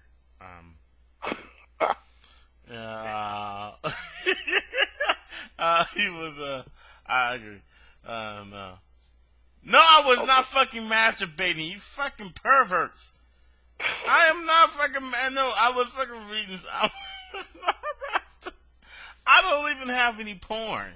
See, that's the thing. Both of you don't understand. If I don't have any porn, I'm good to go. It ain't happening. It ain't happening. So, so I don't know where. I am not masturbating, and because if I was looking at porn, then you could definitely say, dude, I am not lying. People are sitting there going, you're lying. Dude, I am not lying. I am not masturbating. See, nothing on my hand. See, all right. People, goodness gracious. So, what do you think is going to be the biggest hype in Evo? The biggest hype in Evo is going to be me. No, I'm just kidding. The biggest hype at Evo, or hopefully, hopefully we'll have a something more climactic as far as the finals are concerned. With the exception of CVS 2, the finals were anticlimactic in Marvel and Third Strike, and so hopefully that we have better endings, and I think there will be this year. There's a lot of money matches happening this year, so I think the 5-on-5 will be very interesting to see, and they'll probably have a lot of hype. And I still don't know if they're gonna do something more like Sanford versus Duck. I always said Sue versus Yikes would be really good. It's like by the way, no, you did not hear a fucking cum shot. You nasty ass people. I don't know how how can you fucking hear a cum shot? All right, go ahead, man. You can't do like a Sue versus Yikes. Yo, these one-on-one matches, the duck joint was all great, but yo, you gotta get the coastal rivalry involved. I'm like, yo, I don't know. Well, my first evolution was 2003, and I don't know. I think Justice said Tragic did it, but whoever did it, I think it was Tragic. He made this Marvel intro, like the 5-on-5, where like there was quotes from like gamers from the East Coast, gamers from the West Coast, and they used the Terminator 2 soundtrack, you know, the doo-doo thing, and yo, that shit, if you were not at Evo, I swear to God, yo, that shit was like the greatest Evo moment of my entire life. And I've been to 2 Evos, and I think that shit's better than the Duck versus Sanford because the hype was so godlike in that, and it was like some fucking 30-second, like, what's the word for this, trailer, just to build up the hype for the 5-on-5. Yo, that shit is godlike. I think that shit, like a 5-on-5, like for Evo, for Marvel would be great because it gets the entire community and coast involved. Rather than watching 2 players, you can watch 10 of the best go at it. I think you just more, you get more out of it. Have you seen that trailer? No. Yo, B, are you really masturbating, son? No! Dude, no, Triforce. I am not masturbating. I mean, all right, come on. All right.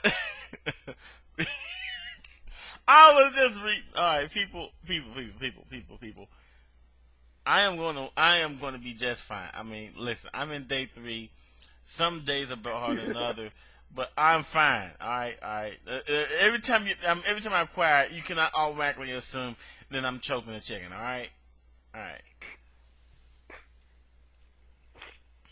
Oh, did Dave come on the radio and was like, he's gonna like try to get like Smash Brothers players to come on? Who? Noresi. Oh yeah. He was on the radio, and I remember him telling he wanted to get some Smash Brothers on Smash players on here, and that'd be kind of cool. Okay. I'll talk to West.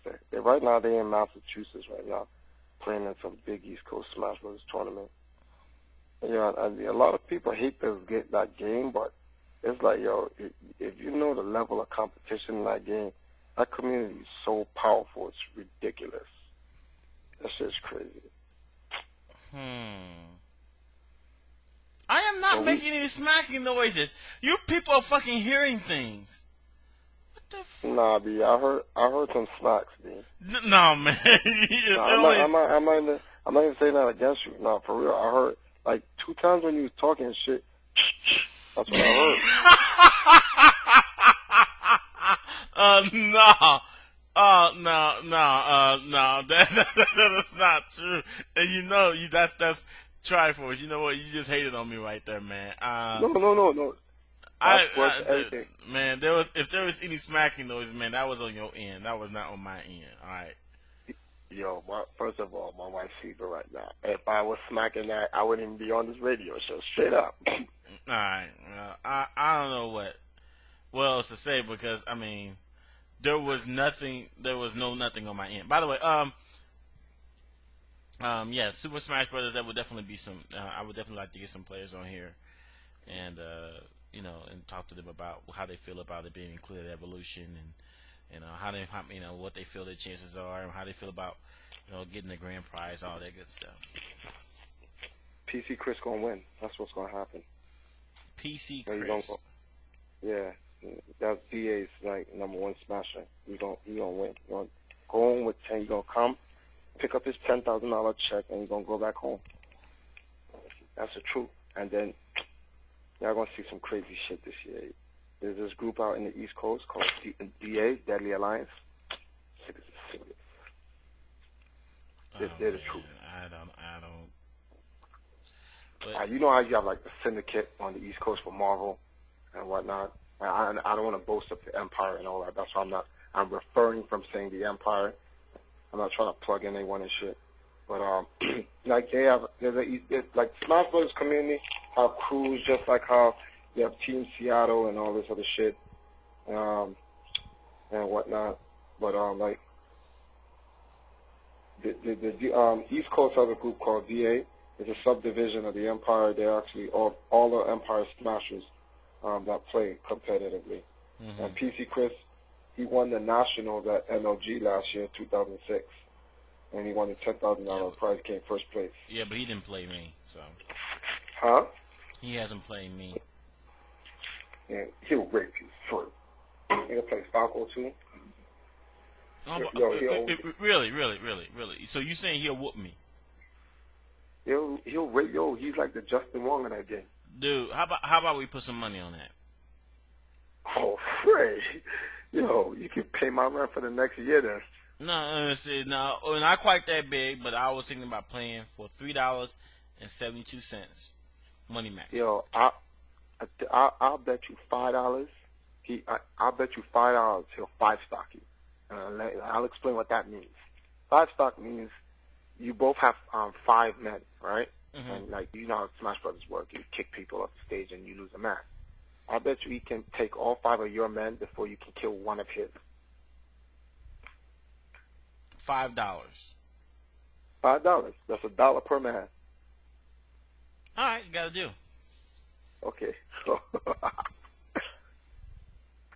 That's right, man. Also, I want to propose something. I actually, I've been practicing some this game. Like Fuji came over. He saw when he came over to New York, and he watched me play Street Fighter 1. And I put a tape together, which I want to submit in. As like, I did this in EVO 2003.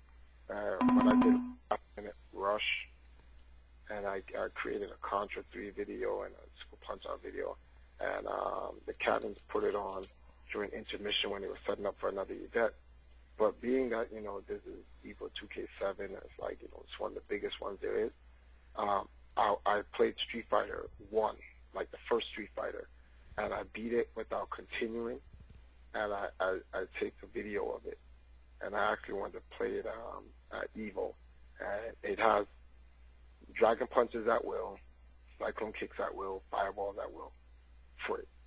Like if you were playing Street Fighter 2, not random mashes on buttons and anything.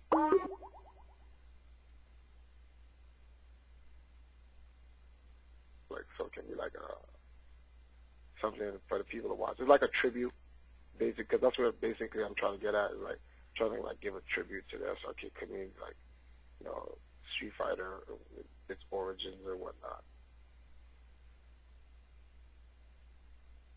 Everybody can see how Psychic got a scar on the chest.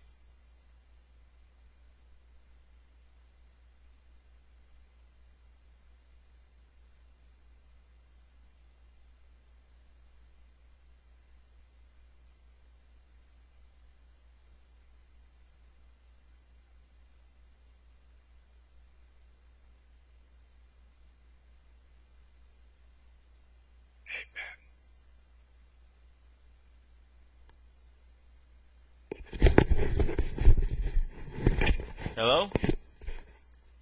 Yes, hello. Hey, what's up? I went to go get a soda. I went to go get a soda. What's up? Thank you for excusing yourself. No, what did I miss? I said I'd like to make a tribute video for EVO for Street Fighter 1. Tribute video for Street Fighter 1? Yeah, for EVO. That'd be really interesting, especially if Capcom is sponsoring the tournament again. Capcom, funny ass niggas. But I was saying that I pretty much mastered how to throw the fireballs and Dragon Punch and a Cyclone Kick at will. now I gotten good enough at the game where I can beat it without continuing. So I wanted to like put a video together that like it only takes for like 20 minutes to beat the game, less than that. Like how the matches last. And like during like one of the tournaments, like when they're switching over the game, something like that, people can watch it on the big screen, like 20 minutes while you're in the mission. Because they did something like that 2K3. Did you know that? No, I did not know that. Okay. Just wanted to make sure you're listening. You fucking run out and got toilet tissue and shit. Whatever, dude. Nah, man. No.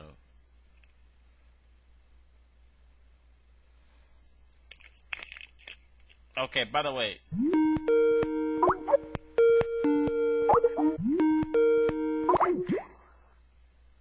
What the hell is that song? That was Skype. Mean? Yeah, what does that mean? That's someone's calling in. I don't even know who that was. No one's coming on SRK Radio tonight? Saturday.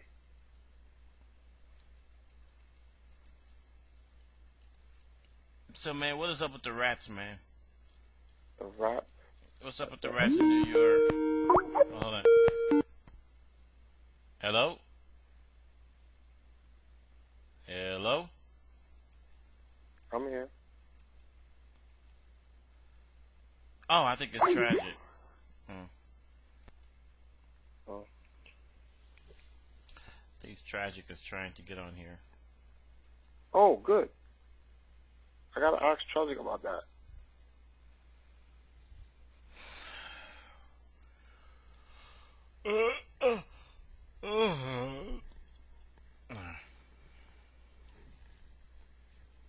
He's trying to get his audio working.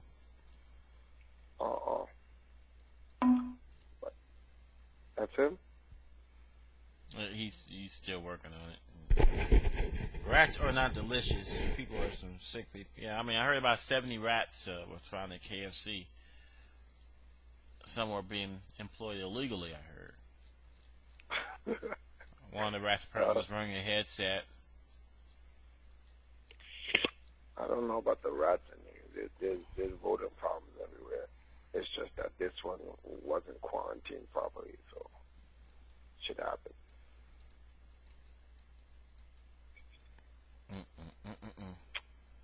Yo, let's talk about politics, be straight up. Oh, man. That's one of the forbidden subjects. That shit is the best subject. Politics in the community. Well, no, you mean about politics in the community. Let me tell you about the politics of the community. Politics of the community is...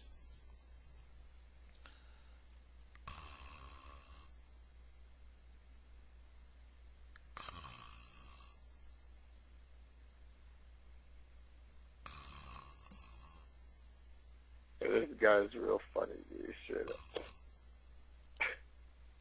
And that's all I got to say about the politics in the community. Nah, you don't know. There's some real dirty shit going on. I don't think that's tragic. There you go. Mike Chaos is calling in 10 minutes. Oh, that woke me up. Oh yeah, that would definitely be. That's gonna turn. You got to stay around Triforce for that conversation. Mike Chaos, who's that? Oh, what's so funny? Have you seen the video that Dark Prince made? Or? Crap! I'm thinking of somebody else. Oh, that's not Mike Chaos. Oh, okay. Oh, all right. I'm sure he's gonna have a lot of things to say about. About what? I think he's have a lot of things. I have a lot of new weight jokes for me and or for Justin or something. You know, that's all he was talking about last time. So. Oh, he hates fat people. Oh, okay. He discriminates against people who like eating. That's good shit. So long as you can accept them, that's good. Hey, you know what? Like I said, you know what? I have nothing wrong. I mean, let me tell you something. I am one of those people that have that's campaigning. You know, do you know how expensive it is to bury prisoners after they've been executed? So I was just thinking about, how come, Inferno. how about, how about just, there's there are people that die of starvation every day in this country. And, you can prepare nice delicacies, using the kidney, the spleen, some of the muscle tissue. Some of that can make some really good delicacies. I mean, a human body can feed 6 people. All right, you're bugging. Straight up. No, I am serious. It's a heart attack. It could feed 6 I know people. you're serious, but that's some shit right there. I'm like, yo. You know what? The thing about it is, it solves 2 problems at once. Yo, me. I'm not eating those murderers' kidney and shit. I mean, listen. I mean, like I said, I know people like they puke at the idea of eating, someone's kidney or someone's spleen or someone's muscles or someone's large or small intestines, but it's just a matter of preparation. It's just a matter of preparing it. I mean, there are books out there that shows you what you can do, and I mean, seriously, there's things you can do, to prepare it. I mean, there is some breading you can do I know for the smaller and larger intestines. There's some breading you can put on. I mean, it's really it's not bad. Yeah, I don't even know what to say to that. That's crazy. And and humans, actually, the good thing about humans, unless you get someone who's grotesquely obese, only eating humans. I mean, it's actually there's not a whole lot of saturated fat and not a whole lot of calories. The intestines are actually a good source of protein and iron and vitamin, B12, stuff like that. So I mean, but it's always the preparation part of it. I know. I mean, it's an acquired taste. It's an acquired taste. Yeah, Triforce, and so it's just gonna take some time. All right, it's just gonna take some time. I know people. know people are cold to the idea, but I think once they actually do a test market, I think it will blow. I think it will I think people will start warming up to it, and and and especially those who die, and how some people die, you can afford the funeral expenses, and on the back of your driver's license you can mark an option to donate. You can also mark an option for you to be consumed as well. I think that should be an option as well. So you can donate your body. So wait a minute.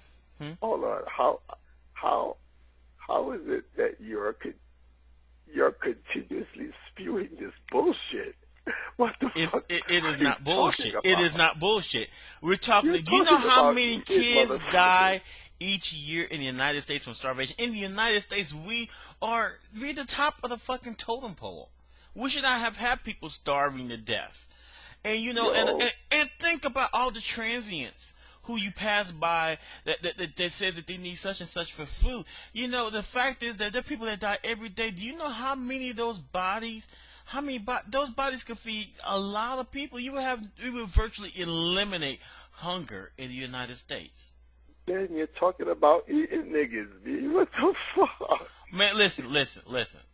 I know that people are opposed to the idea, but you understand that eating animals is no less. I mean, we eat their intestines. We eat their intestines. We eat everything, especially on a pig. We don't leave anything sacred. Wait, I mean, do people know what mountain oysters are? People know those are hog. That's hog dick. Mountain oysters are hog dicks, but you eat that on a piece of rye bread. Nah, I won't, because I don't eat pork. But the point is... But that's fine. You don't eat pork, but you know what? But pork and human, that's 2 different things. And, I mean, the consistency is different. The taste is slightly different. The preparation is different. And, all right, first of all, what? hold on. How you know if the taste is different, B? The taste is different. The taste is different. I mean, but because with pigs, I mean, it's with pork, it has a with human, the consistency is almost like, you ever had like pig skins before? Like the consistency of skin is like that. It's not like skin like chicken, unless but now you can bread it and then eat it that way, and then but you have to understand that just like with animals, different people will have different tastes because of what they eat. So like I said, it can be an acquired taste. Like some people who eat certain foods might appeal to you better than some who eat not. So, in fact, if they want to get technical with it, they can start identifying people's eating habits, and then they can divide them up when they die. So, okay, this person eats primarily vegetables, or this person eats primarily chicken, this person eats primarily beef. Then that their flesh would taste, a certain way depending on how they eat.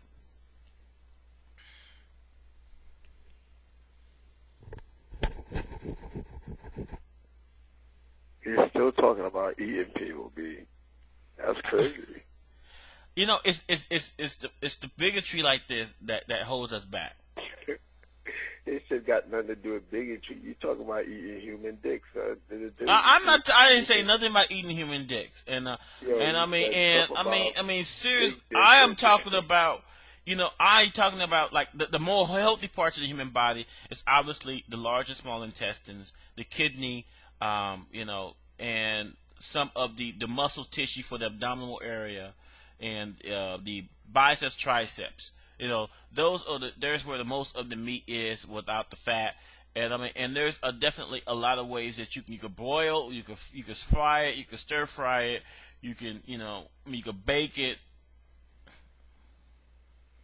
There's just so many other ways of doing it. I don't know what to tell you, B. All I know is that we've been on that topic way too long. Let's try something else. How about that? You done with the idea? Okay, that's fine.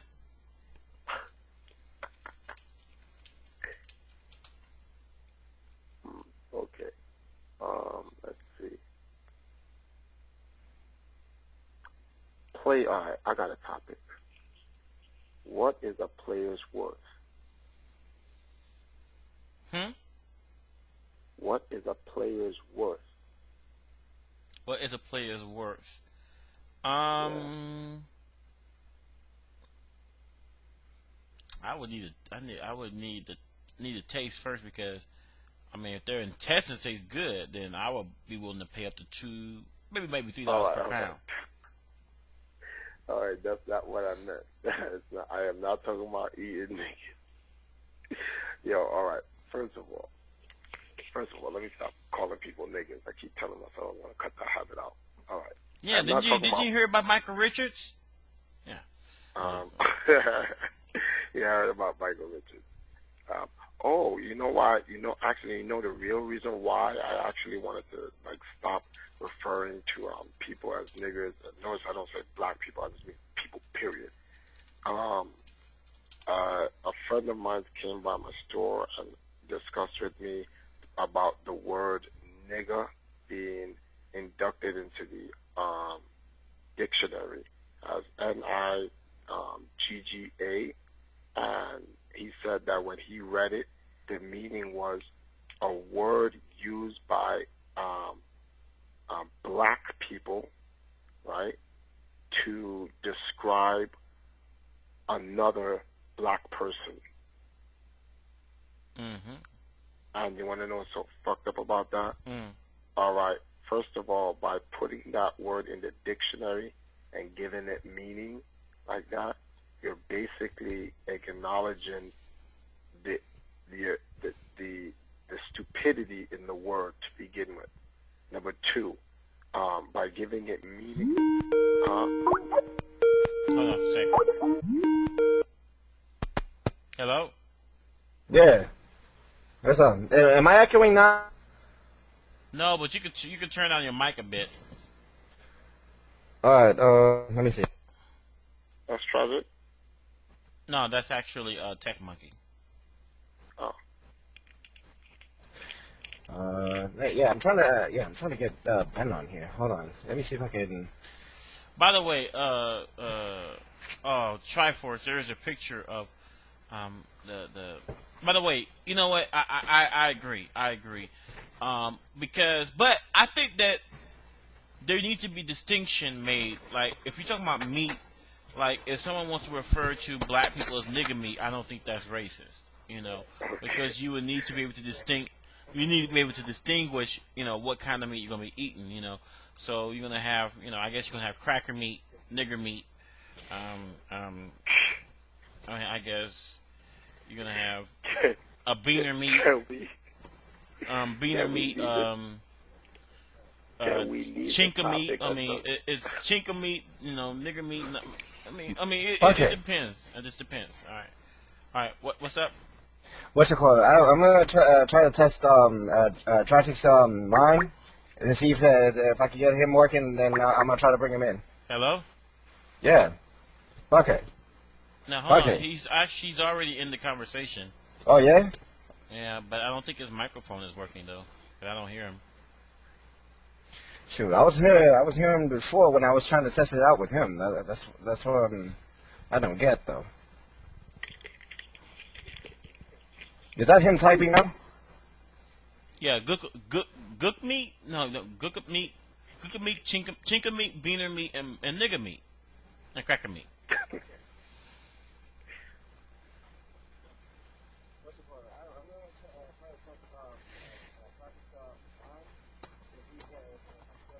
Yeah, someone's got.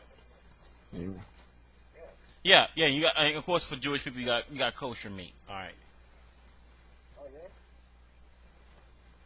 I don't know if kosher meat is really kosher with me. Anyway.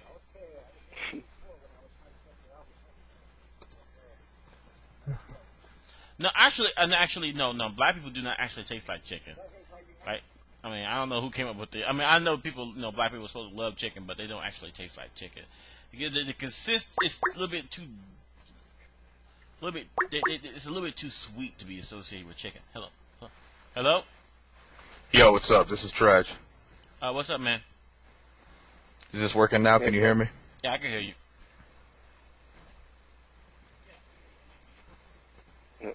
Tragic. Yo, what's up? This is Ben, dude. Cool.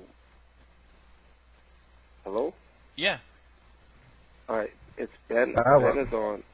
And Tragic's on? Yeah. Hey, this is Ben right here. Alright, Tragic. Yo, what's up? Is my mic alright? Yeah. Yeah, I can hear you. Alright, cool. Alright. How come you never... Where can you find that Marvel trailer for Evil 2K3? I still have it on my computer, man. I just haven't released it because I was thinking about making another one, actually, for last year, and I never did it. So I'm thinking about doing it for this year. If I just release the other one, then I think it's going to kill some of the hype, you know what I mean? Oh, damn. But like I said, I'm thinking about making a bigger and better one for this year, but we need an event, that's worthy of, that type of work, because the last one took me a little bit of time, you know what I mean? Yo, do a 5-on-5 Marvel. You can't get better than that. Well, yeah, that's what I was thinking. So, I mean, I don't know. We got to see who's on the teams and what other drama is surrounding it. Looks like there's a lot of drama going on now, and there might be some other events you don't know, so we'll see. Yeah, okay. That answer's better than nothing. 220 miles for chinka meat. This guy's talking chinka meat and all this other nonsense. It's not nonsense. I mean, I'm actually trying to think about how. I mean, tragic. How much would you pay? I mean, which would you rather pay more per pound? It's like cracker meat or nigger meat. Shit, that's a hard question, man. I want the swirl, dude. I want them both.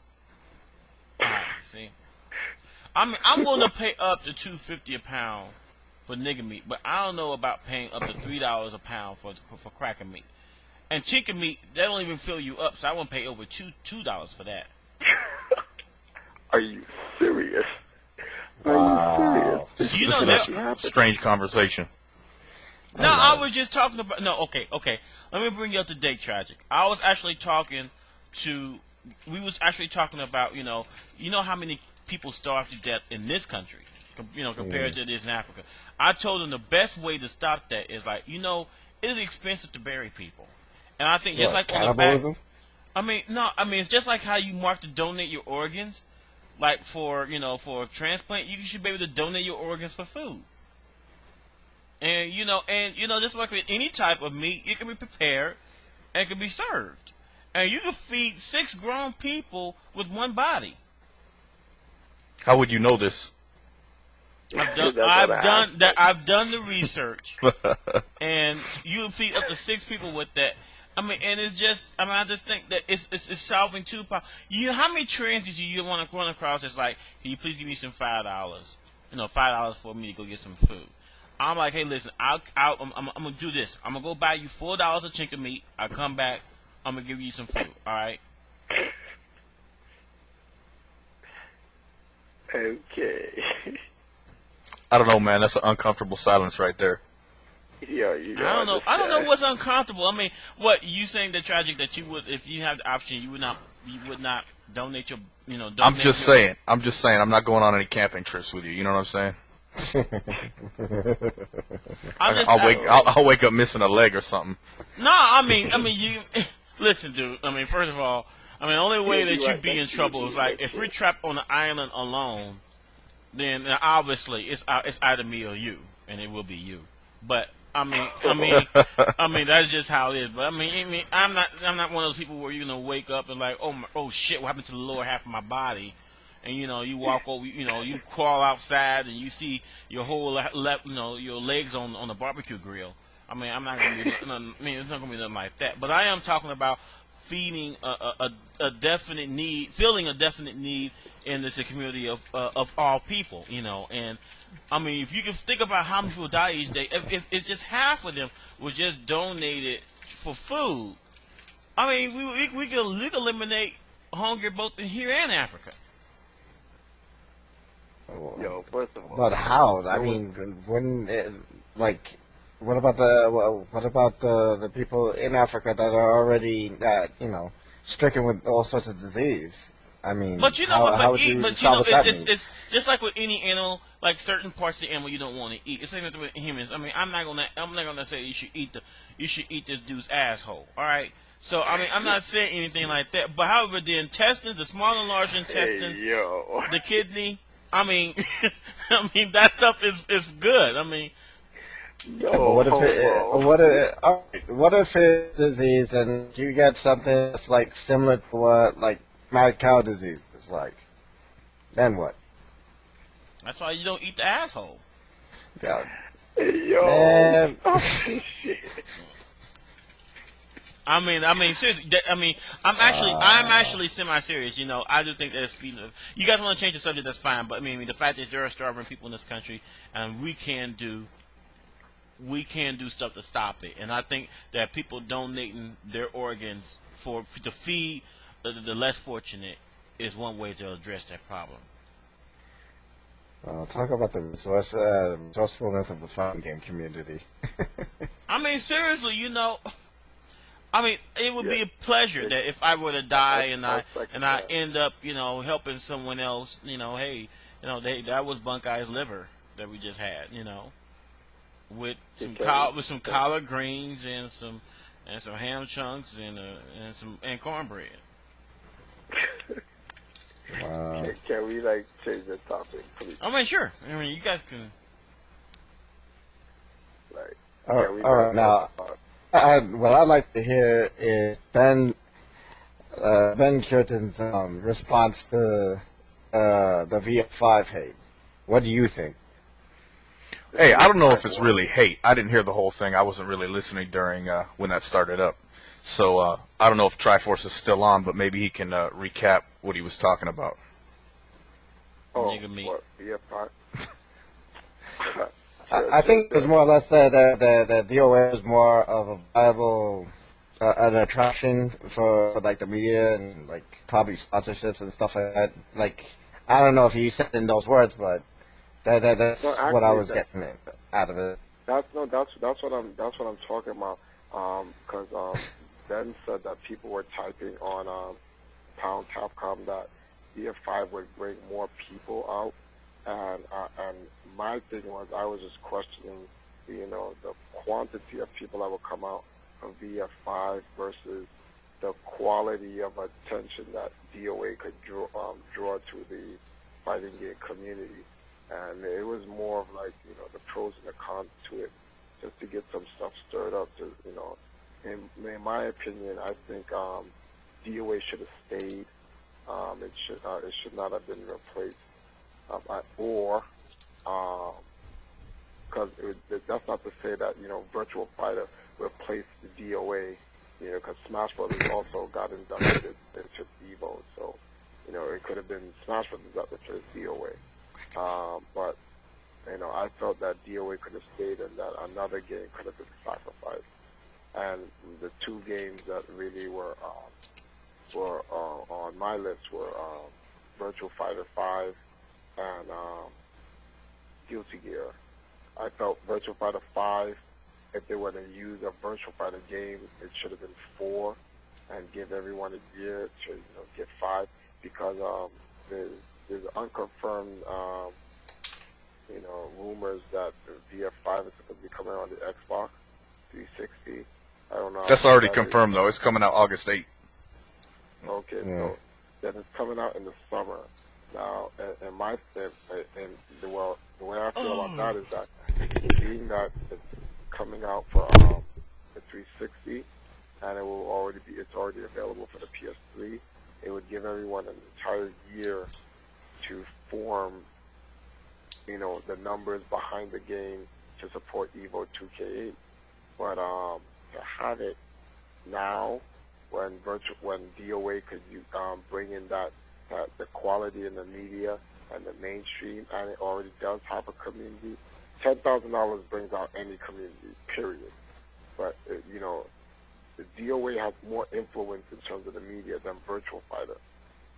And I think, it would have been great if they had kept DOA over that. Guilty Gear, well, I already stated that Guilty Gear is a team's game, and that could have been a special event thing, rather than being a team's game. And, if SRK decided to keep Virtual Fighter 5, then that could have been subbed out for DOA 4. That's pretty much all I'm saying.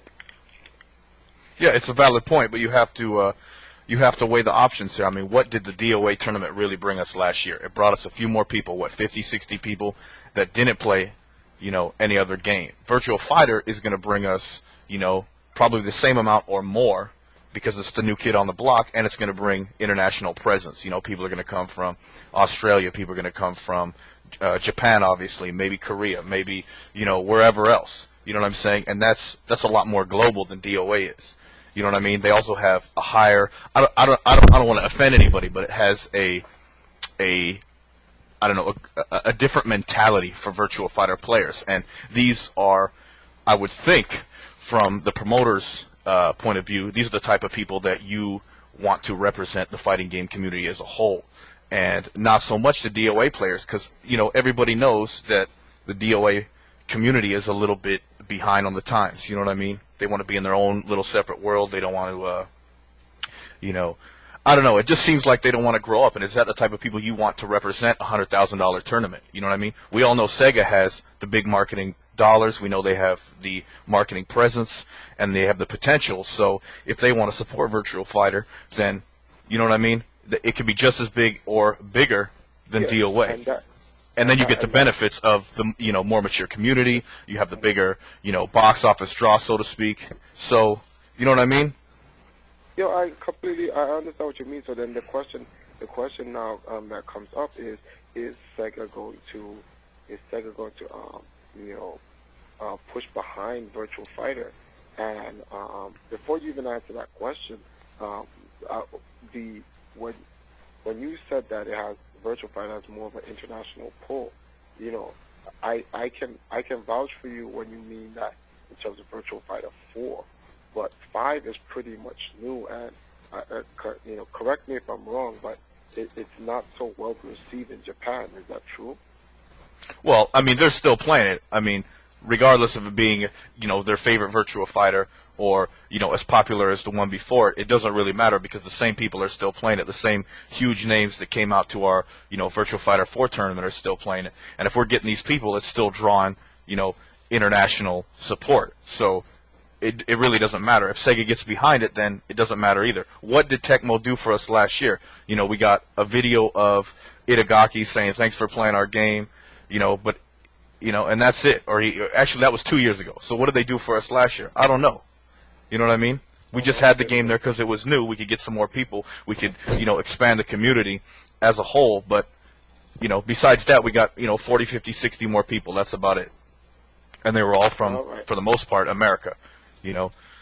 So in terms of numbers that you want to put down on paper, countries represented, international presence, to me, Virtual Fighter is just a clear choice. And, I don't know, besides talking to DOA players, what game is regarded as, a better game quality-wise? Well, obviously, everyone thinks that Virtual Fighter is hands down the best 3D quality fighting game there is. So, that point stands with no question. I have a question for you. Has any of the community directors or any, outside of Itagaki's statement, thank you for playing this game, which was 2 years ago, which is some real fucking shit, but has anyone currently contacted SRK after EVO 2006 in regards to expanding or just putting this out there, or because of the lack of a follow-up, is why you guys decided to choose to go with Virtual Fighter, because you haven't heard anything from them? I really don't even know. I can't say. I don't know, if I mean, I can say for sure that if Tecmo was going to come forward and say, here's $5,000 extra or here's $1,000 extra like, Capcom did last year, then it would be a harder decision, or maybe it wouldn't even be a decision. Maybe it would still be there, and we find a way to make other things work. You know what I mean? I do know that one of the reasons that they put Virtua Fighter in this year is not just because it's new. It's just because of all of the things that it brings. It brings a quality game. It brings that presence. You know what I mean? And if Sega wants to help out, that's cool too. But I mean, as compared to Tecmo, I don't know what they've been doing for us either. So, you know what I mean? It's like, where's the trade-off? Like, what are you getting by taking DOA, over Virtua Fighter? I mean, more people, more people do know it. Not worldwide, but at least in the USA, more people do know what DOA is. They have their Xbox One and they got their DOA on that. Everybody knows DOA. It's got the hot chicks, whatever. But if we're getting the same amount of people, a higher quality game, more international presence, and the same amount of support, which currently is 0, then what do we have to lose? You know what I mean? Okay. Those are some very valid points. That brings a lot of light to the subject. I have another question for you. The first question is, do you know what CGI or /BTF is? Have you heard that sounds familiar. They had their own TV special where it was like, they had this 10-player invitational, and DirecTV recorded it, and it was like the supposed 10 best players of DOA in the world. Okay. Each other in a TV program, and it was displayed like on some type of WWE format. The prison, I've seen the parts of the show. The presentation is like, mad good. When DOA Masters won, he got up from his station and did a jumping, spinning kick, and it just looked good on TV for him anyway. But has any of those guys contacted SRK and tried speaking with you guys about it, or you've heard absolutely 0 from the DOA community and industry?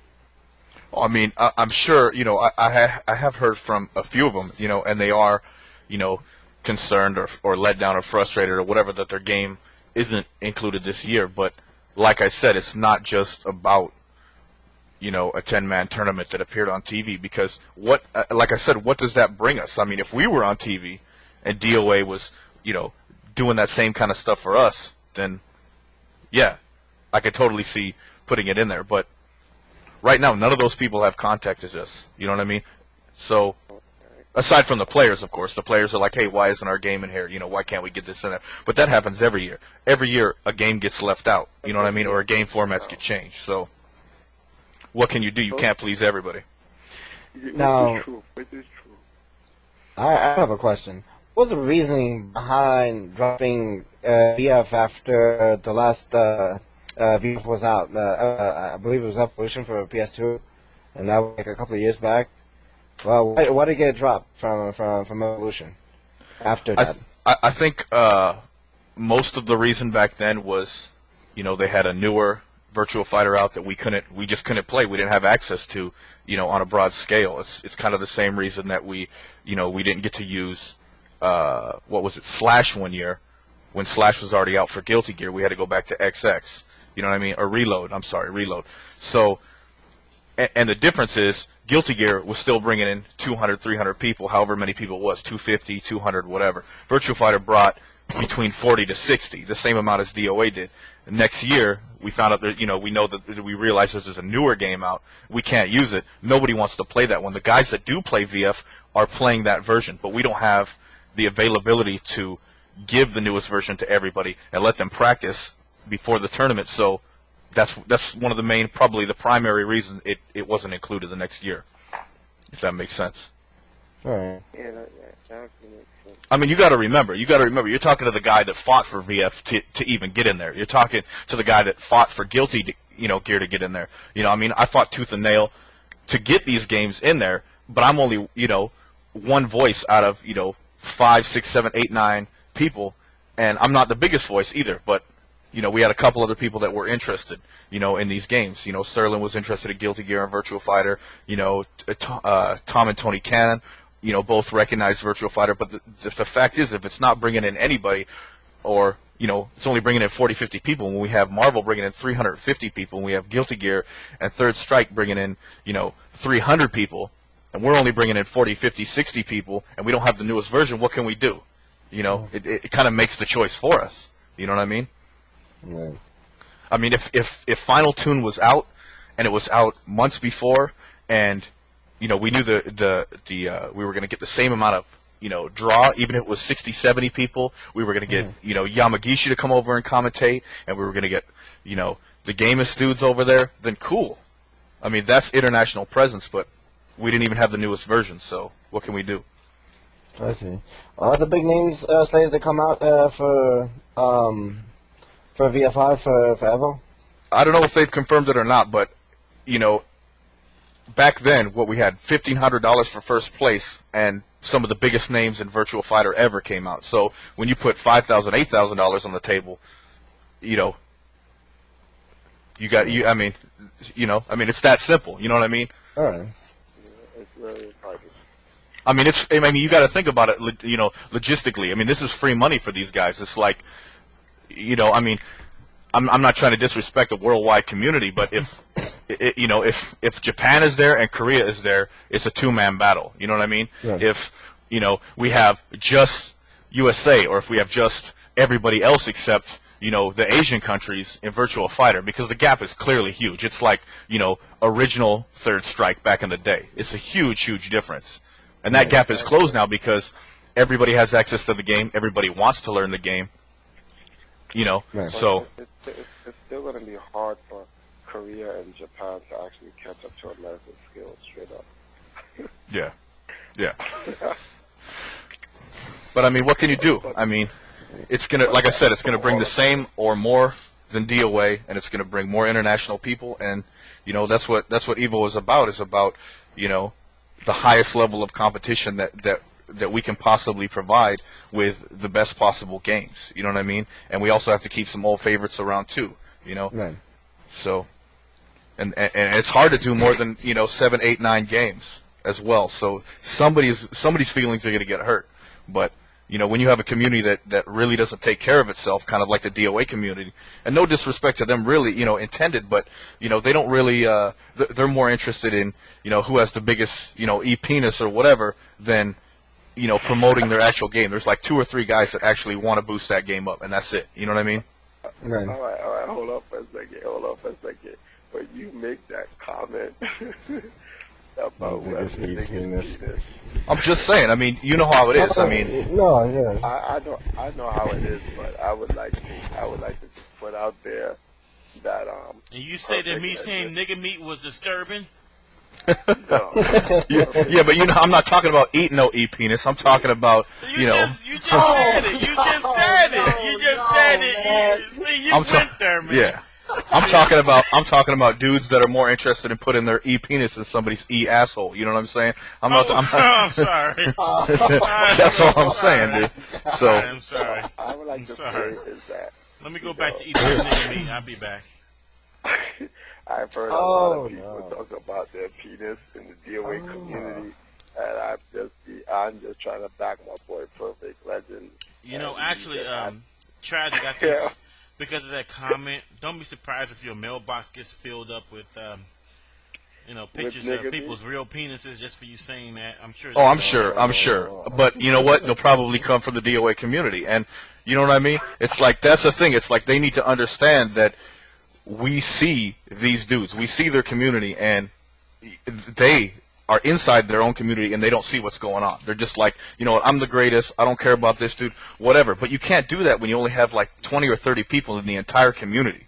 You know what I'm saying? It's like... Well, actually, hold on, Tragic. I would like to interject on that.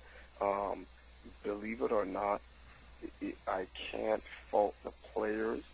I know a lot of the DOA players on the East Coast, and they actually want to help expand the community, but I can't say. All right, for instance, here's an example. I'll put a better perspective. SRK has a lot of immature gamers in there, but there are a lot of mature leaders. Yourself, Cannon, Seth, that even though you have all these kids and they're acting stupid, there are people who lead by example and set standards in which, you can't be accountable for everyone in their little childish behavior. But SRK as a whole, in terms of the gamer community, still has an overall positive outlook. There are people in the DOA community who's in those positions who are not making the right calls. The calls that they're making is for themselves and not for their community. This much I know firsthand. I know a lot of dirty shit that goes on in their community, and those guys don't give a fuck about the players. They're trying to use the players to make their bank account fat and make their connections with other people can make their bank account even fatter, better. They're all opportunists, and that's where I ask them, what is a player's worth? And they're raping the worth of the DOA players, and it's fucked up because you know what? Some of the DOA players are in on this bullshit too. Oh yeah, look, I totally agree. I know exactly what you're saying, and I agree with you. I mean, look, when DOA 4 came out, even I did my best to promote it as, give it a chance, set up a place that wasn't DOA Central, for people that just wanted to come and they wanted to promote the game. So I set up DOALive.com. People could come there, talk about strategies. They didn't have to worry about, who's better than who. But the thing is, 99% of those DOA people are used to the DOA Central style mentality. And, like you said, they have some people in key positions making the wrong decisions, and there's nothing I can do about that. I mean, it's like if SRK started making the wrong decisions, and, that's where the community is going to go now because SRK is, kind of big. You know what I mean? It's the biggest, So if they make the wrong decisions, we start going down the wrong path. The problem with DOA is, these guys in key positions have been making the bad decisions from the very beginning, and they're leading everybody down the wrong path. And there's only a small handful of people, like the guys you're talking about on the East Coast. There's a couple of guys out here. There's a couple of guys all across the USA. But it's probably like 10, 15 dudes. Even if it's 50 dudes, compared to the 1,000 people on the site. But when all is said and done, only 20, 30, 40 people come to the tournaments. Like their biggest tournaments that isn't Evo are like 20 people. You know what I mean? These people don't travel. You know what I'm saying? They don't really promote their game. They just promote themselves, and that's why people don't want to even give DOA a chance. They don't want to get in there. And I'm not saying it's a great game, but it's not a terrible game. You know what I mean? And I truly respect the people that want to promote that scene and get it better, because it's basically an impossible task. You know what I mean? Alright, with that being said, you were about to say something, Triforce? Yeah, sure. Wait, what did you say? No, I was about to, I thought I interrupted you, that's why. I was just about to ask, because I have the question of, in the long run, do you think that VL5 will actually start having the bigger payouts like UA4? Well, no, well, I don't want to give anyone the impression I believe that VF5. Not that to say it's all about the money, but the thing is that I want to, like, I'm trying to find sort of benchmark to gauge the game's success of it getting out to the community at large. Hey, Tech Monkey, you're breaking up really badly. Am I? Yeah, you need to call back, man, because I could hardly understand any of that. All right. What I was trying to ask is, does anybody think that... Man, you seriously, dude, you need, just come back, dude. You sound like Johnny Five over there. You got to come back. Malfunction, need input. That's that fucked up. He actually did sound like Johnny Five. Shit, man. Number 5 is alive. Okay. I'm trying to make a Wait a minute. good point. Hello? Too. Yeah, I'm still here. Okay. Well, All I kind of grasp his breakup. I think he's saying, just correct me if I'm wrong, I'll repeat your question. They're asking, will Virtua Fighter 5 be able to draw the same type of, quality attention that DOA can draw, per se, to help expand the community? Something along those lines? I think it's really breaking up. I caught like half it. Damn. I'm breaking up? I can understand everybody perfectly except Tech. So, like I said, I think he just needs to call back or something, because I don't get anything. Tech Monkey, it's time for you to get broadband, man. Yo, why you guys are so flagrant against each other? I'm sorry, 56K don't cut it anymore. Oh man. He's got Latin.net, dude. He got a Mexican in his closet just yelling into the phone jack. Y'all know the phone jack. I got a thing like mass far away from me. He's like, oh man, that's great. Yo, Tech, you really have to call back, because the more you talk, it's bad fucked up. Tech Monkey. Damn, and that's another place. All right, I'll be back.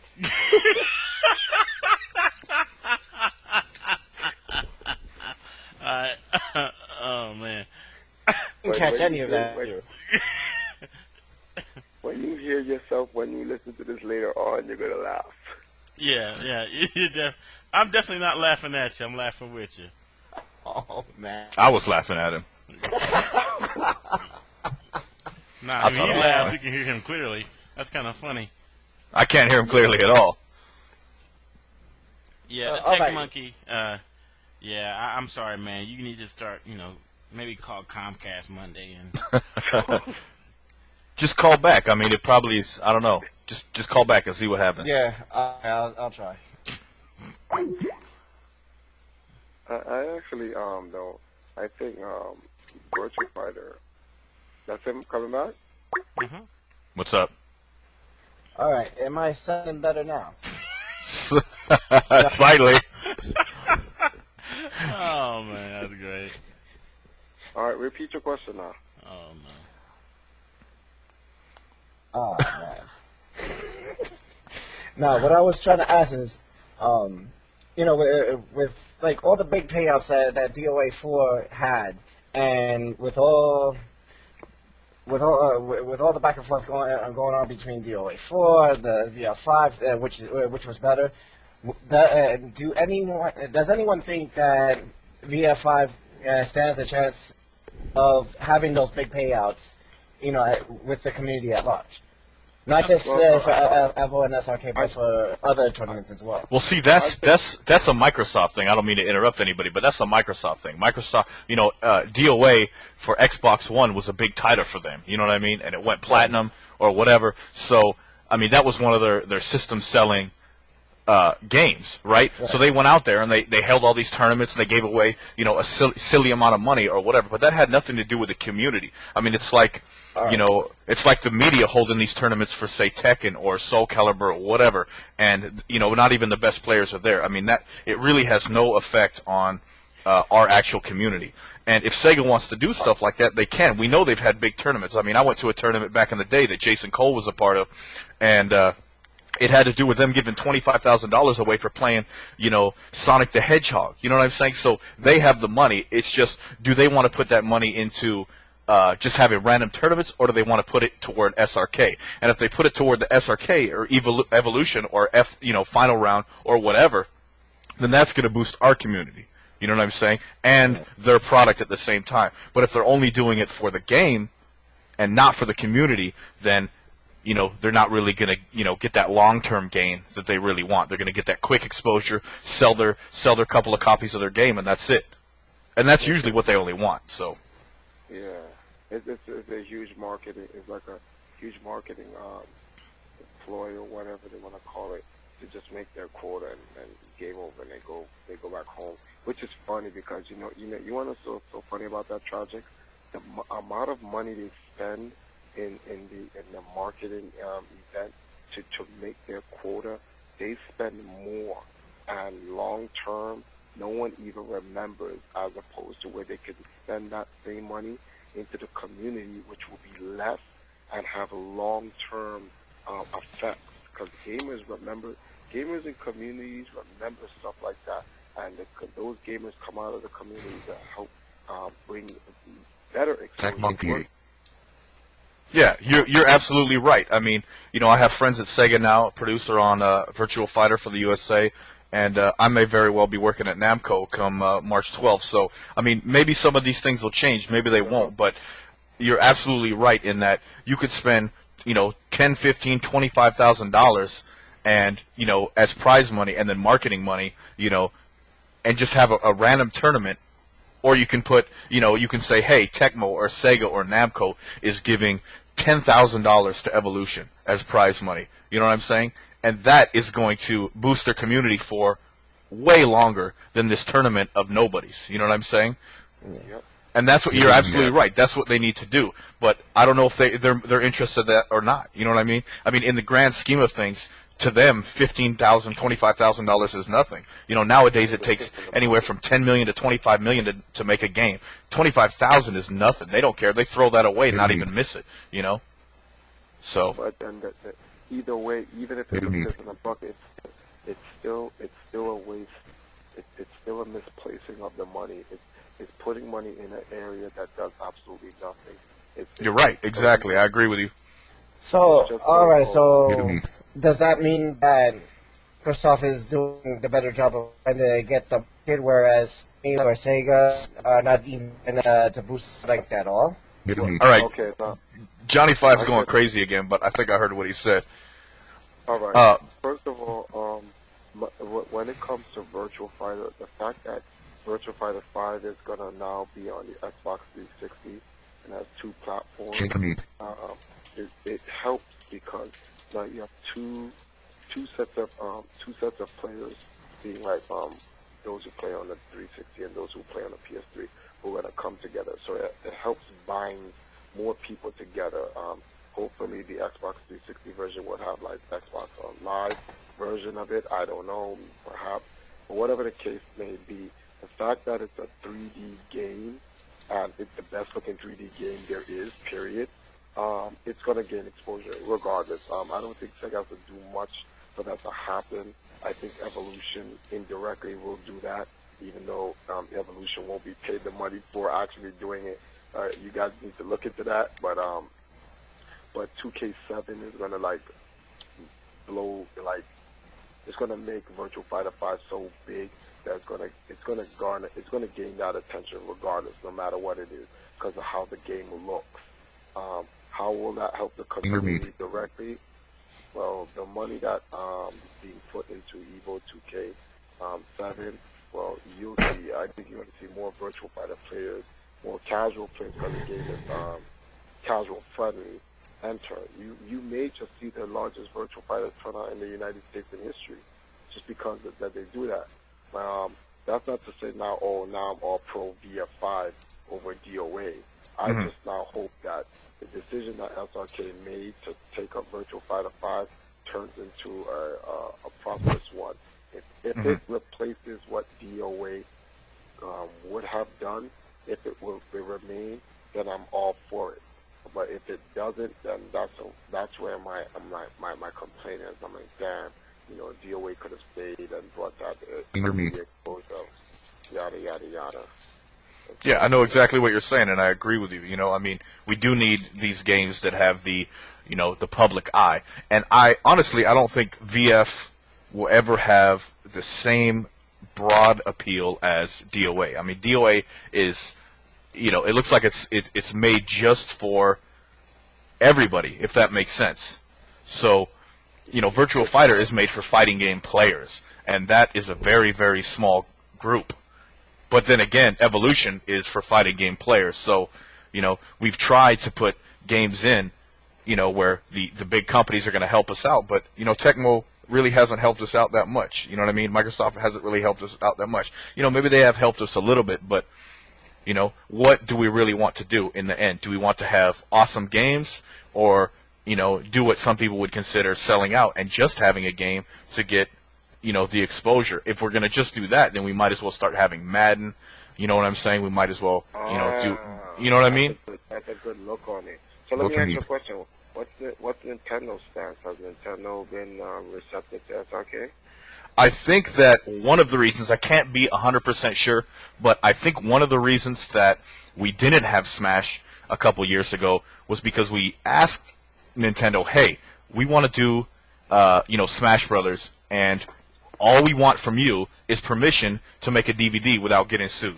You know what I mean? I believe, don't quote me on that 100%, but I believe that's what the reason was a couple years ago. And they basically either didn't reply or they said no. So that's not SRK's fault. That's, for not putting Smash in, because we've been talking about Smash for 3 years. We all know it's a great game. We all know it's a legitimate fighting game.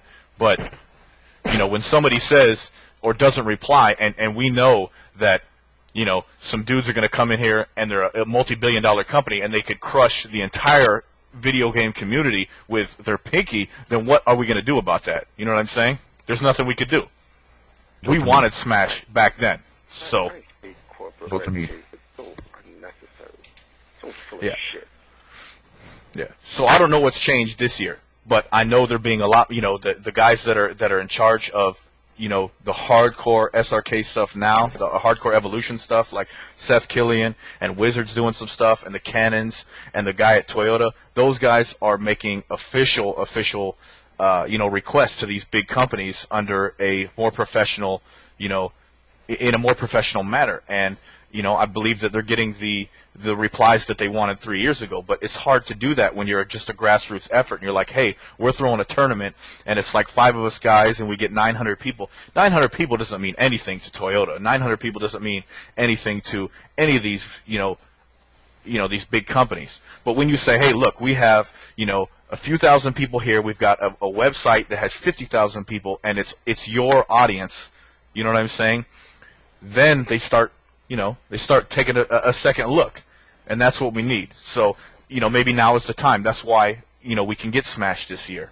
It's not as easy as just saying we're going to have a tournament, especially when there's $100,000 involved. When it's just a tournament at a local arcade or even somebody's house or a community center, Nintendo doesn't care. They don't know. But when you have this kind of media exposure and they see their game and they're like, somebody gets pissed off and says, hey, I didn't authorize that. Let's go down there and let's have a talk with them. They could shut down SRK in 3 seconds. You know what I'm saying? So you got to be careful. That's very true. Yeah, I mean, whoa, that was some robotic shit. Yeah, I think that's Ben. Wong K or who? Wong K. Oh, okay. Huh? Okay, yeah. What? I think he's jerking off over there. I don't know. Yeah. I'm just eating some chicken curry. You sure that ain't chicken? Give me your leg. That's nigger.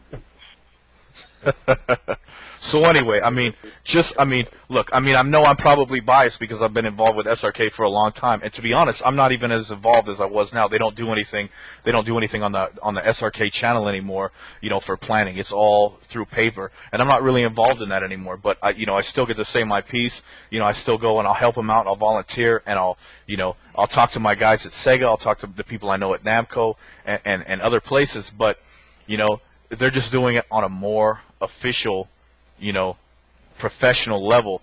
So, hopefully that will benefit everybody. And they're trying to do their best to not, and I'm making the air quote sign here, not sell out. Because, like I said, we could have a lot of other games that would bring a lot more people. You put $100,000 on the table with Halo, or you put $100,000 on the table with Madden, and it's a whole different story. The entire country is going to show up.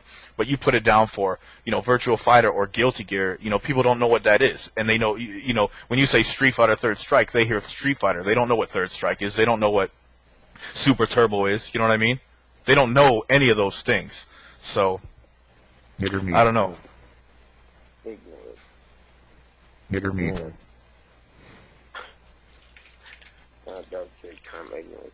Well, Evo looks like it's going to shape up to be something real big. And, everyone's going to be there, so.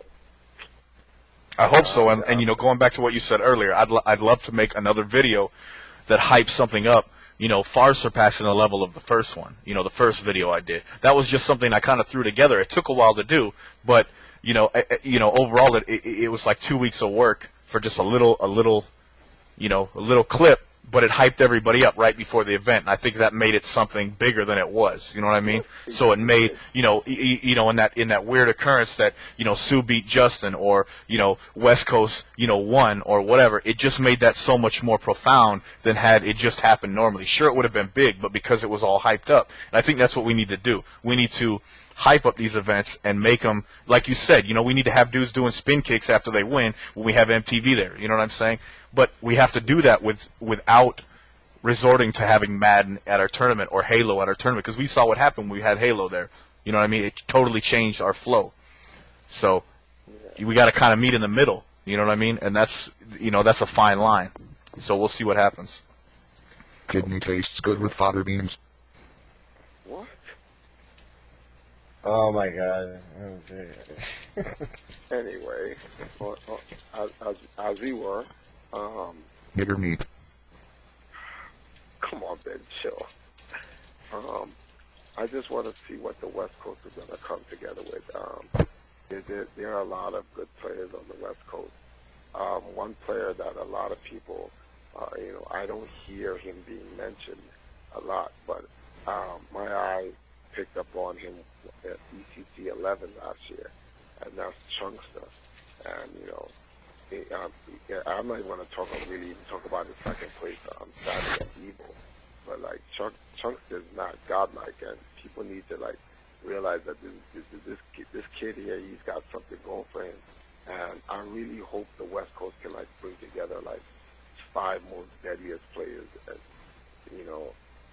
I would like to see what the East Coast would actually come up with, but this year, straight up, I gotta send you guys that money or the check or whatnot for the 2,500, because the Empire's definitely gonna sponsor that 2,500 to show the seriousness in a 5-on-5.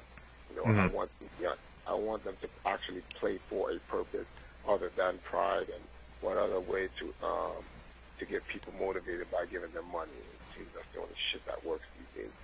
So, yeah, and I agree. I totally agree with the fact that they need to put together the 5 deadliest players. I have tremendous respect for all the guys that have made a name for themselves, like Shady K and Clockwork and all these guys that were kind of like the foundation for a lot of Marvel players that came after them. But I mean, if you're going up there and you're having a true 5-on-5, you want the 5 best players. It's that simple. And I'm not on anybody's side here.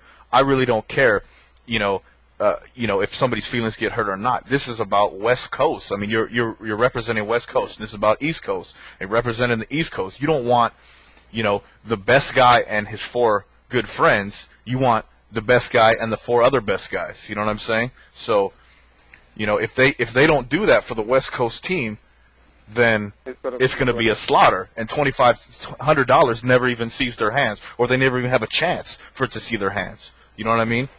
Because I don't really care either way. You know what I mean? I just want to see some awesome shit. You know what I mean? And if that's not going to happen, then what is the point of making time and putting money on the table and then just seeing like 1 or 2 of the best guys and 3 of the ex-best guys battle? Nobody cares. You know what I mean? Well, to be honest with you, the West Coast, this is my opinion, some people may not agree. The West Coast 5 is actually pretty simple to pick. Just pick the top 5 West that was at Eagles 2006. That's right. It's that simple. You find the 5, out of the guys who went top 8 or 10, 2000. And who were those 5 last year? It was Chunksta, Reset, Duck, and who else? Sue, and who else? Chunksta, Reset, Duck, Sue. That's 4 right there. Yeah, it is 4 right there. I mean, that's what I'm saying. I mean, who's the 5th? We'll get one more guy. I mean, I know there's a lot of hype around this Duck Jr. or Dark Prince now, and whatever. I mean, maybe they need to do something out here where they have a tournament to find a final seed. Yeah. Well, I mean, maybe they can do what they did for that USA versus Japan thing out in Japan, where they had a little playoff when it was Eddie versus Watson or whatever. They played to get on that team. I think that's what they need to do instead of just doing a friend thing, because if you got some guys that are a little bit out of the game now, it's not going to be pretty, especially when you're going up with the best that the East Coast can put together. You know what I mean? East Coast is not going to sit there and say, oh, they're putting some of the older guys who are good and 1 or 2 of the best guys. And so we're going to make it easy, and we're going to put, a couple of dudes on our side. You guys are going to put your best guys up, so West Coast needs to put their best guys up. Killers. Straight up. East Coast is putting up the 5 best killers there is. Exactly. And it's that's what I'm saying. I mean, being from the West Coast, I'm not into the Marvel scene, but I like watching it. I like watching it at the highest level, and I like watching it at the highest level with 2,000 people watching it behind me. You know what I'm saying? And if they're not going to put up, like you say, the five hardest hitting dudes, then it's not going to be an event. It's going to, it's going to get to a point where it's, 7-1 or it's 9-2 or whatever, and people are like, it's over before it gets. I want to see it get to the end where it's a 1-point game. You know what I'm saying? That's what I want to see. Yeah. And that might not happen even with the 5, hardest hitting dudes, but you have a better chance when you have the 5 best dudes. So that's all I'm saying. We have 5 players, and we have 5 players plus 1 sub already in consideration, and we don't have a ranking order for them. Mm-hmm. Even so, with the 5 players we have, we're looking to do a tournament for the actual 5th spot, because we don't know what the situation might entail. I'm getting people telling me that Sanford don't want to be on the 5-on-5 period. He don't want nothing to do with Marvel. But Sanford always complains about that. Yeah. Until when it comes down to the actual event, then you know what the deal is. But so far, the 5 that so far, obviously Sanford, Yipes, Justin, Smooth Viper, Demon Hayo. Okay. That right there is the 5 right there for top. I'm missing someone. One past. No, that was 5, right? Oh, you're missing your sub or what? Well, not saying that Desmond would be the sub, but there are other people who can actually fight for that spot that are still that are in contention or still confident to compete. And you have Rasan. There's other guys there that can play. Jason, what's his name? Yipes student. You have Jason. There's a whole bunch of guys on the East Coast that I don't even know about. Who knows if Josh Wickball will even be back in time, and those type of players. But what we may actually just do is like pick our top three, which is the obvious, and then have everyone play off for the last two spots. And we'll know who wants the spot because they're going to be the hungriest. Yeah. And the West Coast should do the same. You should definitely, West Coast should definitely have Duck, Sue, and Chunkster as their guaranteed three first, and then the last two spots should be played off straight up. Nothing against reset or whatnot, but like, you know, in that same fashion. And I think if we get like those 10 players together like that, it'll be something worth to watch. It in itself may be Evolution's highest, you know, draw in type. Yeah. Also, I wanted to know, what is the deal with Evil World? I know final details haven't been put together, but the people can still come and spectate regardless of what the final situation may be, right? I believe so. I don't see why that would change at all. Okay, I just want to make sure because Tossing salad is legal. What the fuck? What? Why? Did I hear shouting in the word? I don't know. By the way, am I still breaking up? No, you sound fine. All right. Yeah, you're fine. I still definitely want this year. Like we're all planning on going to Evil World, getting our tickets ready like now, because we just want to all be out there. Hold on, the date there has been finalized. The what? No, it's finalized. Because I gotta find a. Now that I got this new job, I gotta set my. I gotta set my vacation days. He said, and my boss is saying set the shit now. So yeah, August 24 and 26. So I mean, you're probably gonna want to take off at least the 22nd or the 23rd. You know, if you want to get your casuals on and meet everybody and all that stuff. So I mean, I think it's gonna be a good event. Last year was pretty good. I don't know if it was my favorite, you know, but the super match I thought had a lot of awesome hype to it, and I think that's what we need to bring every year. We need to have something like that, and if we can get our 5-on-5 this year to rival that or surpass that, especially if we make some videos for it and we promote it maybe on the site, do whatever we have to do, but we have to do it in a you know, in a classy way, dude. We can't have, you know, these videos going around, you know, and people calling out people and talk about violence and this and that, because if it comes down to people threatening violence, then, you know, those people will probably, most likely, not be able to come to the event, and that's sad because, you know, if they're a good player, then we want them there. That's the whole point. First of all, ain't nothing gonna happen. Josh is in the military. Even if he came out in time, being that he is a military personnel, Josh is going to be far more disciplined to understand that he's not going to get involved in that nonsense. People can call him pussy all he wants. He's in the greatest gang in the entire world, which is the United States government. So it's not like there's any Bloods, Crips, Latin Kings, whoever the hell there is out there that's fucking with him. They got guns bigger than anyone, so whatever, nigga. Anyway, number two, it's just nonsense. I'm like, that type of stuff. To be honest with you, I think we shouldn't even. The situation with the video with Duck in it, I think if not Duck Prince, if everyone just ignore it, literally, the problem will completely eviscerate on its own. I think the more we keep talking about it, we're actually adding wood to the fire. Just let it burn out. No one cares. Josh is not going to reply to it.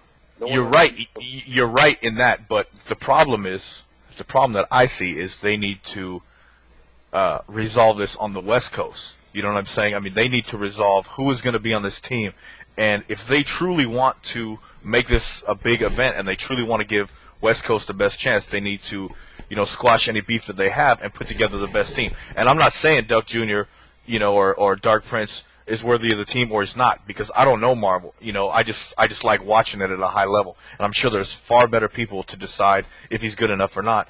And if he is good enough, you know, if he is worthy, then they need to put some type of side tournament together, like you said, like you suggested, so he can prove this and he can get on the team. You know what I'm saying? It's that simple. And other than that, then you just put any personal feelings aside and realize they're playing for West Coast now. They're not just playing for, one man. Yeah, because we have the same problem. Like, all right, a lot of people, like, even regardless what happens, whatever team is formed over here, even when we make an all-empire team, because that's the goal we're going for, we still represent the East Coast. It's still East versus West. The reason why I put out that thing where East Coast wants to make their own thing, because the East Coast over here, it's like the same problem on the West Coast. You have those in the East that just don't want to recognize greatness, and they don't understand the empire is the greatest in the world. But if they, and I feel that like before Evo, if the East Coast feel that they want to contest that and create a genuine East Coast team, then before Evo we'll meet them at ECC, and we'll have the Empire versus East Coast. And after raping them, then we'll go to Evo and we'll wait for the West Coast and hold with their 5 deadly team, and then we'll have the real competition. So the same thing that we're doing over here, the West Coast needs to do, and that we need to prepare this monstrous event long before it happens, so that when it happens, we can all walk away and say, "Yo, 2K7 was the greatest there ever was." Yep. I agree. I agree with you. What's Bret the Hitman Hart's thing? The greatest there was, there will be, or something else like that. You can use that as like SRK slogan. 2K7. Question. The finals of SBO are in August. Is that the week before, the week after, or the same week as Evo? Dude, does anyone care? That shit could be on Evo Day. Who gives a shit? Evo is better. It doesn't matter. Period. Wait, what tournament? What tournament is conflicting? SBO. Super Battle Opera. Oh.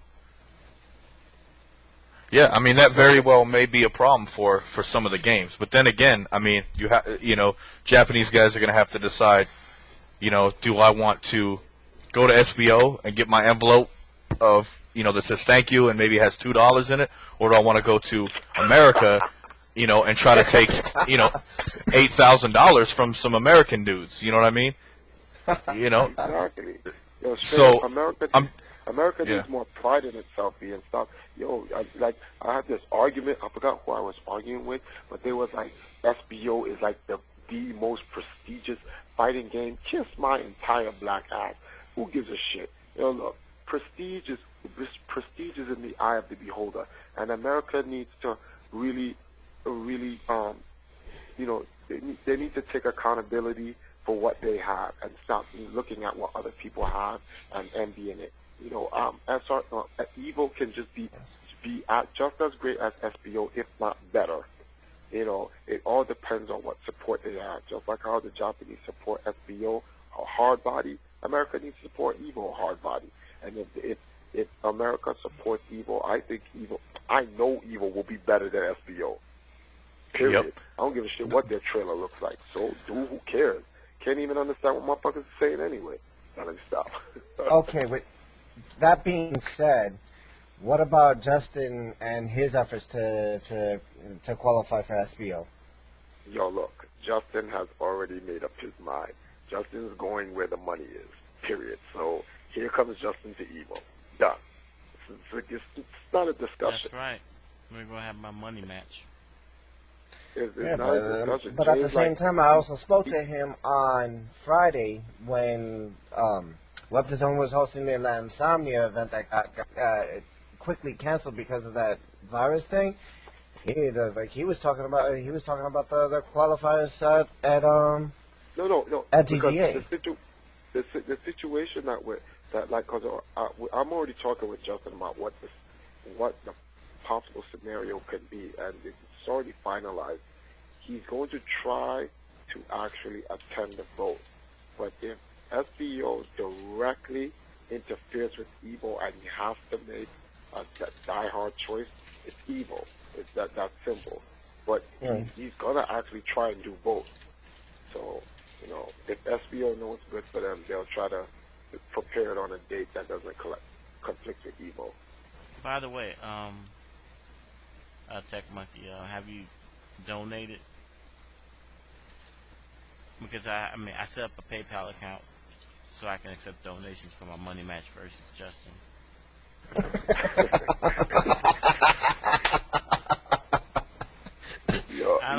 I don't see what's so funny. I'm actually dead serious. Oh no! I'm laughing because I thought that's what makes it more. That what makes it more entertaining, man.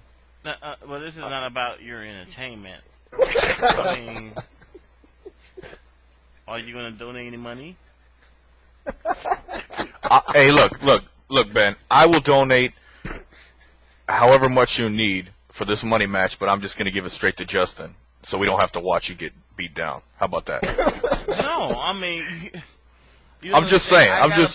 This is Justin Wong, and this is you who, repeatedly on the radio, admit that you may not be the best player of Marvel. So, I mean, I'm not the best player of Marvel, but at the same time, though, he has not seen my gambit. And I mean, I know people are sleeping on him, and people are sleeping on me. True, I haven't touched Marvel since 2001, but that does not mean that I cannot brush up and get back to where I was. So I think it kind of does mean that, though. I'm just saying. It's not like you're taking on, like if you were taking on somebody that was a great player back in the day and also hasn't played since then yeah. But this is Justin. I mean, Justin has been taking people's money for as long as he's been playing the game. So, do you really want, You know what this boils down to? You know what, Triforce, I know you agree with me. You know what, it's a black thing. I just don't know. That's exactly the reason why no one would donate. They don't want to see no black people succeed, and so they look for any reason. I mean, I have to disagree.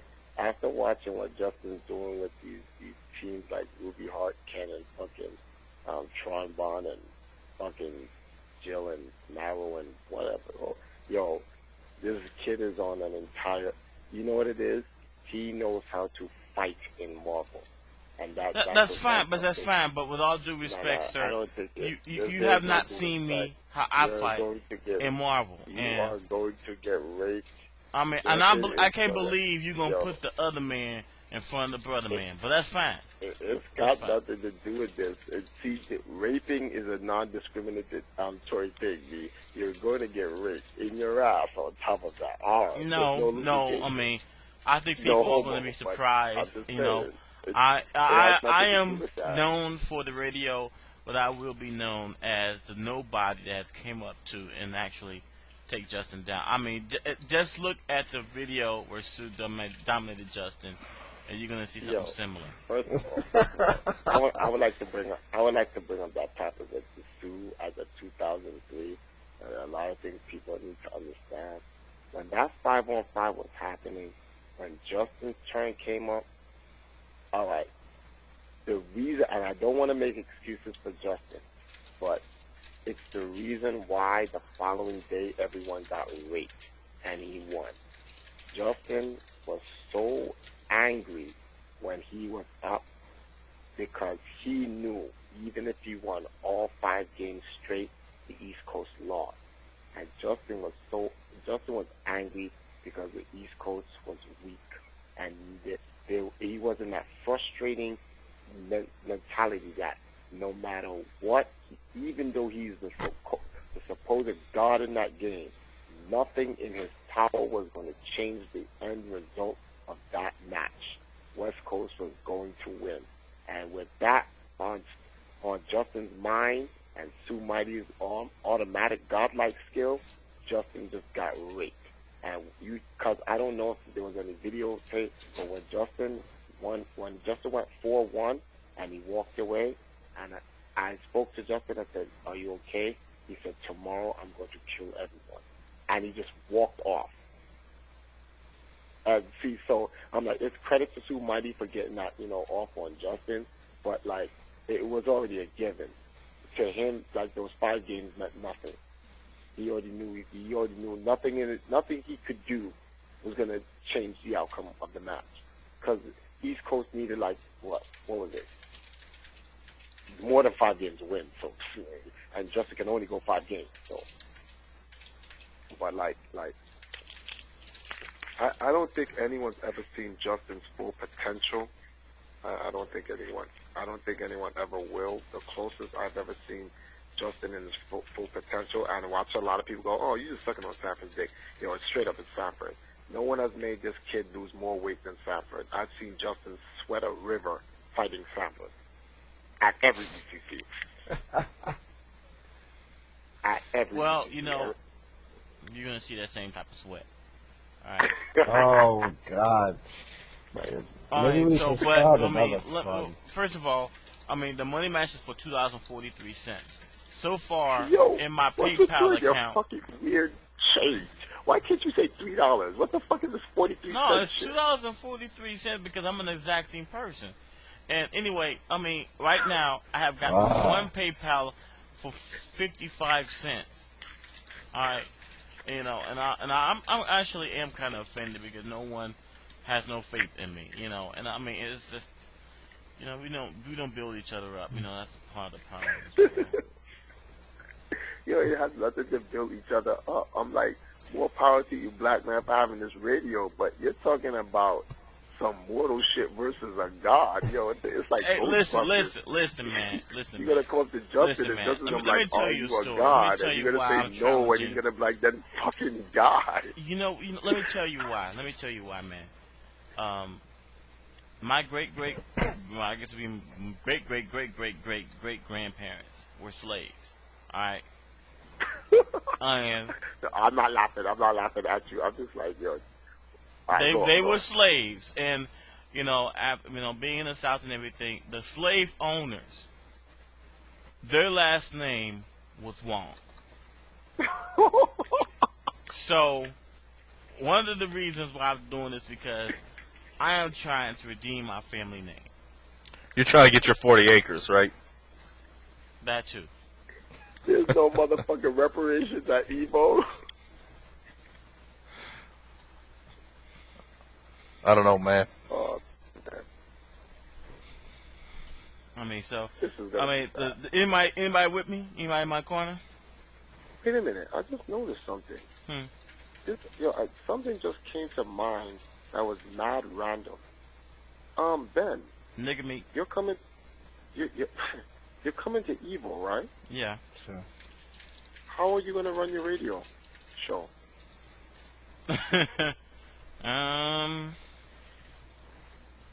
Ever thought about setting up your radio show at Evo?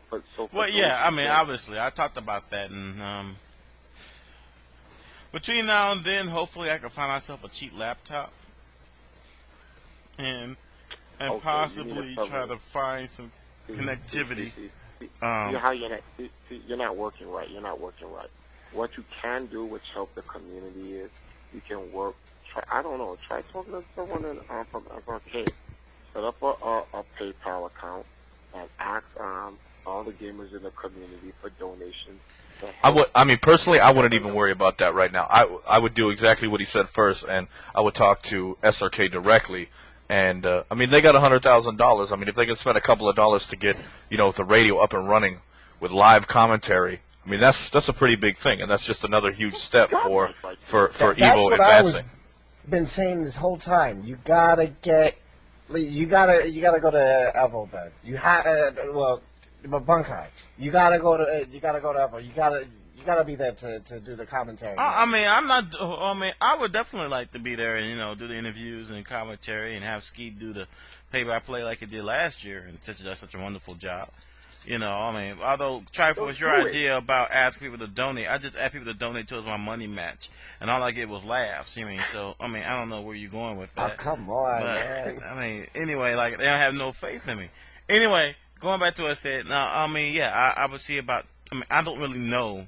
The couple of times I messaged the Cannons, I have never got a response from them. So, I'll ask Seth, and I'll see what goes on there. Then find an advocate. Would you like other people? I'll ask for you. I'll ask for you. Find an advocate. Tragic. You can ask. Yeah, exactly. I can. Will you ask is the real question. Well, yeah, of course. I just have to get a hold of them. I mean, they don't come on IRC anymore. Both candidates. Seth Killian does, but he's hard to get a hold of. So, I'll do what I can, and then we'll go from there, because I think it would be a pretty big thing to actually get that up and running live at Evo. That shit would be so godlike. Straight up. You know what? By the way, on that subject, let's talk about something that we talked. The fact that there was one game that was excluded, where, there was a big uproar when they found out the game was excluded. Wii Boxing did not make it as one of the games for Evolution, and it was one of the games announced, and now it's no longer one of the games. You're crazy, man. Everyone knows bowling is the shit. It's about Wii Tennis, actually, but... Actually, no, it's not about no fucking Wii Tennis. It's about Wii bowling. Exactly. Yeah, Wii bowling is the only game on that fucking shit that's godlike. Yo, you know how many parties we had a Christmas party and a Valentine's party with that shit. We had girls on one team bowling frame A, and all guys on one team bowling frame B. That shit is godlike. Dude, the Wii has magical powers, man. I mean, I'm just throwing this out there, but I met a few chicks, talking about the Wii, and don't read into that like that, but you know what I'm saying. And I told them I had that Wii bowling, and they came over, dude. And I'm just saying, that's the icebreaker right there. Wii bowling is for everyone, especially chicks. That's all I'm saying. Are you trying to say that Wii helped you get laid? Dude, I'm just saying Wii no, that's not what is. I'm just saying, dude. The chicks love. I'm asking, did you break more than just the ice? It's possible that the strap came undone. That's all I'm saying. Oh shit! Okay. I'm just throwing it out there, so you can't hate on that. You know what I mean? They're not into the boxing; they're into the bowling. Yeah, and for those who said Wii's for kids, think again. Man, have you guys seen the latest figures of what Wii is doing in Japan? It's doing well. It's like last week, the week of 18th. I think it was like through the 18th through the 24th or something in February. The Wii sold like 90,000 units. The PlayStation sold like 19,000 units. Yep. I mean, that's what happens. That's what happens when the bigger, badder system doesn't have the games, and it also costs 3/5 more than the family-friendly system. So what are you going to do there? You know what I mean? PS3 has no Zelda. So, I mean, that's going to help, the PS3 all day, or the Wii all day. If they don't have, Wii Sports. And Wii Sports is something everybody can play. So, until Sony gets something like that. You know what's so stupid tragic? What's that? Why is God of War 2 on a PS2? Well, that's obvious. I mean, I know some dudes over there, and I mean, if you look at the logistics of it, they got 120 million, PlayStation 2s out there, probably only 80 million working, but you know what I'm saying? As compared to, how many PS3s? Maybe a million, maybe 1.5 million. You know what I'm saying? I mean, the game God of War 2 in itself is going to sell over 1.5 million copies. It's going to sell, maybe 2.5. I don't know. It's going to be a huge game. So there's no reason to change their engine or try to port their engine over to the PS3, which is going to be, rough. Even though they're Sony, it's still going to be rough. When they have working tech, they barely changed any of the gameplay elements. They added a couple things here. They smoothed it out, left the combat mechanics the same. They got a working engine. They just refine it, and now they go out as heroes. I mean, they got this, one of the best looking games on the PS2. There's, 120 million PS2s out there. Exactly. I mean, it's really a no-brainer. You know what I'm saying? Yeah. I mean, well, I would always say that as far as the PlayStation, what's one thing I wanted to ask, though. What do you guys think about the possibility that Nintendo might be doing game-themed Wii's? Because they announced that they're going to be doing hardware revisions for the Wii like they did for the DS. And some people think that they could do a retro Wii, as in it will be modeled after the original Nintendo, with the same color shading. First of all, what? First of all, I hate when Nintendo. I'm a Nintendo gamer. I'm really from that. Well, I'm an arcade gamer. That's how I first got into video games, through the arcade. But my first console was really the Nintendo before I went backwards to like the Odyssey and then came forward with the Super Nintendo and moved up. But I hate when Nintendo does that shit. This fucking DS Lite, Game Boy fucking Micro, Game Boy fucking Color, and all these other.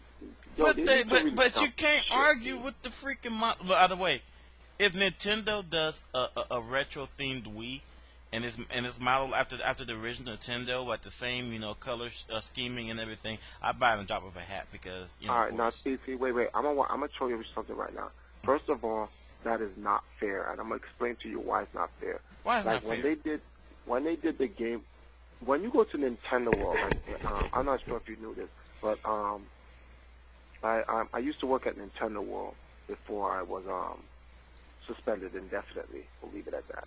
And they have a museum, and there's over 30 Game Boy Advance SP, all different It's like a collection of them, from Pikachu to Zelda to the Triforce versions to the fucking Mario versions and all this other shit.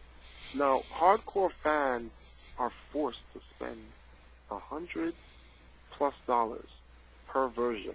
They end up spending almost $3,000 on trying to collect a handheld system. That's bullshit.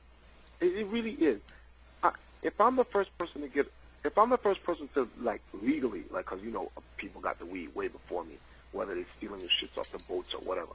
But if I'm the first person to get the official Wii in the world, official Wii to be sold in the world, and all my shit is autographed, then 6 months from now they make a fucking commemorative NES version, and someone can pick that shit up. Fuck that shit. That's bullshit. Send me that bitch shit free. Straight up. No, I don't think so. I don't think that's how it's gonna work. Nice idea, but no. You know what the thing about it is? I think it's a wonderful idea because you know what? Yeah. I love Nintendo. I mean, they gave me such great memories. And to do a retro theme Wii, I will definitely be the first one in line. I don't think I'll be the only one in line. See, no, you won't be the only one in line. But I'm like, on a business front, it's a nice way to put system sales up. But I just don't like when they keep this revision of console shit is annoying. I'm like, if you're gonna revise it, you know what I'd like if they revised it, and then the price went down since they're revising it. But 9 times out of 10, when they revise it the first 6 months, shit's the same price as the first one.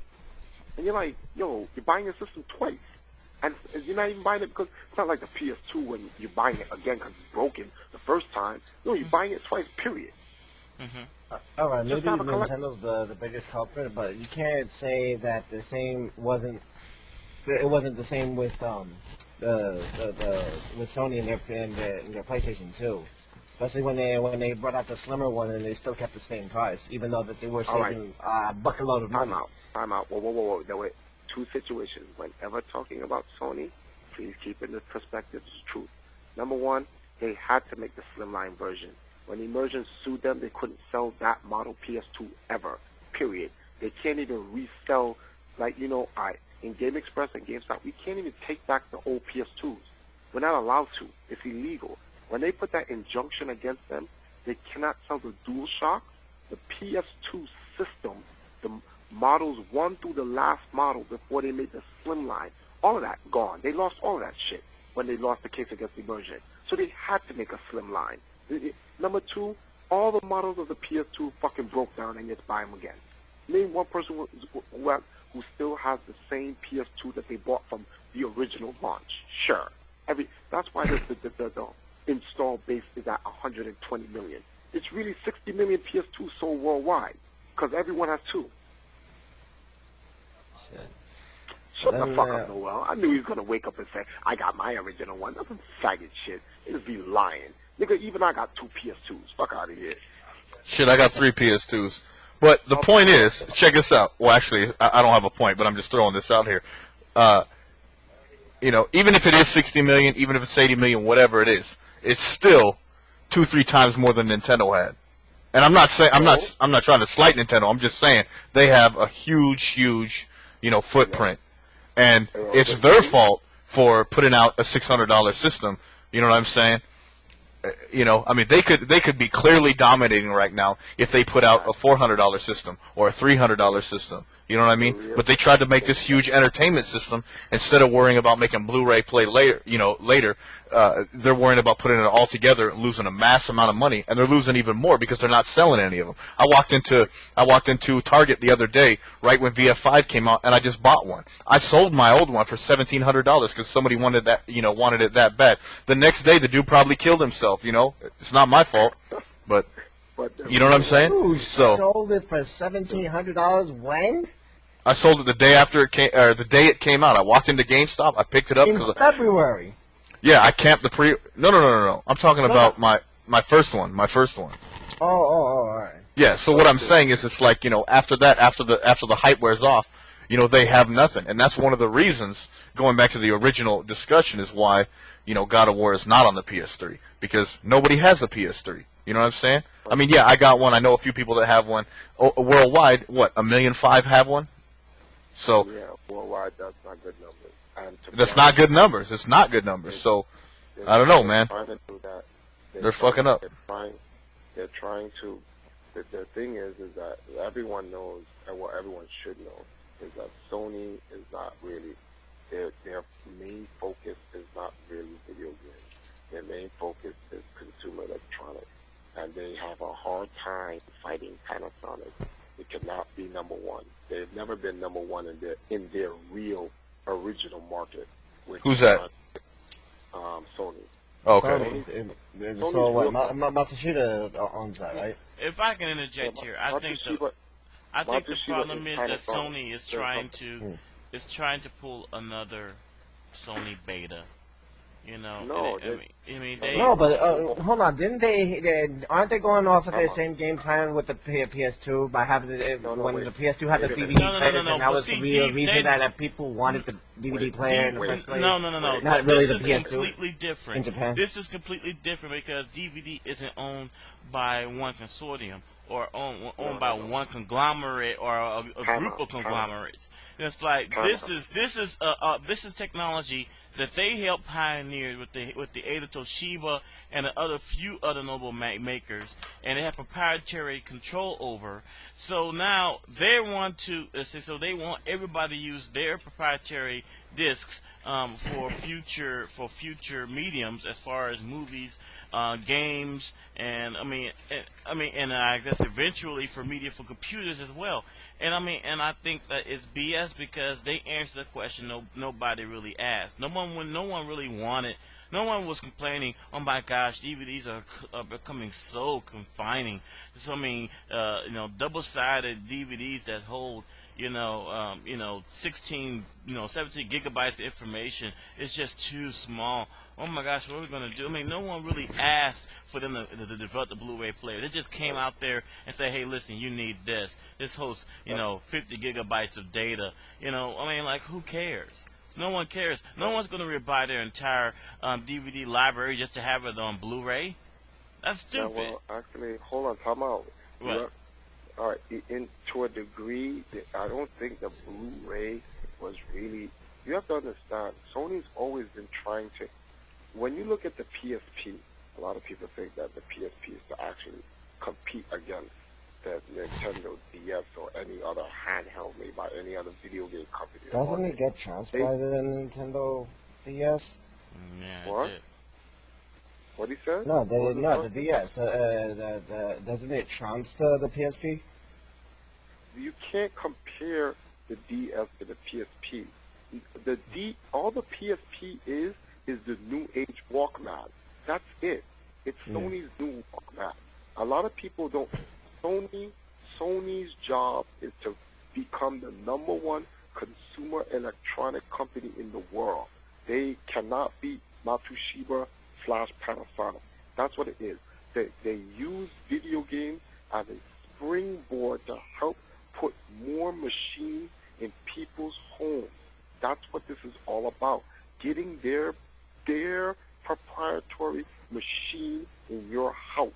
And what better way to do it is with the largest new medium in the world, video games. And even with that, they're still losing to Panasonic.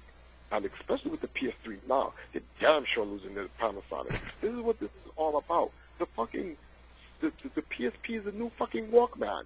The UMDs. Why? Because everyone got a fucking CD player now. Who gives a shit? So they try to change from their market and make some new technological Walkman, which is now the PSP. Shit takes pictures for you. It's now your portable media manager. That's what the PSP is. It's your portable media manager. Play your games, watch your movies, take your pictures, listen to your music, and download random shit and surf the fucking net. That's what it is. The evolution well, of I mean, here's the problem I see, is that, Sony, you're right. Sony is using the video game industry to springboard their own agenda, which is for everybody to use their shit when it comes to anything electronics related and entertainment related. And I think they're going to fail. I think Blu-ray is going to flop, because first of all, consumers are really not ready to give up DVD. Second of all, consumers are just as confused as ever. They don't know what really is what. They don't know anything about HD, DVD, or Blu-ray, or which one is better. And they're opted just to say, you know what, F it. I'm just going to keep my DVD collection as it is. I like it what I like it is, and won't move at all. And I said, however, but there's even stuff on even for the techno geek. There's stuff on the horizon that blows away both HD, DVD, and Blu-ray. There's holographic versatile disc that can hold 3.9 terabytes on one disc. 3.9. That's over 200 DVDs on one disc. Now that's impressive. That's impressive. EGM is doing a good job of teaching the commoner what the fucking Blu-ray is, because those guys are the greatest advocates for Sony there ever will be. And there's so much information in the EGM magazine about the consoles and what they do. To be honest with you, I've gotten to a point now, I don't even give a shit what your machine does. So long as it spins the disc and I can see what the fuck I'm doing in my game, I'm good. It's like, it's just too much random shit. There's all these types of ports and UMDI, this cable that if you plug in it backs up the power to your building for the next 16 years. All this shit that you'll never really use. You need a $5,000 TV to truly use your PSP, your PS3 properly. What the fuck is that? Niggas just want five or six matches in fucking Virtual Fighter. That's all they want. Why they gotta spend almost $7,000 for that? Are you serious? If that's the case, buy the fucking arcade cabinet. Shit.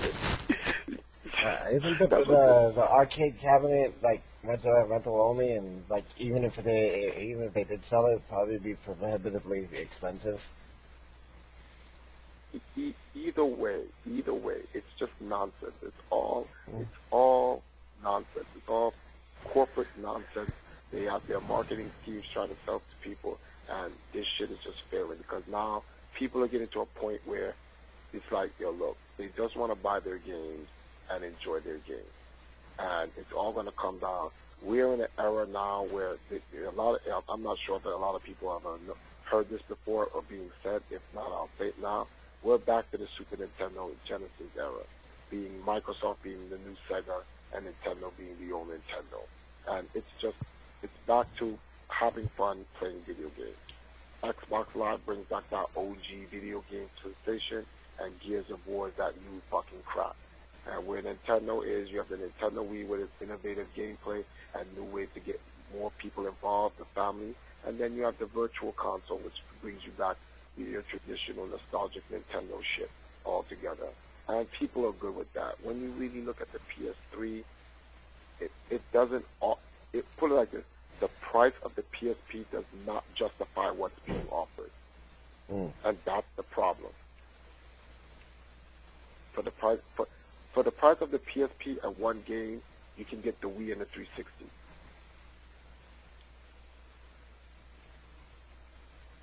Okay. That's why I don't know too many people that actually go out to actually buy those systems without thinking about hacking them in the first place.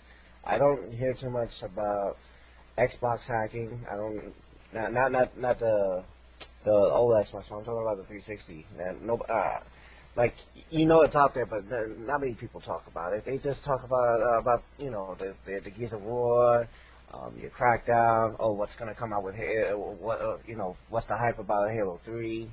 Um, and a whole bunch of other games that are already for the Xbox. For the Wii, it's you got your Wii Sports, you got all these fun games that are out right now, or the a new Smash Brothers that's going to be coming out. There's a new game called Wii Play. The Wii Play. Like that, and it has a Duck Hunt 2 in it, and whatnot. I'm like, like a lot of people, the best version of Call of Duty is actually on the Wii, because the nunchuck and your Wii remote acts as guns and grenades and shit like that. You really feel like you're in a fucking war. And it's funny because you know how like when you play first person shooters and stuff like that, you never really understand or take into account what you go through as a soldier, having to hold your fucking gun up all the time. Because when you're playing a regular game, your controller is safely, rested in your lap or in a comfortable position. But with the Wii remote, you've always got to keep that gun up. And it's like, how do they do it in the Doom games and shit like that? Only like hundreds of levels and shit, you never put the gun down once. And, and it's those effects and experiences that makes that game even far more intense, and the experience is just like mind-boggling. It actually surpasses the other two, just based on the game's controller scheme. And you're gonna find out that the difference between Nintendo and Sony is that Nintendo has proven in two different eras that they can bubble up and survive without third parties. Sony is being put to a test right now. They're being put, can the PlayStation 3 survive without exclusivity? And I really don't think it can. If they don't have their games exclusive to their system, they're done. Period.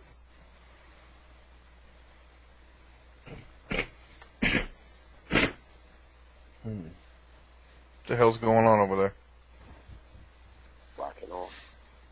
I guess it sounds like it, but anyway, I agree with you, man. If they don't have their exclusives, and they lost their biggest exclusive, which was GTA, so you know what I mean. And Final Fantasy is, they got what 3-4 versions, and that's going to be, a couple of them going to be on the different systems. I hear that the main Final Fantasy is going to be on Sony, so that's going to help them out.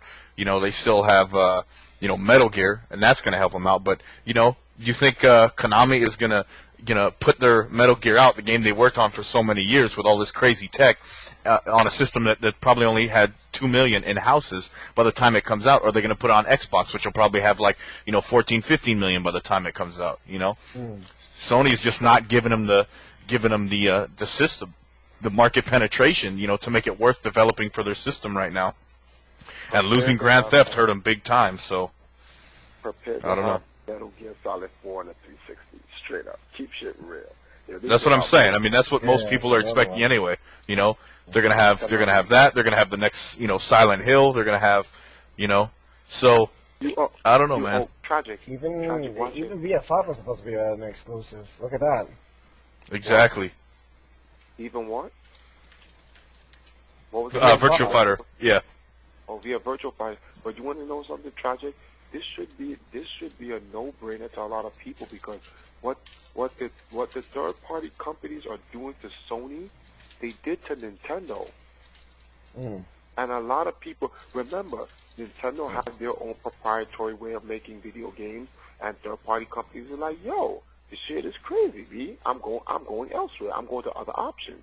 See, when they were charging so much money for each unit that they were putting out, what was it, like $5-10, even more? Yeah, I remember back in the Super Nintendo days, it was $10 a cart just to develop a game for them, because I was working back at Namco way back in the day, and we were working on Weapon Lord, and to get it on Nintendo, we had to pay them, Namco had to pay them $10 for every copy they wanted to make for that system. I mean, that's big time. And when Sony came out, you know, that's one of the reasons they took over quick, is because they're like, hey man, you can develop for us and we're not going to charge you like that. And you know, they just opened the door. But now Sony got kind of complacent. They're, you know, Sony is like, all right, we're the big dogs, now you have to cater to us. And it's like, remember last time Nintendo tried to do that, you know, they got hurt. Even that giant got hurt, but see, the difference is that Nintendo was able, when Nintendo got hurt, they were able to say, okay, look, in order for, and this is the difference between Nintendo and Sega. Nintendo knew that they knew what they were. They knew their parameters. They knew what box they were in. Nintendo was in a video game industry.